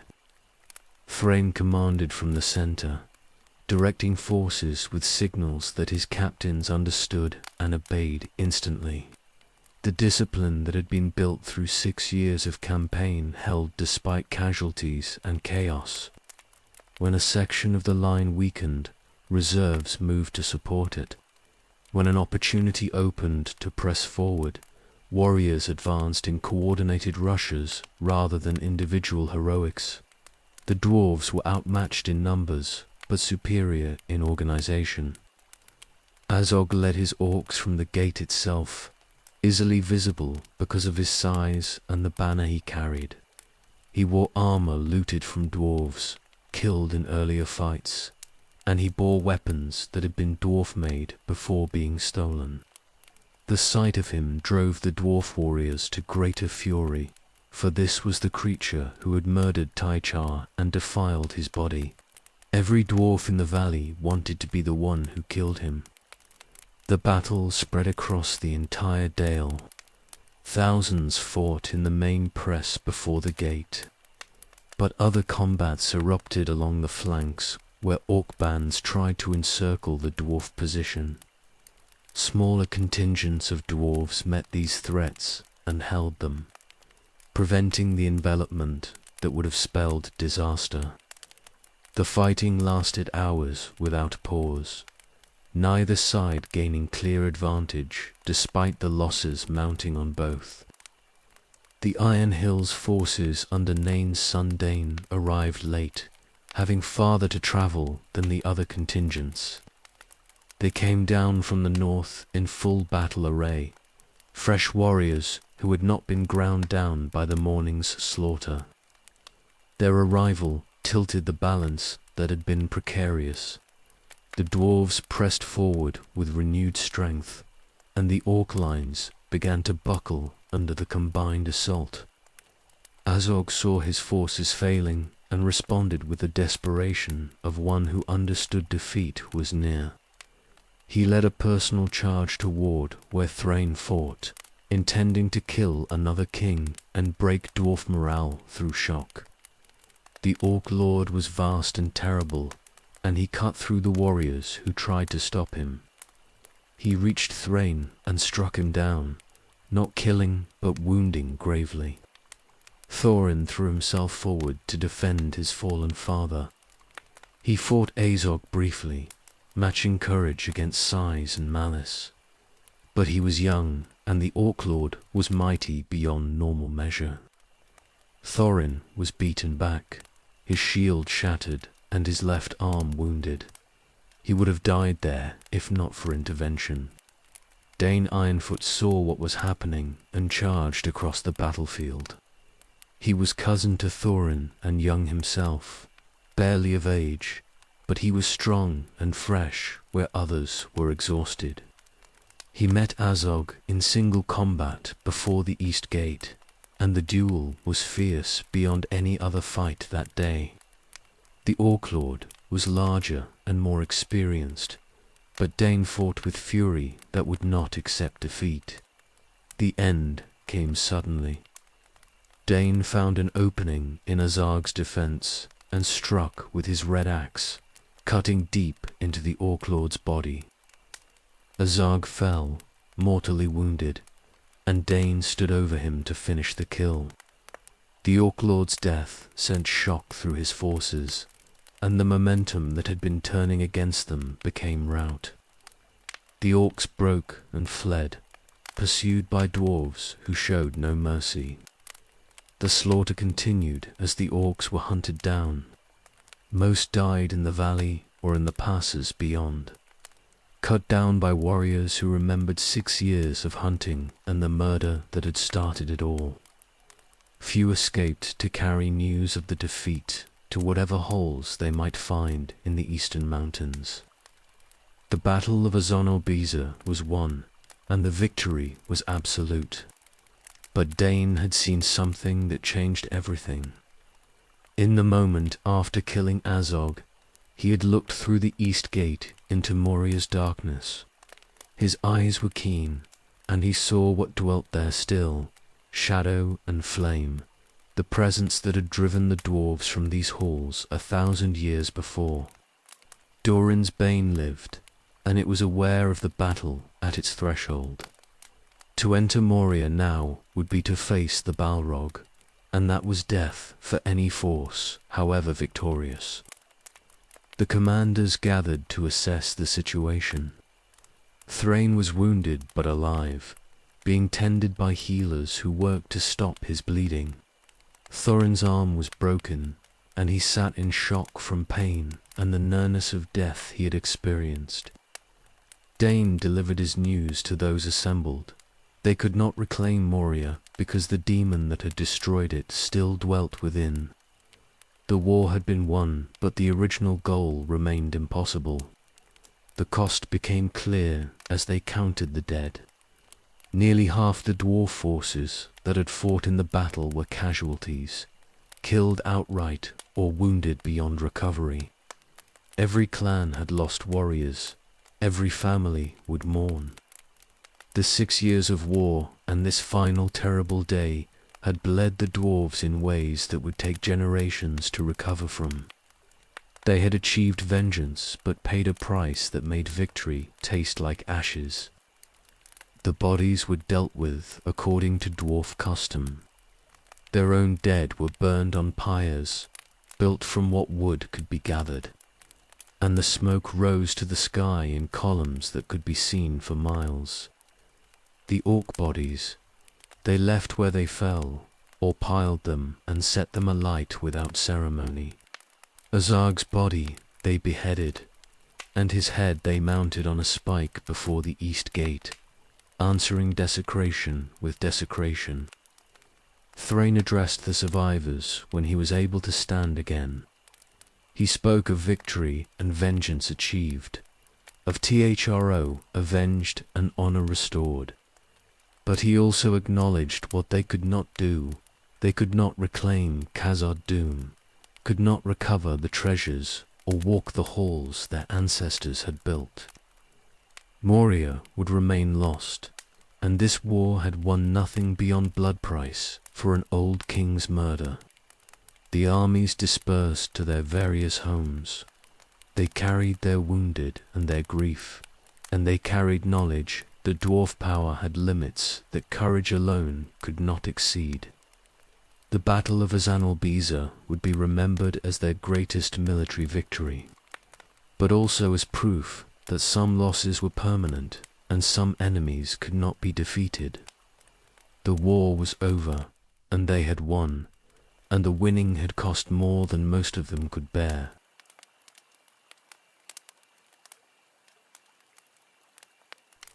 The survivors returned to their scattered homes, carrying wounds that would never fully heal.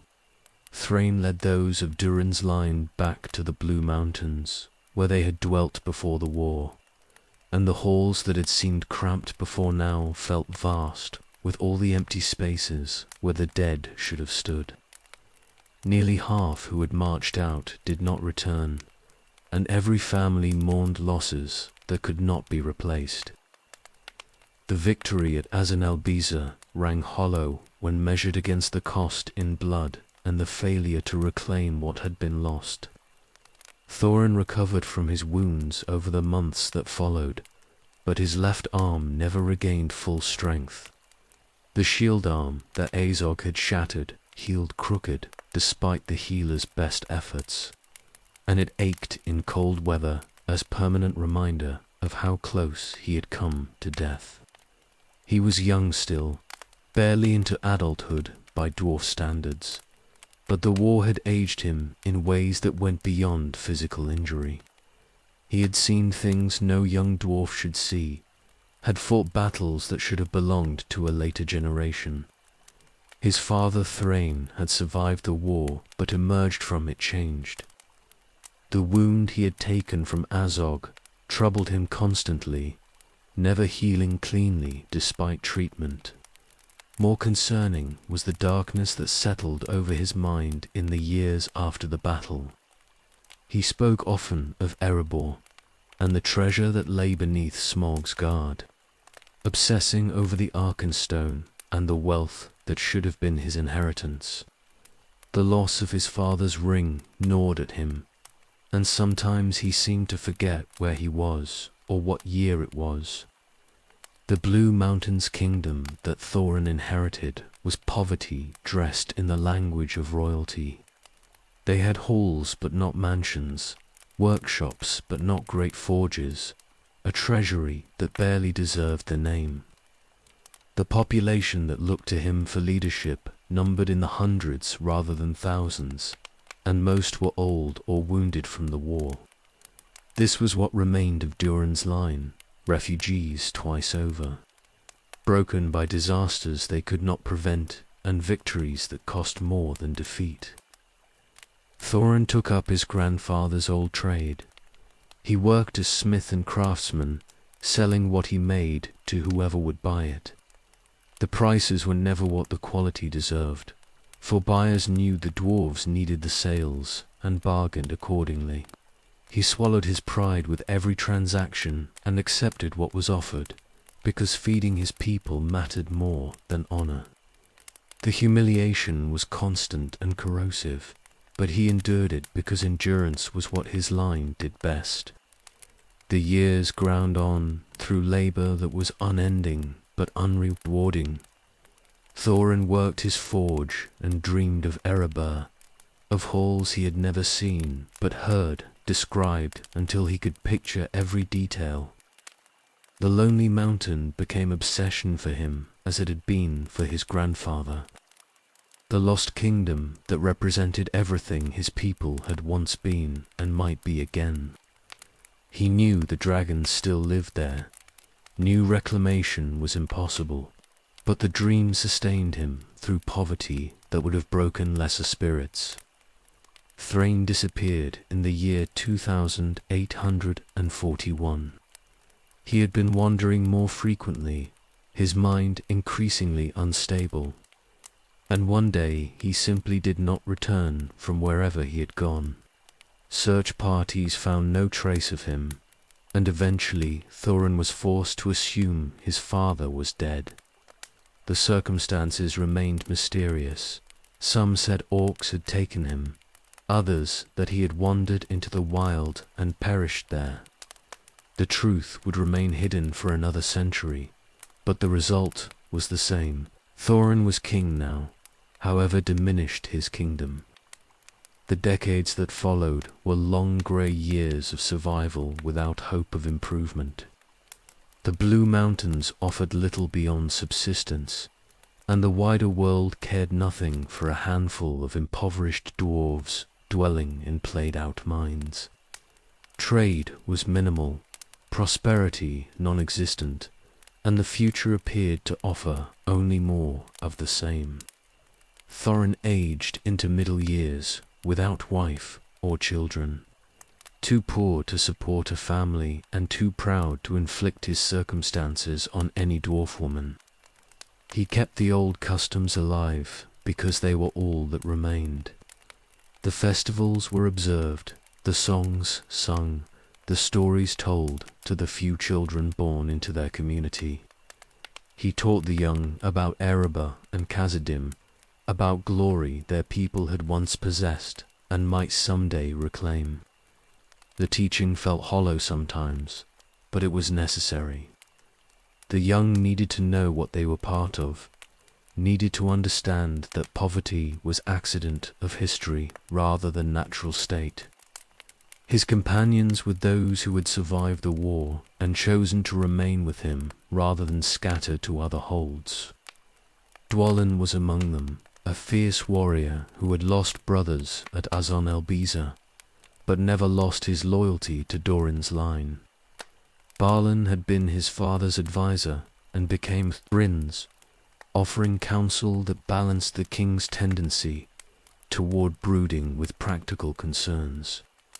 Others joined them over the years, dwarves who heard that Thorin Oakenshield dwelt in the Blue Mountains and chose to serve him despite the poverty that service entailed. The epithet Oakenshield had come from Azanalbazar, where he had used a broken oak branch as shield after his own was shattered. The name stuck, and he wore it with mixture of pride and pain. It reminded him of survival, but also of how close he had come to death, of his father's wounding and the cost of victories that accomplished nothing. Still, it was better than being Thorin, nobody, Thorin the penniless, Thorin who had lost everything. He worked iron and copper, occasionally silver when he could afford the material. Gold was beyond his means, except in tiny quantities used for inlay work that might increase an item's value. His hands grew calloused and scarred from years at the forge, and his beard went grey earlier than it should have. He was king under the mountain in exile, ruler of nothing, heir to disasters. The bitterness of it never fully left him, but he learned to function despite it. The dreams persisted through all the years of exile. He saw Erebor in his sleep, saw the Arkenstone blazing in a treasury he had never entered, saw halls filled with gold that should have been his birthright. The dreams were vivid enough to seem like memories, and he woke from them with longing so intense it was physically painful. Somewhere a dragon slept on his inheritance, and there was nothing he could do about it. But he survived. They all survived, these remnants of Durin's folk who had been broken by dragons and demons and their own mistakes. They survived because that was what dwarves did, and they maintained their identity through sheer stubborn refusal to surrender to circumstances. The Blue Mountains kingdom was poor and small and seemingly without future, but it persisted. Thorin persisted. And persistence, however unrewarded, was its own form of victory.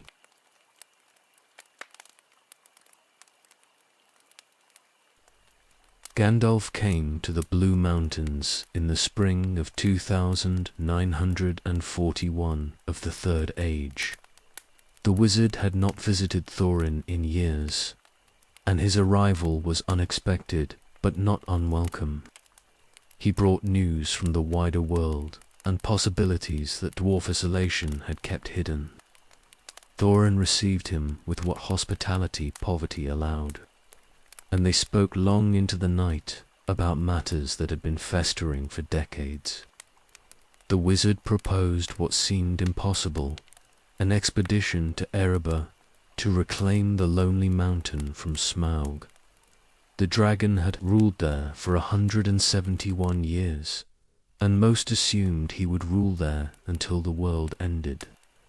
But Gandalf had information that suggested otherwise. The worm had not been seen outside his lair in years, and reports from the region indicated he might be vulnerable in ways he had not been when younger. More than this, Gandalf offered to help organize the expedition, and even suggested a 14th member who might prove useful. The burglar he proposed was a hobbit from the Shire, a creature Thorin had never heard of, and certainly never considered employing for serious work. Gandalf insisted this Bilbo Baggins possessed qualities that would prove valuable. Cleverness and stealth and luck that might succeed where dwarf strength would fail. Thorin was skeptical, but desperate enough to accept almost any chance of reclaiming his inheritance. If the wizard vouched for this hobbit, then the hobbit would be given opportunity to prove himself. The company was assembled from those dwarves who had remained loyal to Thorin through the long exile. Balin and Dwalin came without hesitation, and Yin and Gloin, who were healers and warriors both. Thorin's young nephews, Fili and Kili, insisted on joining despite their youth, and he could not refuse them when their courage matched any elders. Others were recruited, Bifur and Bofur and Bombor, who were skilled in various crafts, Dori and Nori and Ori, who brought different abilities to the group. 13 dwarves in total, and with Bilbo there would be 14. They met the hobbit at his home in the Shire, and Thorin's first impression was dismay at what Gandalf had recruited. Bilbo was small, even by hobbit standards, round and comfortable, and completely unprepared for adventure. He had never been beyond his own borders, had no experience with danger or hardship, and seemed appalled by the entire proposal once he understood what was being asked. This was the burglar who would help them steal from a dragon. The wizard's judgment seemed questionable at best, but the contracts were signed and the company assembled, and they set out toward the lonely mountain in what passed for spring in those northern lands. The journey would be long and dangerous, crossing territories where enemies dwelt and wilderness that offered no shelter. Bilbo proved better than initial impressions suggested. He was soft and complaint-prone, but also resilient in ways that surprised everyone, including himself. The trolls nearly ended the expedition before it truly began. 3 stone trolls caught the dwarves while they camped near the road, and the entire company was bound and prepared for cooking. Bilbo's attempt at burglary had failed spectacularly, but his subsequent efforts at delaying the trolls' meal gave Gandalf time to arrive and split the stone that turned the creatures to rock in dawn's light. They escaped with their lives and gained troll treasure, including swords that would prove valuable in battles ahead. Rivendell offered respite from the journey's hardships. Elrond received them with courtesy, though his relationship with dwarves was complicated by histories both peoples remembered differently. The elf lord examined the map and the key that Thorin carried, items his father Thrain had possessed and somehow passed on before his disappearance. Elrond revealed moon letters that showed the secret entrance to Erebor and the specific time when it could be opened. The information was vital. Without it, they would have no way to enter the mountain except through the front gate where Smaug surely watched. The company rested in Rivendell for weeks, recovering strength and gathering information about the road ahead. Thorin used the time to plan, studying what they knew of Erebor's interior and considering how they might approach the dragon. The Arkenstone dominated his thinking. If they could recover the heart of the mountain, his claim to kingship would be unquestionable, and dwarves from every hold would rally to help reclaim the kingdom fully. But first they had to survive the journey and reach the mountain without alerting Smaug to their presence. The route ahead led through dangerous territory, over the misty mountains where goblins dwelt in the high passes, through Mirkwood where darker things than bandits waited, past territories held by men and elves who might not welcome dwarves intent on waking dragons. Every stage presented challenges that could end the quest before it achieved anything. Thorin held the company together through determination and the force of his personality. He was hard on them and harder on himself, driving toward the goal with focus that bordered on obsession. The poverty and exile of the past decades had refined him into something sharp and unyielding. Not always pleasant to deal with, but effective in maintaining purpose when others might have wavered. He would reach Erebor or die attempting, and the company would follow him to either outcome. The hobbit remained in uncertainty. Bilbo complained about discomfort and danger, questioned decisions that seemed obvious to dwarf thinking, and generally behaved as if he had been dragged into this against his will and better judgment. Yet he kept moving forward, and when crisis struck, he responded with courage that seemed at odds with his earlier behavior. Perhaps Gandalf had seen something in him that others missed. Or perhaps necessity was revealing qualities the hobbit himself had not known he possessed. They departed Rivendell with provisions and knowledge both. Heading east toward the mountains, that blocked their path to the lonely mountain beyond. The worst of the journey lay ahead, and all of them knew that many expeditions failed in the high passes where goblins lurked and stone itself could become enemy. But they were committed now, and Thorin would not turn back for any hardship short of death. Erebor waited ahead, and with it the chance to reclaim everything that had been lost.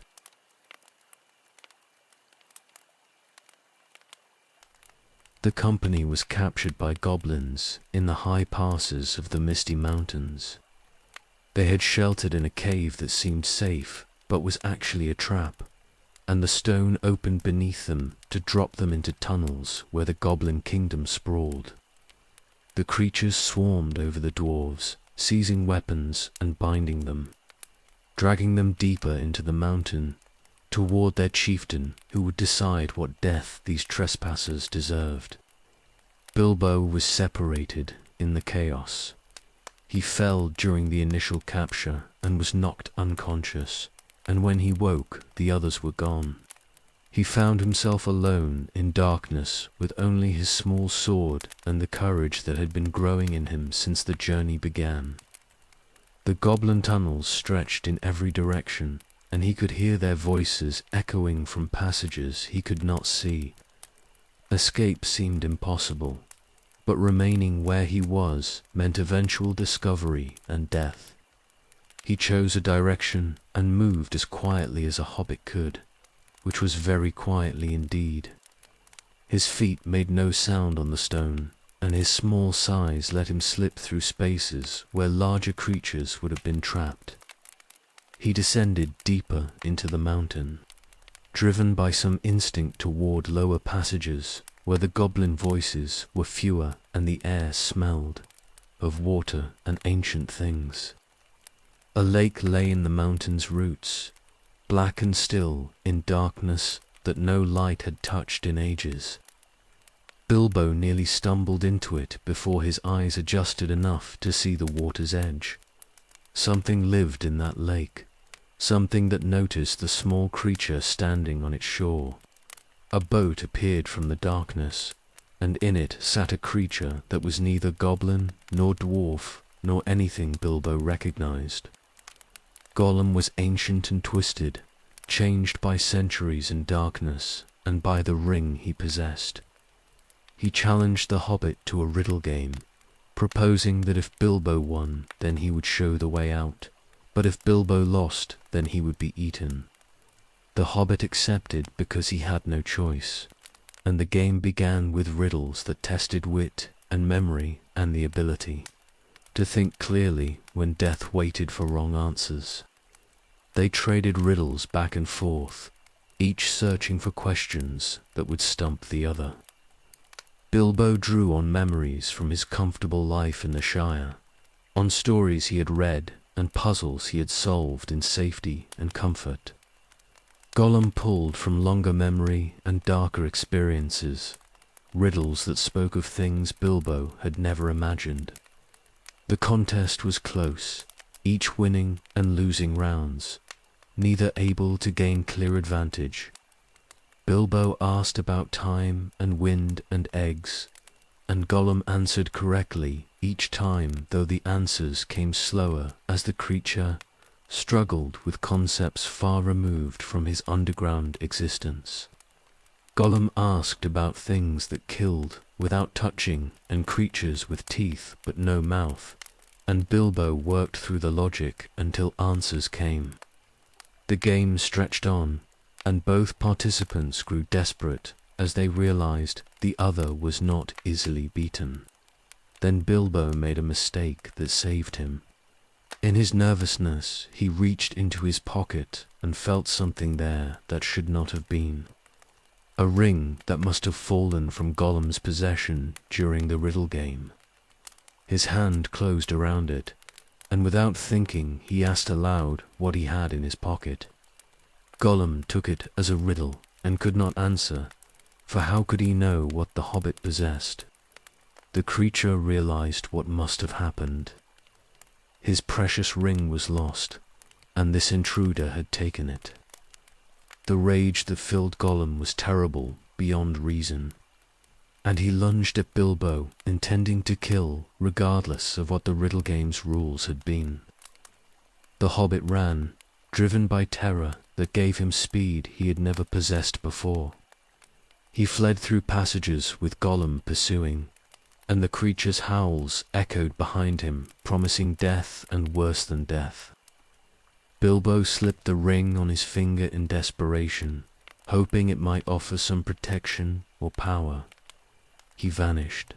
The invisibility was complete and unexpected, and Gollum passed right by him without seeing what stood inches away.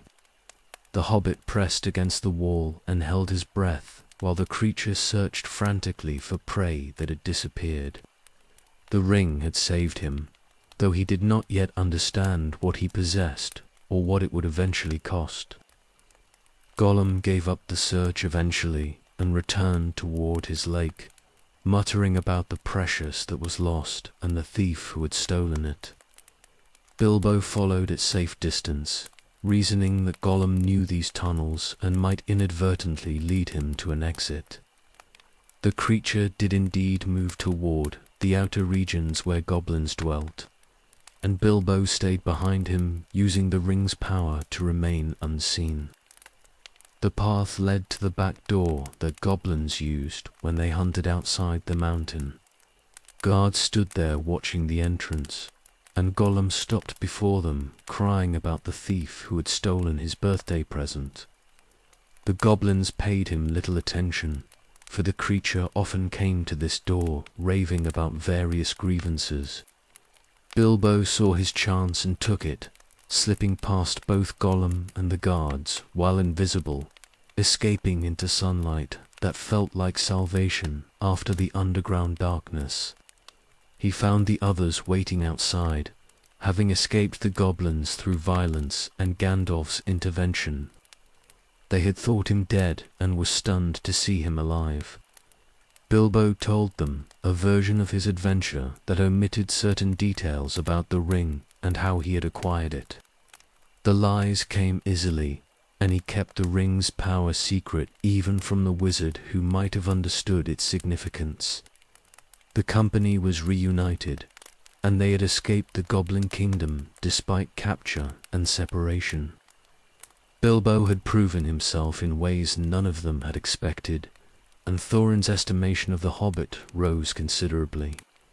The burglar could move unseen and think quickly under pressure, qualities that would be essential when they finally reached Erebor and faced the dragon. The journey continued, and they still had far to go before the lonely mountain came into view.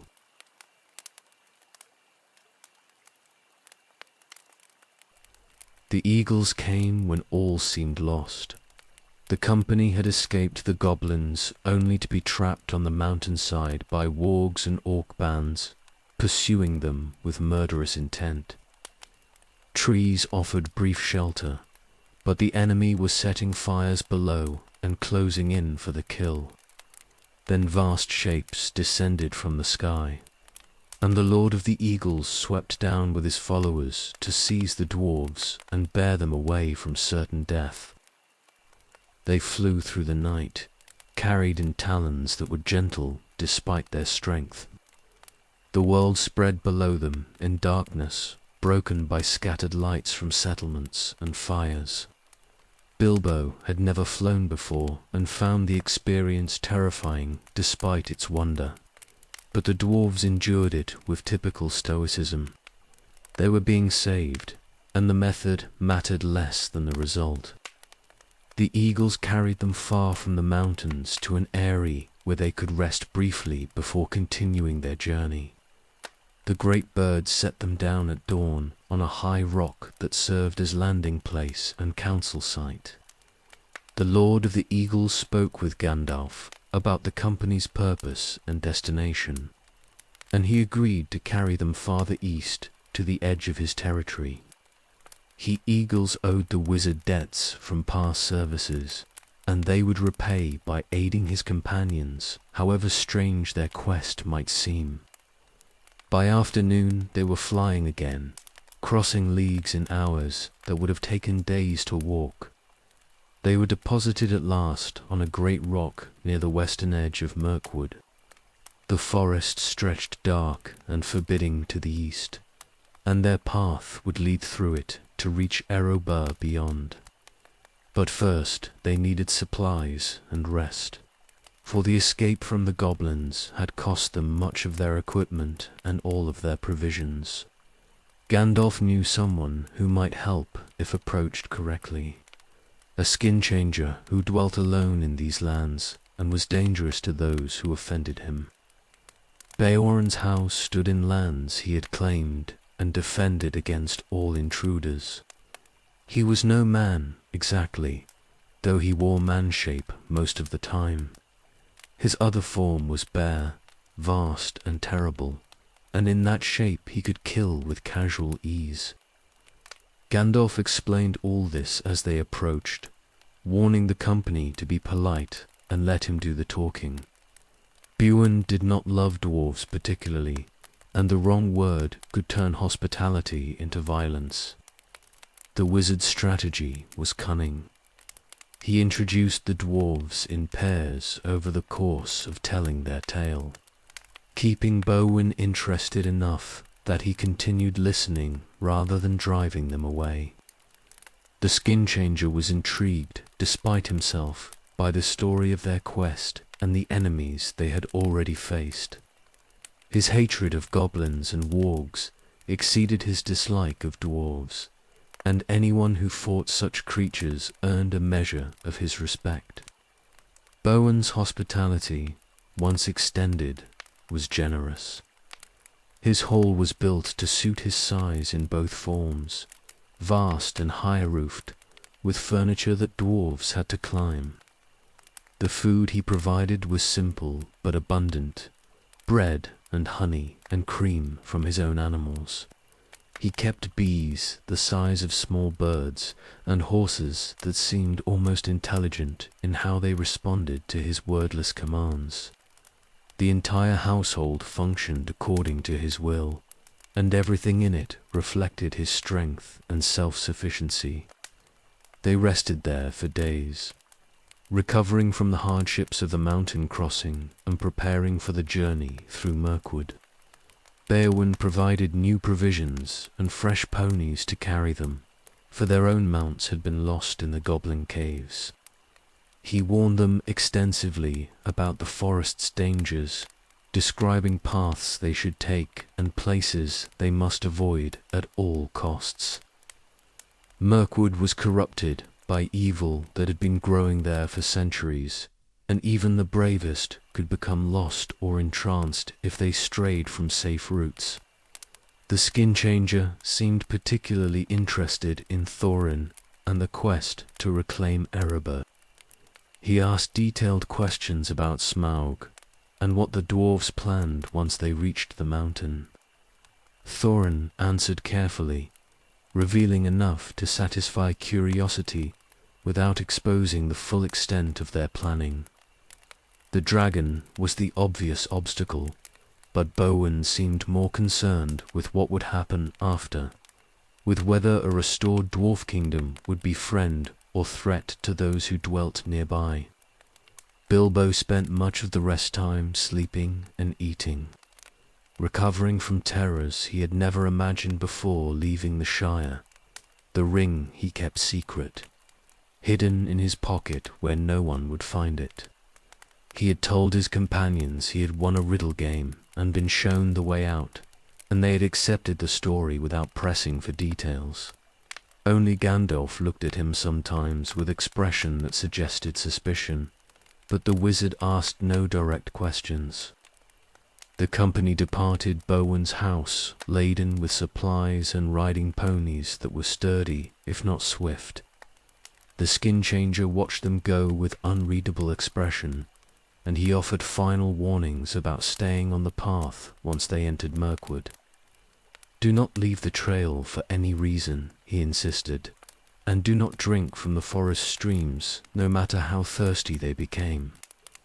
The enchantments that corrupted the forest would claim anyone who broke these rules." Mirkwood loomed ahead, dark under the sun and darker still in its depths. The trees grew so thick that light barely penetrated to the forest floor, and the path they would follow was little more than suggestion through the gloom. Thorin led them forward because there was no alternative route that would not add months to their journey. The lonely mountain lay beyond this darkness, and they would reach it regardless of what stood between. Gandalf departed at the forest's edge. He had business elsewhere that could not be delayed, matters he would not explain despite the company's protests.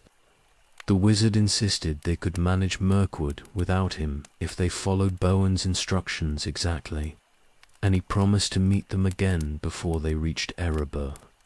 His departure left them feeling abandoned despite the logic of his words, for the wizard's power had saved them multiple times already. They entered the forest as a company of 14 without their guide. Thorin took command as was his right, and they moved along the path in single file with weapons ready. The trees pressed close on both sides, and the silence was oppressive in ways that suggested watching presence. Mirkwood had claimed them, and they would not escape its grasp easily. The journey through darkness had begun, and Erebor remained distant beyond leagues of corrupted forest.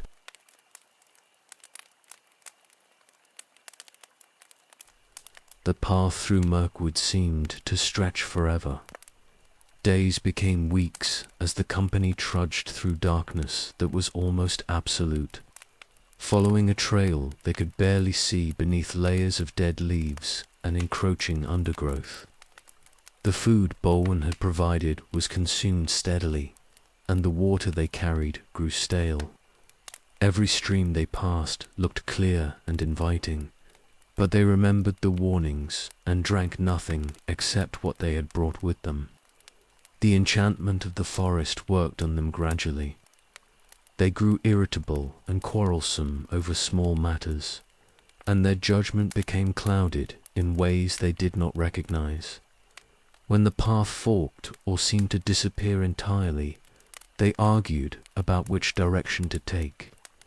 When lights appeared among the trees, promising feasting and company, they forgot the warnings and left the path to investigate. The elves of Mirkwood were feasting in a clearing when the dwarves stumbled upon them. But these were wood elves who lived under the forest's shadow and had grown strange with it. When the dwarves approached, the lights vanished, and the elves with them, leaving the company in darkness and confusion. They tried to find their way back to the path, but it was gone, vanished as completely as if it had never existed. They were lost in Mirkwood, and the forest began to claim them. The spiders came in the night. Great creatures descended from webs strung between the trees, wrapping the dwarves in silk and hauling them into the branches. Bilbo escaped capture by fortune and the ring's power, using its invisibility to stay hidden while his companions were taken.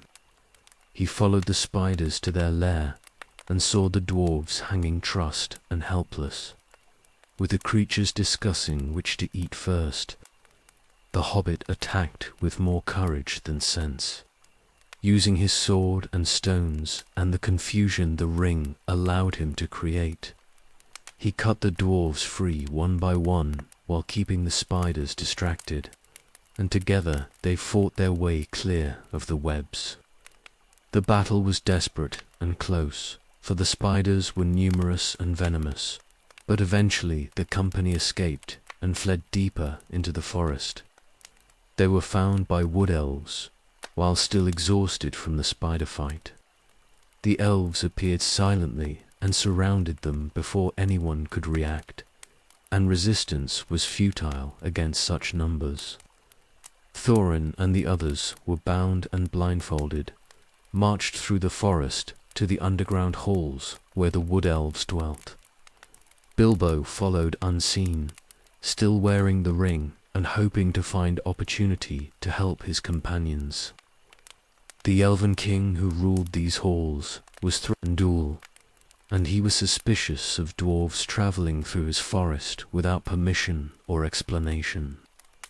He questioned Thorin closely about their purpose and destination, but the dwarf revealed nothing.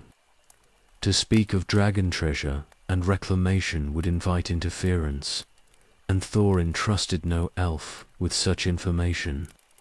His silence angered Thranduil, and the king ordered the dwarves imprisoned until they became more cooperative.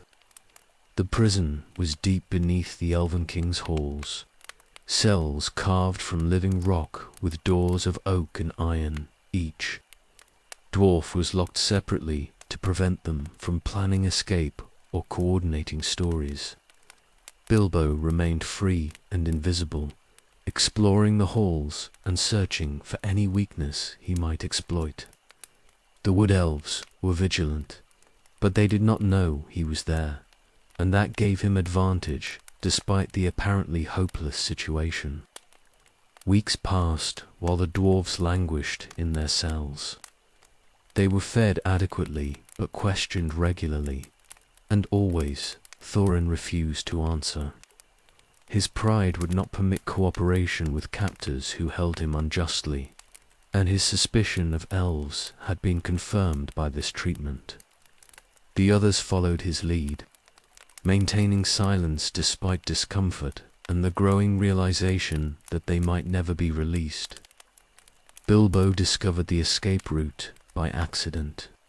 The wood elves sent their empty wine barrels down a river that flowed beneath the halls, rolling them to a trapdoor where they splashed into the current below and floated to Lake Town where men would refill them. The hobbit conceived a desperate plan, timing his actions for a night when the elves were distracted by festivals and wine. He stole keys and released the dwarves one by one, stuffing them into barrels before the alarm could be raised. The escape was chaotic and undignified.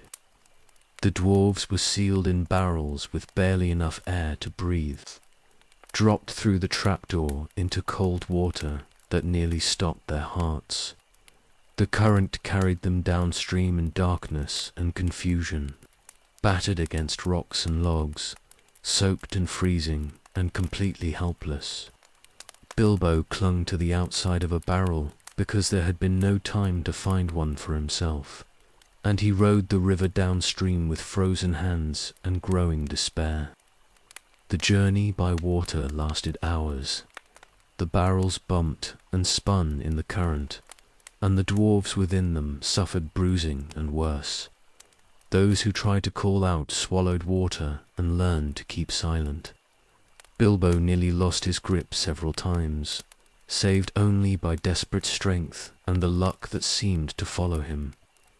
The forest eventually gave way to open country, and the river broadened as it approached the long lake.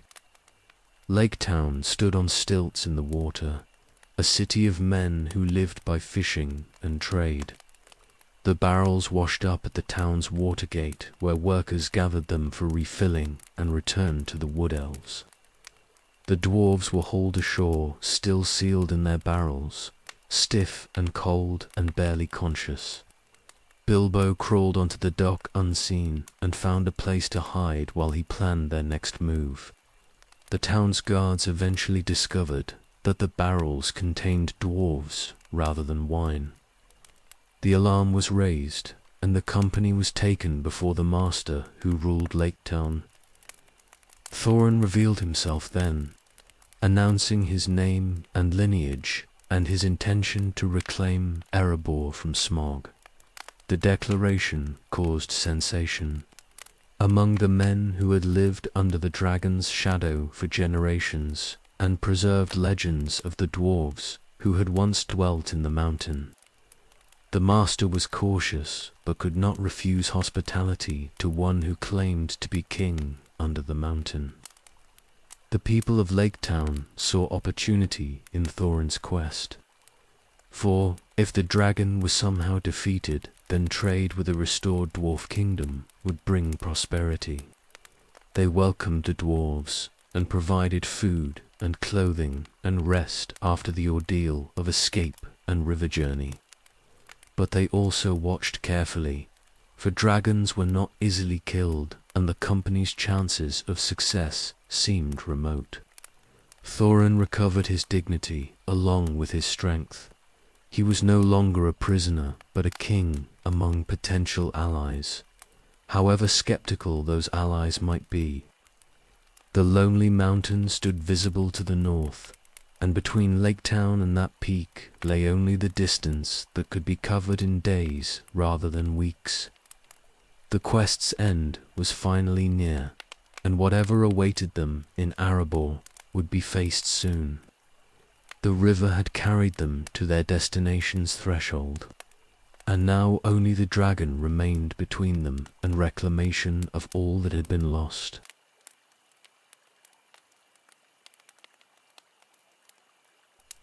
The company departed Lake Town with provisions and weapons provided by the master, though his generosity was calculated rather than genuine.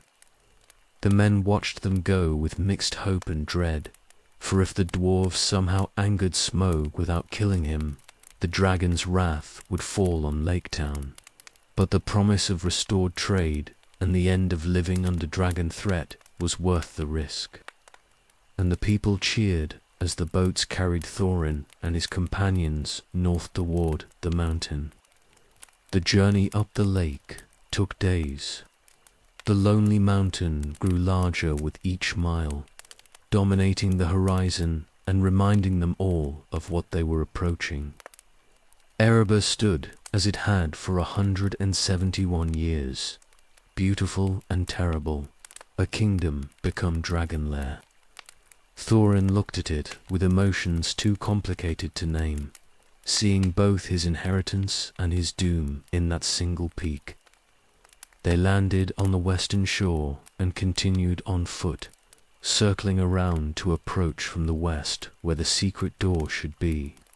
The front gate was impossible, for Smaug surely watched it, and to enter that way was to die. The hidden entrance that Elrond's moon letters had revealed was their only hope. If they could find it before Durin's day passed, and the opportunity was lost for another year. The slopes of Erebor were desolate.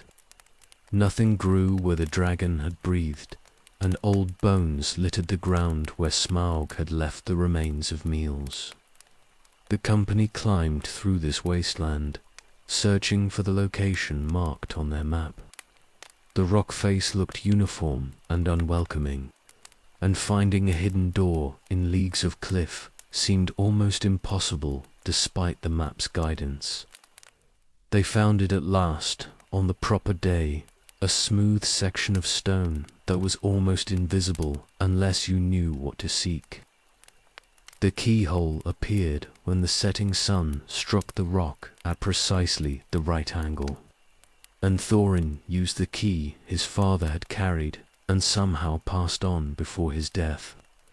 The door opened silently, revealing stairs that descended into darkness and the faint smell of dragon that drifted up from below. Bilbo went down alone. This was burglars' work, and the dwarves had no skill for stealth that would serve them in a sleeping dragon's lair.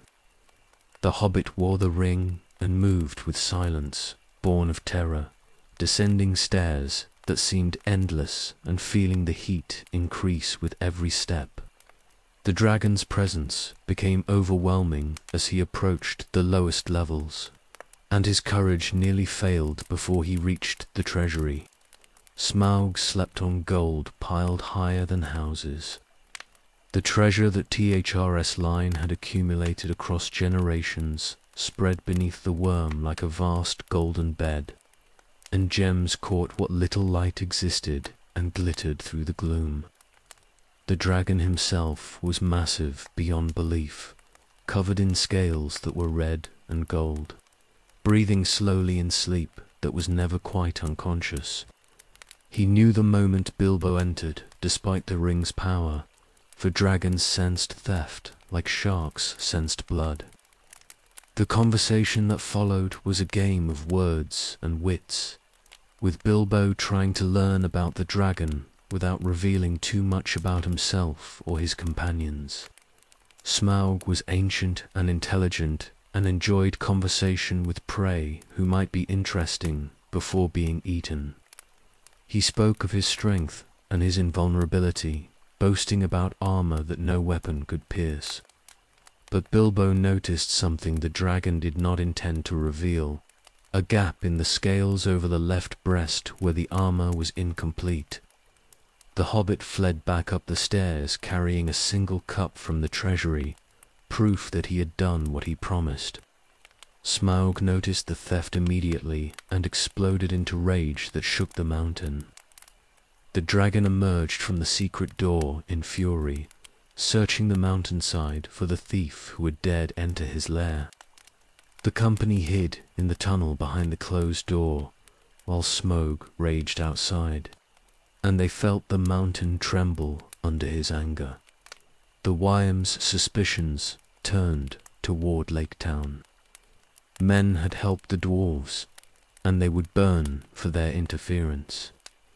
Smaug took wing and flew south toward the lake, leaving the mountain in darkness behind him. His anger was terrible and focused now, and nothing would turn him from vengeance on those who had aided the thieves. Lake Town saw the dragon coming like doom descending from the north. The alarm was raised too late to evacuate, and Smaug fell upon the city with fire that ignited everything it touched. The wooden buildings became torches, and people fled toward boats that offered only temporary safety. The dragon circled overhead and breathed flame that turned the lake itself to steam, and his shadow covered the town like shroud. Bard stood among the defenders with his great bow and the black arrow that was heirloom of his line.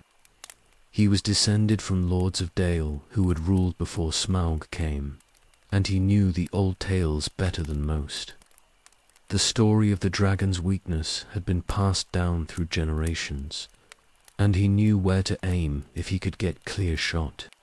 The moment came when Smaug wheeled overhead pursuing boats full of refugees. The dragon's left breast was exposed, and Bard drew his bow with the black arrow nocked. He aimed for the gap he could not see but knew must exist, trusting in legends and the testimony of a thrush that had heard Bilbo's report and carried the knowledge to one who could use it.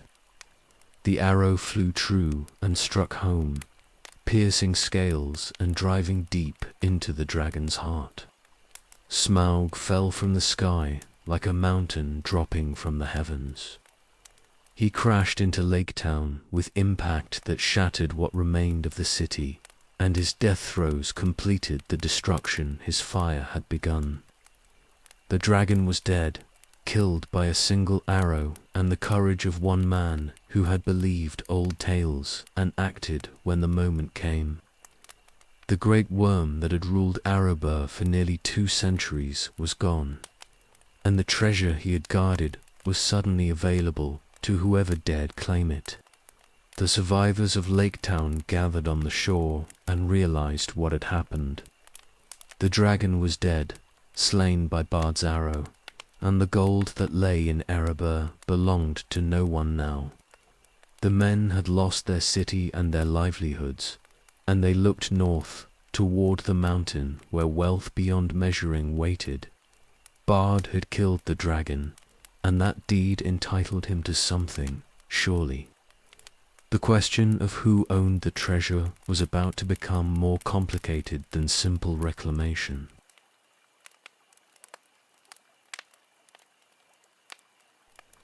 The dwarves fortified Erebor as soon as they understood Smaug was dead.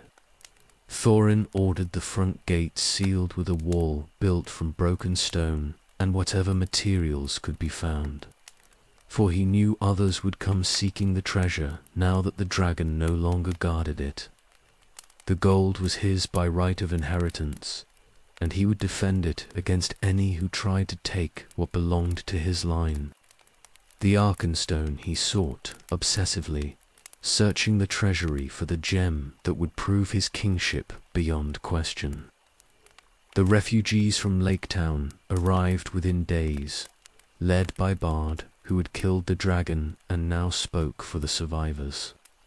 They came seeking aid and compensation, for their city was destroyed and winter was approaching with no shelter except what the mountain might provide. Bard requested a share of the treasure, arguing that Lake Town's destruction was consequence of the dwarves' actions and that his arrow had made reclamation possible. The request was reasonable, but Thorin refused it utterly. The king had been changed by finding the treasure. The gold lust that ran in his bloodline was fully awakened now that he stood in halls filled with wealth beyond measuring. He saw enemies everywhere, heard only demands for what was rightfully his, and his judgment warped under pressures he could not recognize or resist. The ring of his house was lost somewhere in the treasury, and perhaps its absence made him more vulnerable to the sickness that gold could inflict on those who loved it too much. The Wood Elves arrived soon after, led by Thranduil, who claimed the white gems of Lasgalen that his father had commissioned from dwarves in ancient days and never received. The Elven King brought an army, for he did not trust Thorin to honor debts or negotiate fairly. The host camped before Erebor's gate alongside the men from Lake Town, and together they outnumbered the dwarves many times over. They did not attack immediately, but instead offered terms, demanding Thorin surrender a portion of the treasure or face siege. Thorin called for aid from his kinsman Dane in the Iron Hills. The message was carried by ravens that served the mountain still, and Dane responded with an army of his own. The dwarves of the Iron Hills marched west in full battle array, hardened warriors in mail that had never failed them. They arrived within days, and suddenly the balance shifted. The siege became standoff, with 3 armies facing each other and none willing to strike first blow that would ignite full war. The parley that followed was bitter and fruitless. Bard and Thranduil demanded shares of the treasure as compensation and ancient debt. Thorin refused everything, claiming the gold was his alone and offering nothing except defiance. His own companions tried to reason with him, but the madness had him fully now, and he would not hear counsel that suggested yielding anything. Bilbo attempted to break the impasse by secretly delivering the Arkenstone to Bard, hoping it could be used as bargaining token to force Thorin toward compromise. The theft enraged Thorin beyond reason when he learned of it. He named Bilbo traitor and cast him from the mountain, and he prepared for battle despite being outnumbered and besieged. The situation seemed destined to end in bloodshed between peoples who should have been allies, with the treasure as prize for whoever survived the slaughter. Then the goblins came from the north, and everything changed. Bolg had gathered every orc band from the Misty Mountains and the Grey, assembling an army that dwarfed the forces already present. The goblins came seeking vengeance for Azonal Beezer and the 6-year war that had destroyed so many of their kind. They also came for treasure, drawn by the same greed that had corrupted Thorin. The host that descended on Erebor was vast and terrible, and it made the disputes between dwarves and elves and men seem petty by comparison. The free peoples united in face of the goblin threat. Thorin emerged from the mountain with his warriors, joining with Dane's force and the armies of Thranduil and Bard. The battle was joined in the valley before Erebor's gate, and it was desperate from the first moments. The goblins had numbers beyond counting, and they pressed forward with hatred that needed no other motivation. The allied forces fought with courage born of necessity, for defeat meant death for everyone present. The battle raged through the morning, with neither side gaining clear advantage. The goblins came in waves that seemed endless, and the defenders were pushed back step by step despite their superior skill and equipment. Thorin organized a defense from behind the wall they had built, using the fortification to channel enemy attacks and create killing grounds where dwarf axes could harvest orc lives efficiently. But the numbers were overwhelming, and exhaustion was claiming the defenders. The eagles came then as they had come before, descending from the sky to strike at the goblin host from above. The great birds fell upon the enemy with talon and beak, scattering formations and creating chaos in the rear ranks. Their arrival gave the defenders hope, but hope alone could not win against such numbers. The goblins adapted quickly and continued pressing forward despite losses that would have broken lesser armies. Beorn arrived in his bare form, vast and terrible, and filled with rage against goblins and wargs both. He crashed through the enemy lines like storm through forest, killing everything in his path and caring nothing for weapons that barely scratched his hide.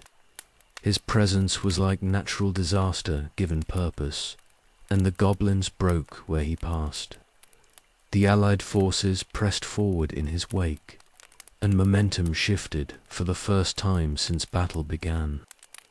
Thorin saw the enemy leader Bolg directing forces from a hilltop, and madness became clarity of purpose for one final moment. He gathered his best warriors and charged directly toward where the goblin chief stood, determined to kill the enemy commander or die attempting. The charge was glorious and suicidal both, a desperate gambit that might break the enemy or might simply waste elite warriors in futile gesture. The king and his guard crashed through the goblin lines with fury that could not be stopped. Thorin fought with strength beyond what his wounds should have allowed, and he reached Bolg's position with his nephews Fili and Kili fighting beside him.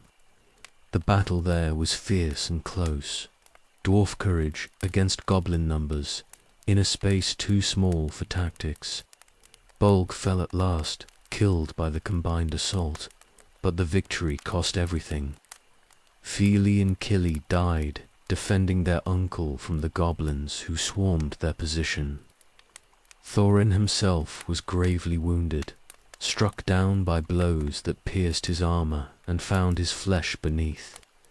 His companions dragged him clear of the fighting while the battle swirled around them, but the wounds were mortal and everyone knew it. The king who had reclaimed his mountain would not live to rule it. The death of Bolg broke the goblin host's cohesion. They began to flee, pursued by allied forces who showed no mercy to enemies who had shown none. The battle became rout and then slaughter as the goblins were hunted through the valleys and passes. Victory was achieved, though the cost in lives was staggering on all sides.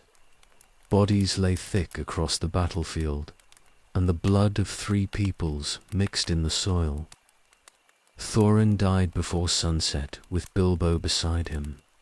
He spoke words of reconciliation and regret, acknowledging that his obsession with gold had nearly destroyed what mattered more. The hobbit wept for the dwarf, who had been hard and proud, but also brave and capable of growth, even in his final moments. The king under the mountain was gone, and with him died the worst of the gold sickness that had plagued his line. Dane Ironfoot was crowned king under the mountain in Thorin's place. He had led the Iron Hills forces with skill and courage, and he was of Durin's line, though not the direct heir. The succession was undisputed, for Thorin's death left no closer kin alive. Dane would rule Araba through the war with Sauron and into the Fourth Age, proving himself worthy of the crown that came to him through tragedy and blood.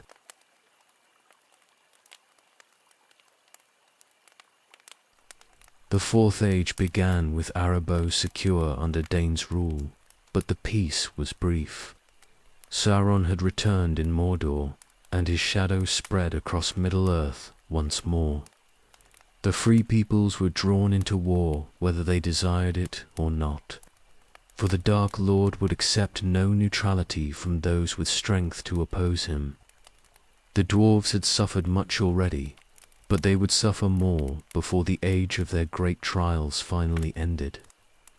Gloin came to Rivendell in the year 3018, sent by Dane to the Council of Elrond, where the fate of the ring would be decided. He brought news of Erebor and warning of the enemy's interest in dwarf kingdoms. Sauron had sent messengers demanding information about Bilbo and the ring he had found, offering alliance and rewards if the dwarves would cooperate. Dane had refused, understanding that any dealing with the Dark Lord meant enslavement, but the refusal meant Erebor would face his wrath. The siege came while Frodo journeyed toward Mount Doom with the ring. Easterling armies in Sauron's service attacked both Erebor and Dale, bringing war to the north while the main battles were fought far to the south. Dane led the defense with Brand, King of Dale, fighting alongside him as their ancestors had fought together before Smoke came. The two kingdoms stood together against enemies that outnumbered them vastly, and they held their ground with courage that would be remembered. The battle raged for days. The armies of the east pressed against Dale's walls and sought to break through to Erebor beyond. Brand and Dane led from the front, as kings should, rallying their warriors when exhaustion threatened to break the defense. They were both old by then, aged beyond normal years by long rule and accumulated wounds, but neither would yield while strength remained to fight. They fell together defending Dale's Gate, overwhelmed by numbers that could not be stopped by courage alone. Bran died first, struck down while holding a breach that enemies poured through.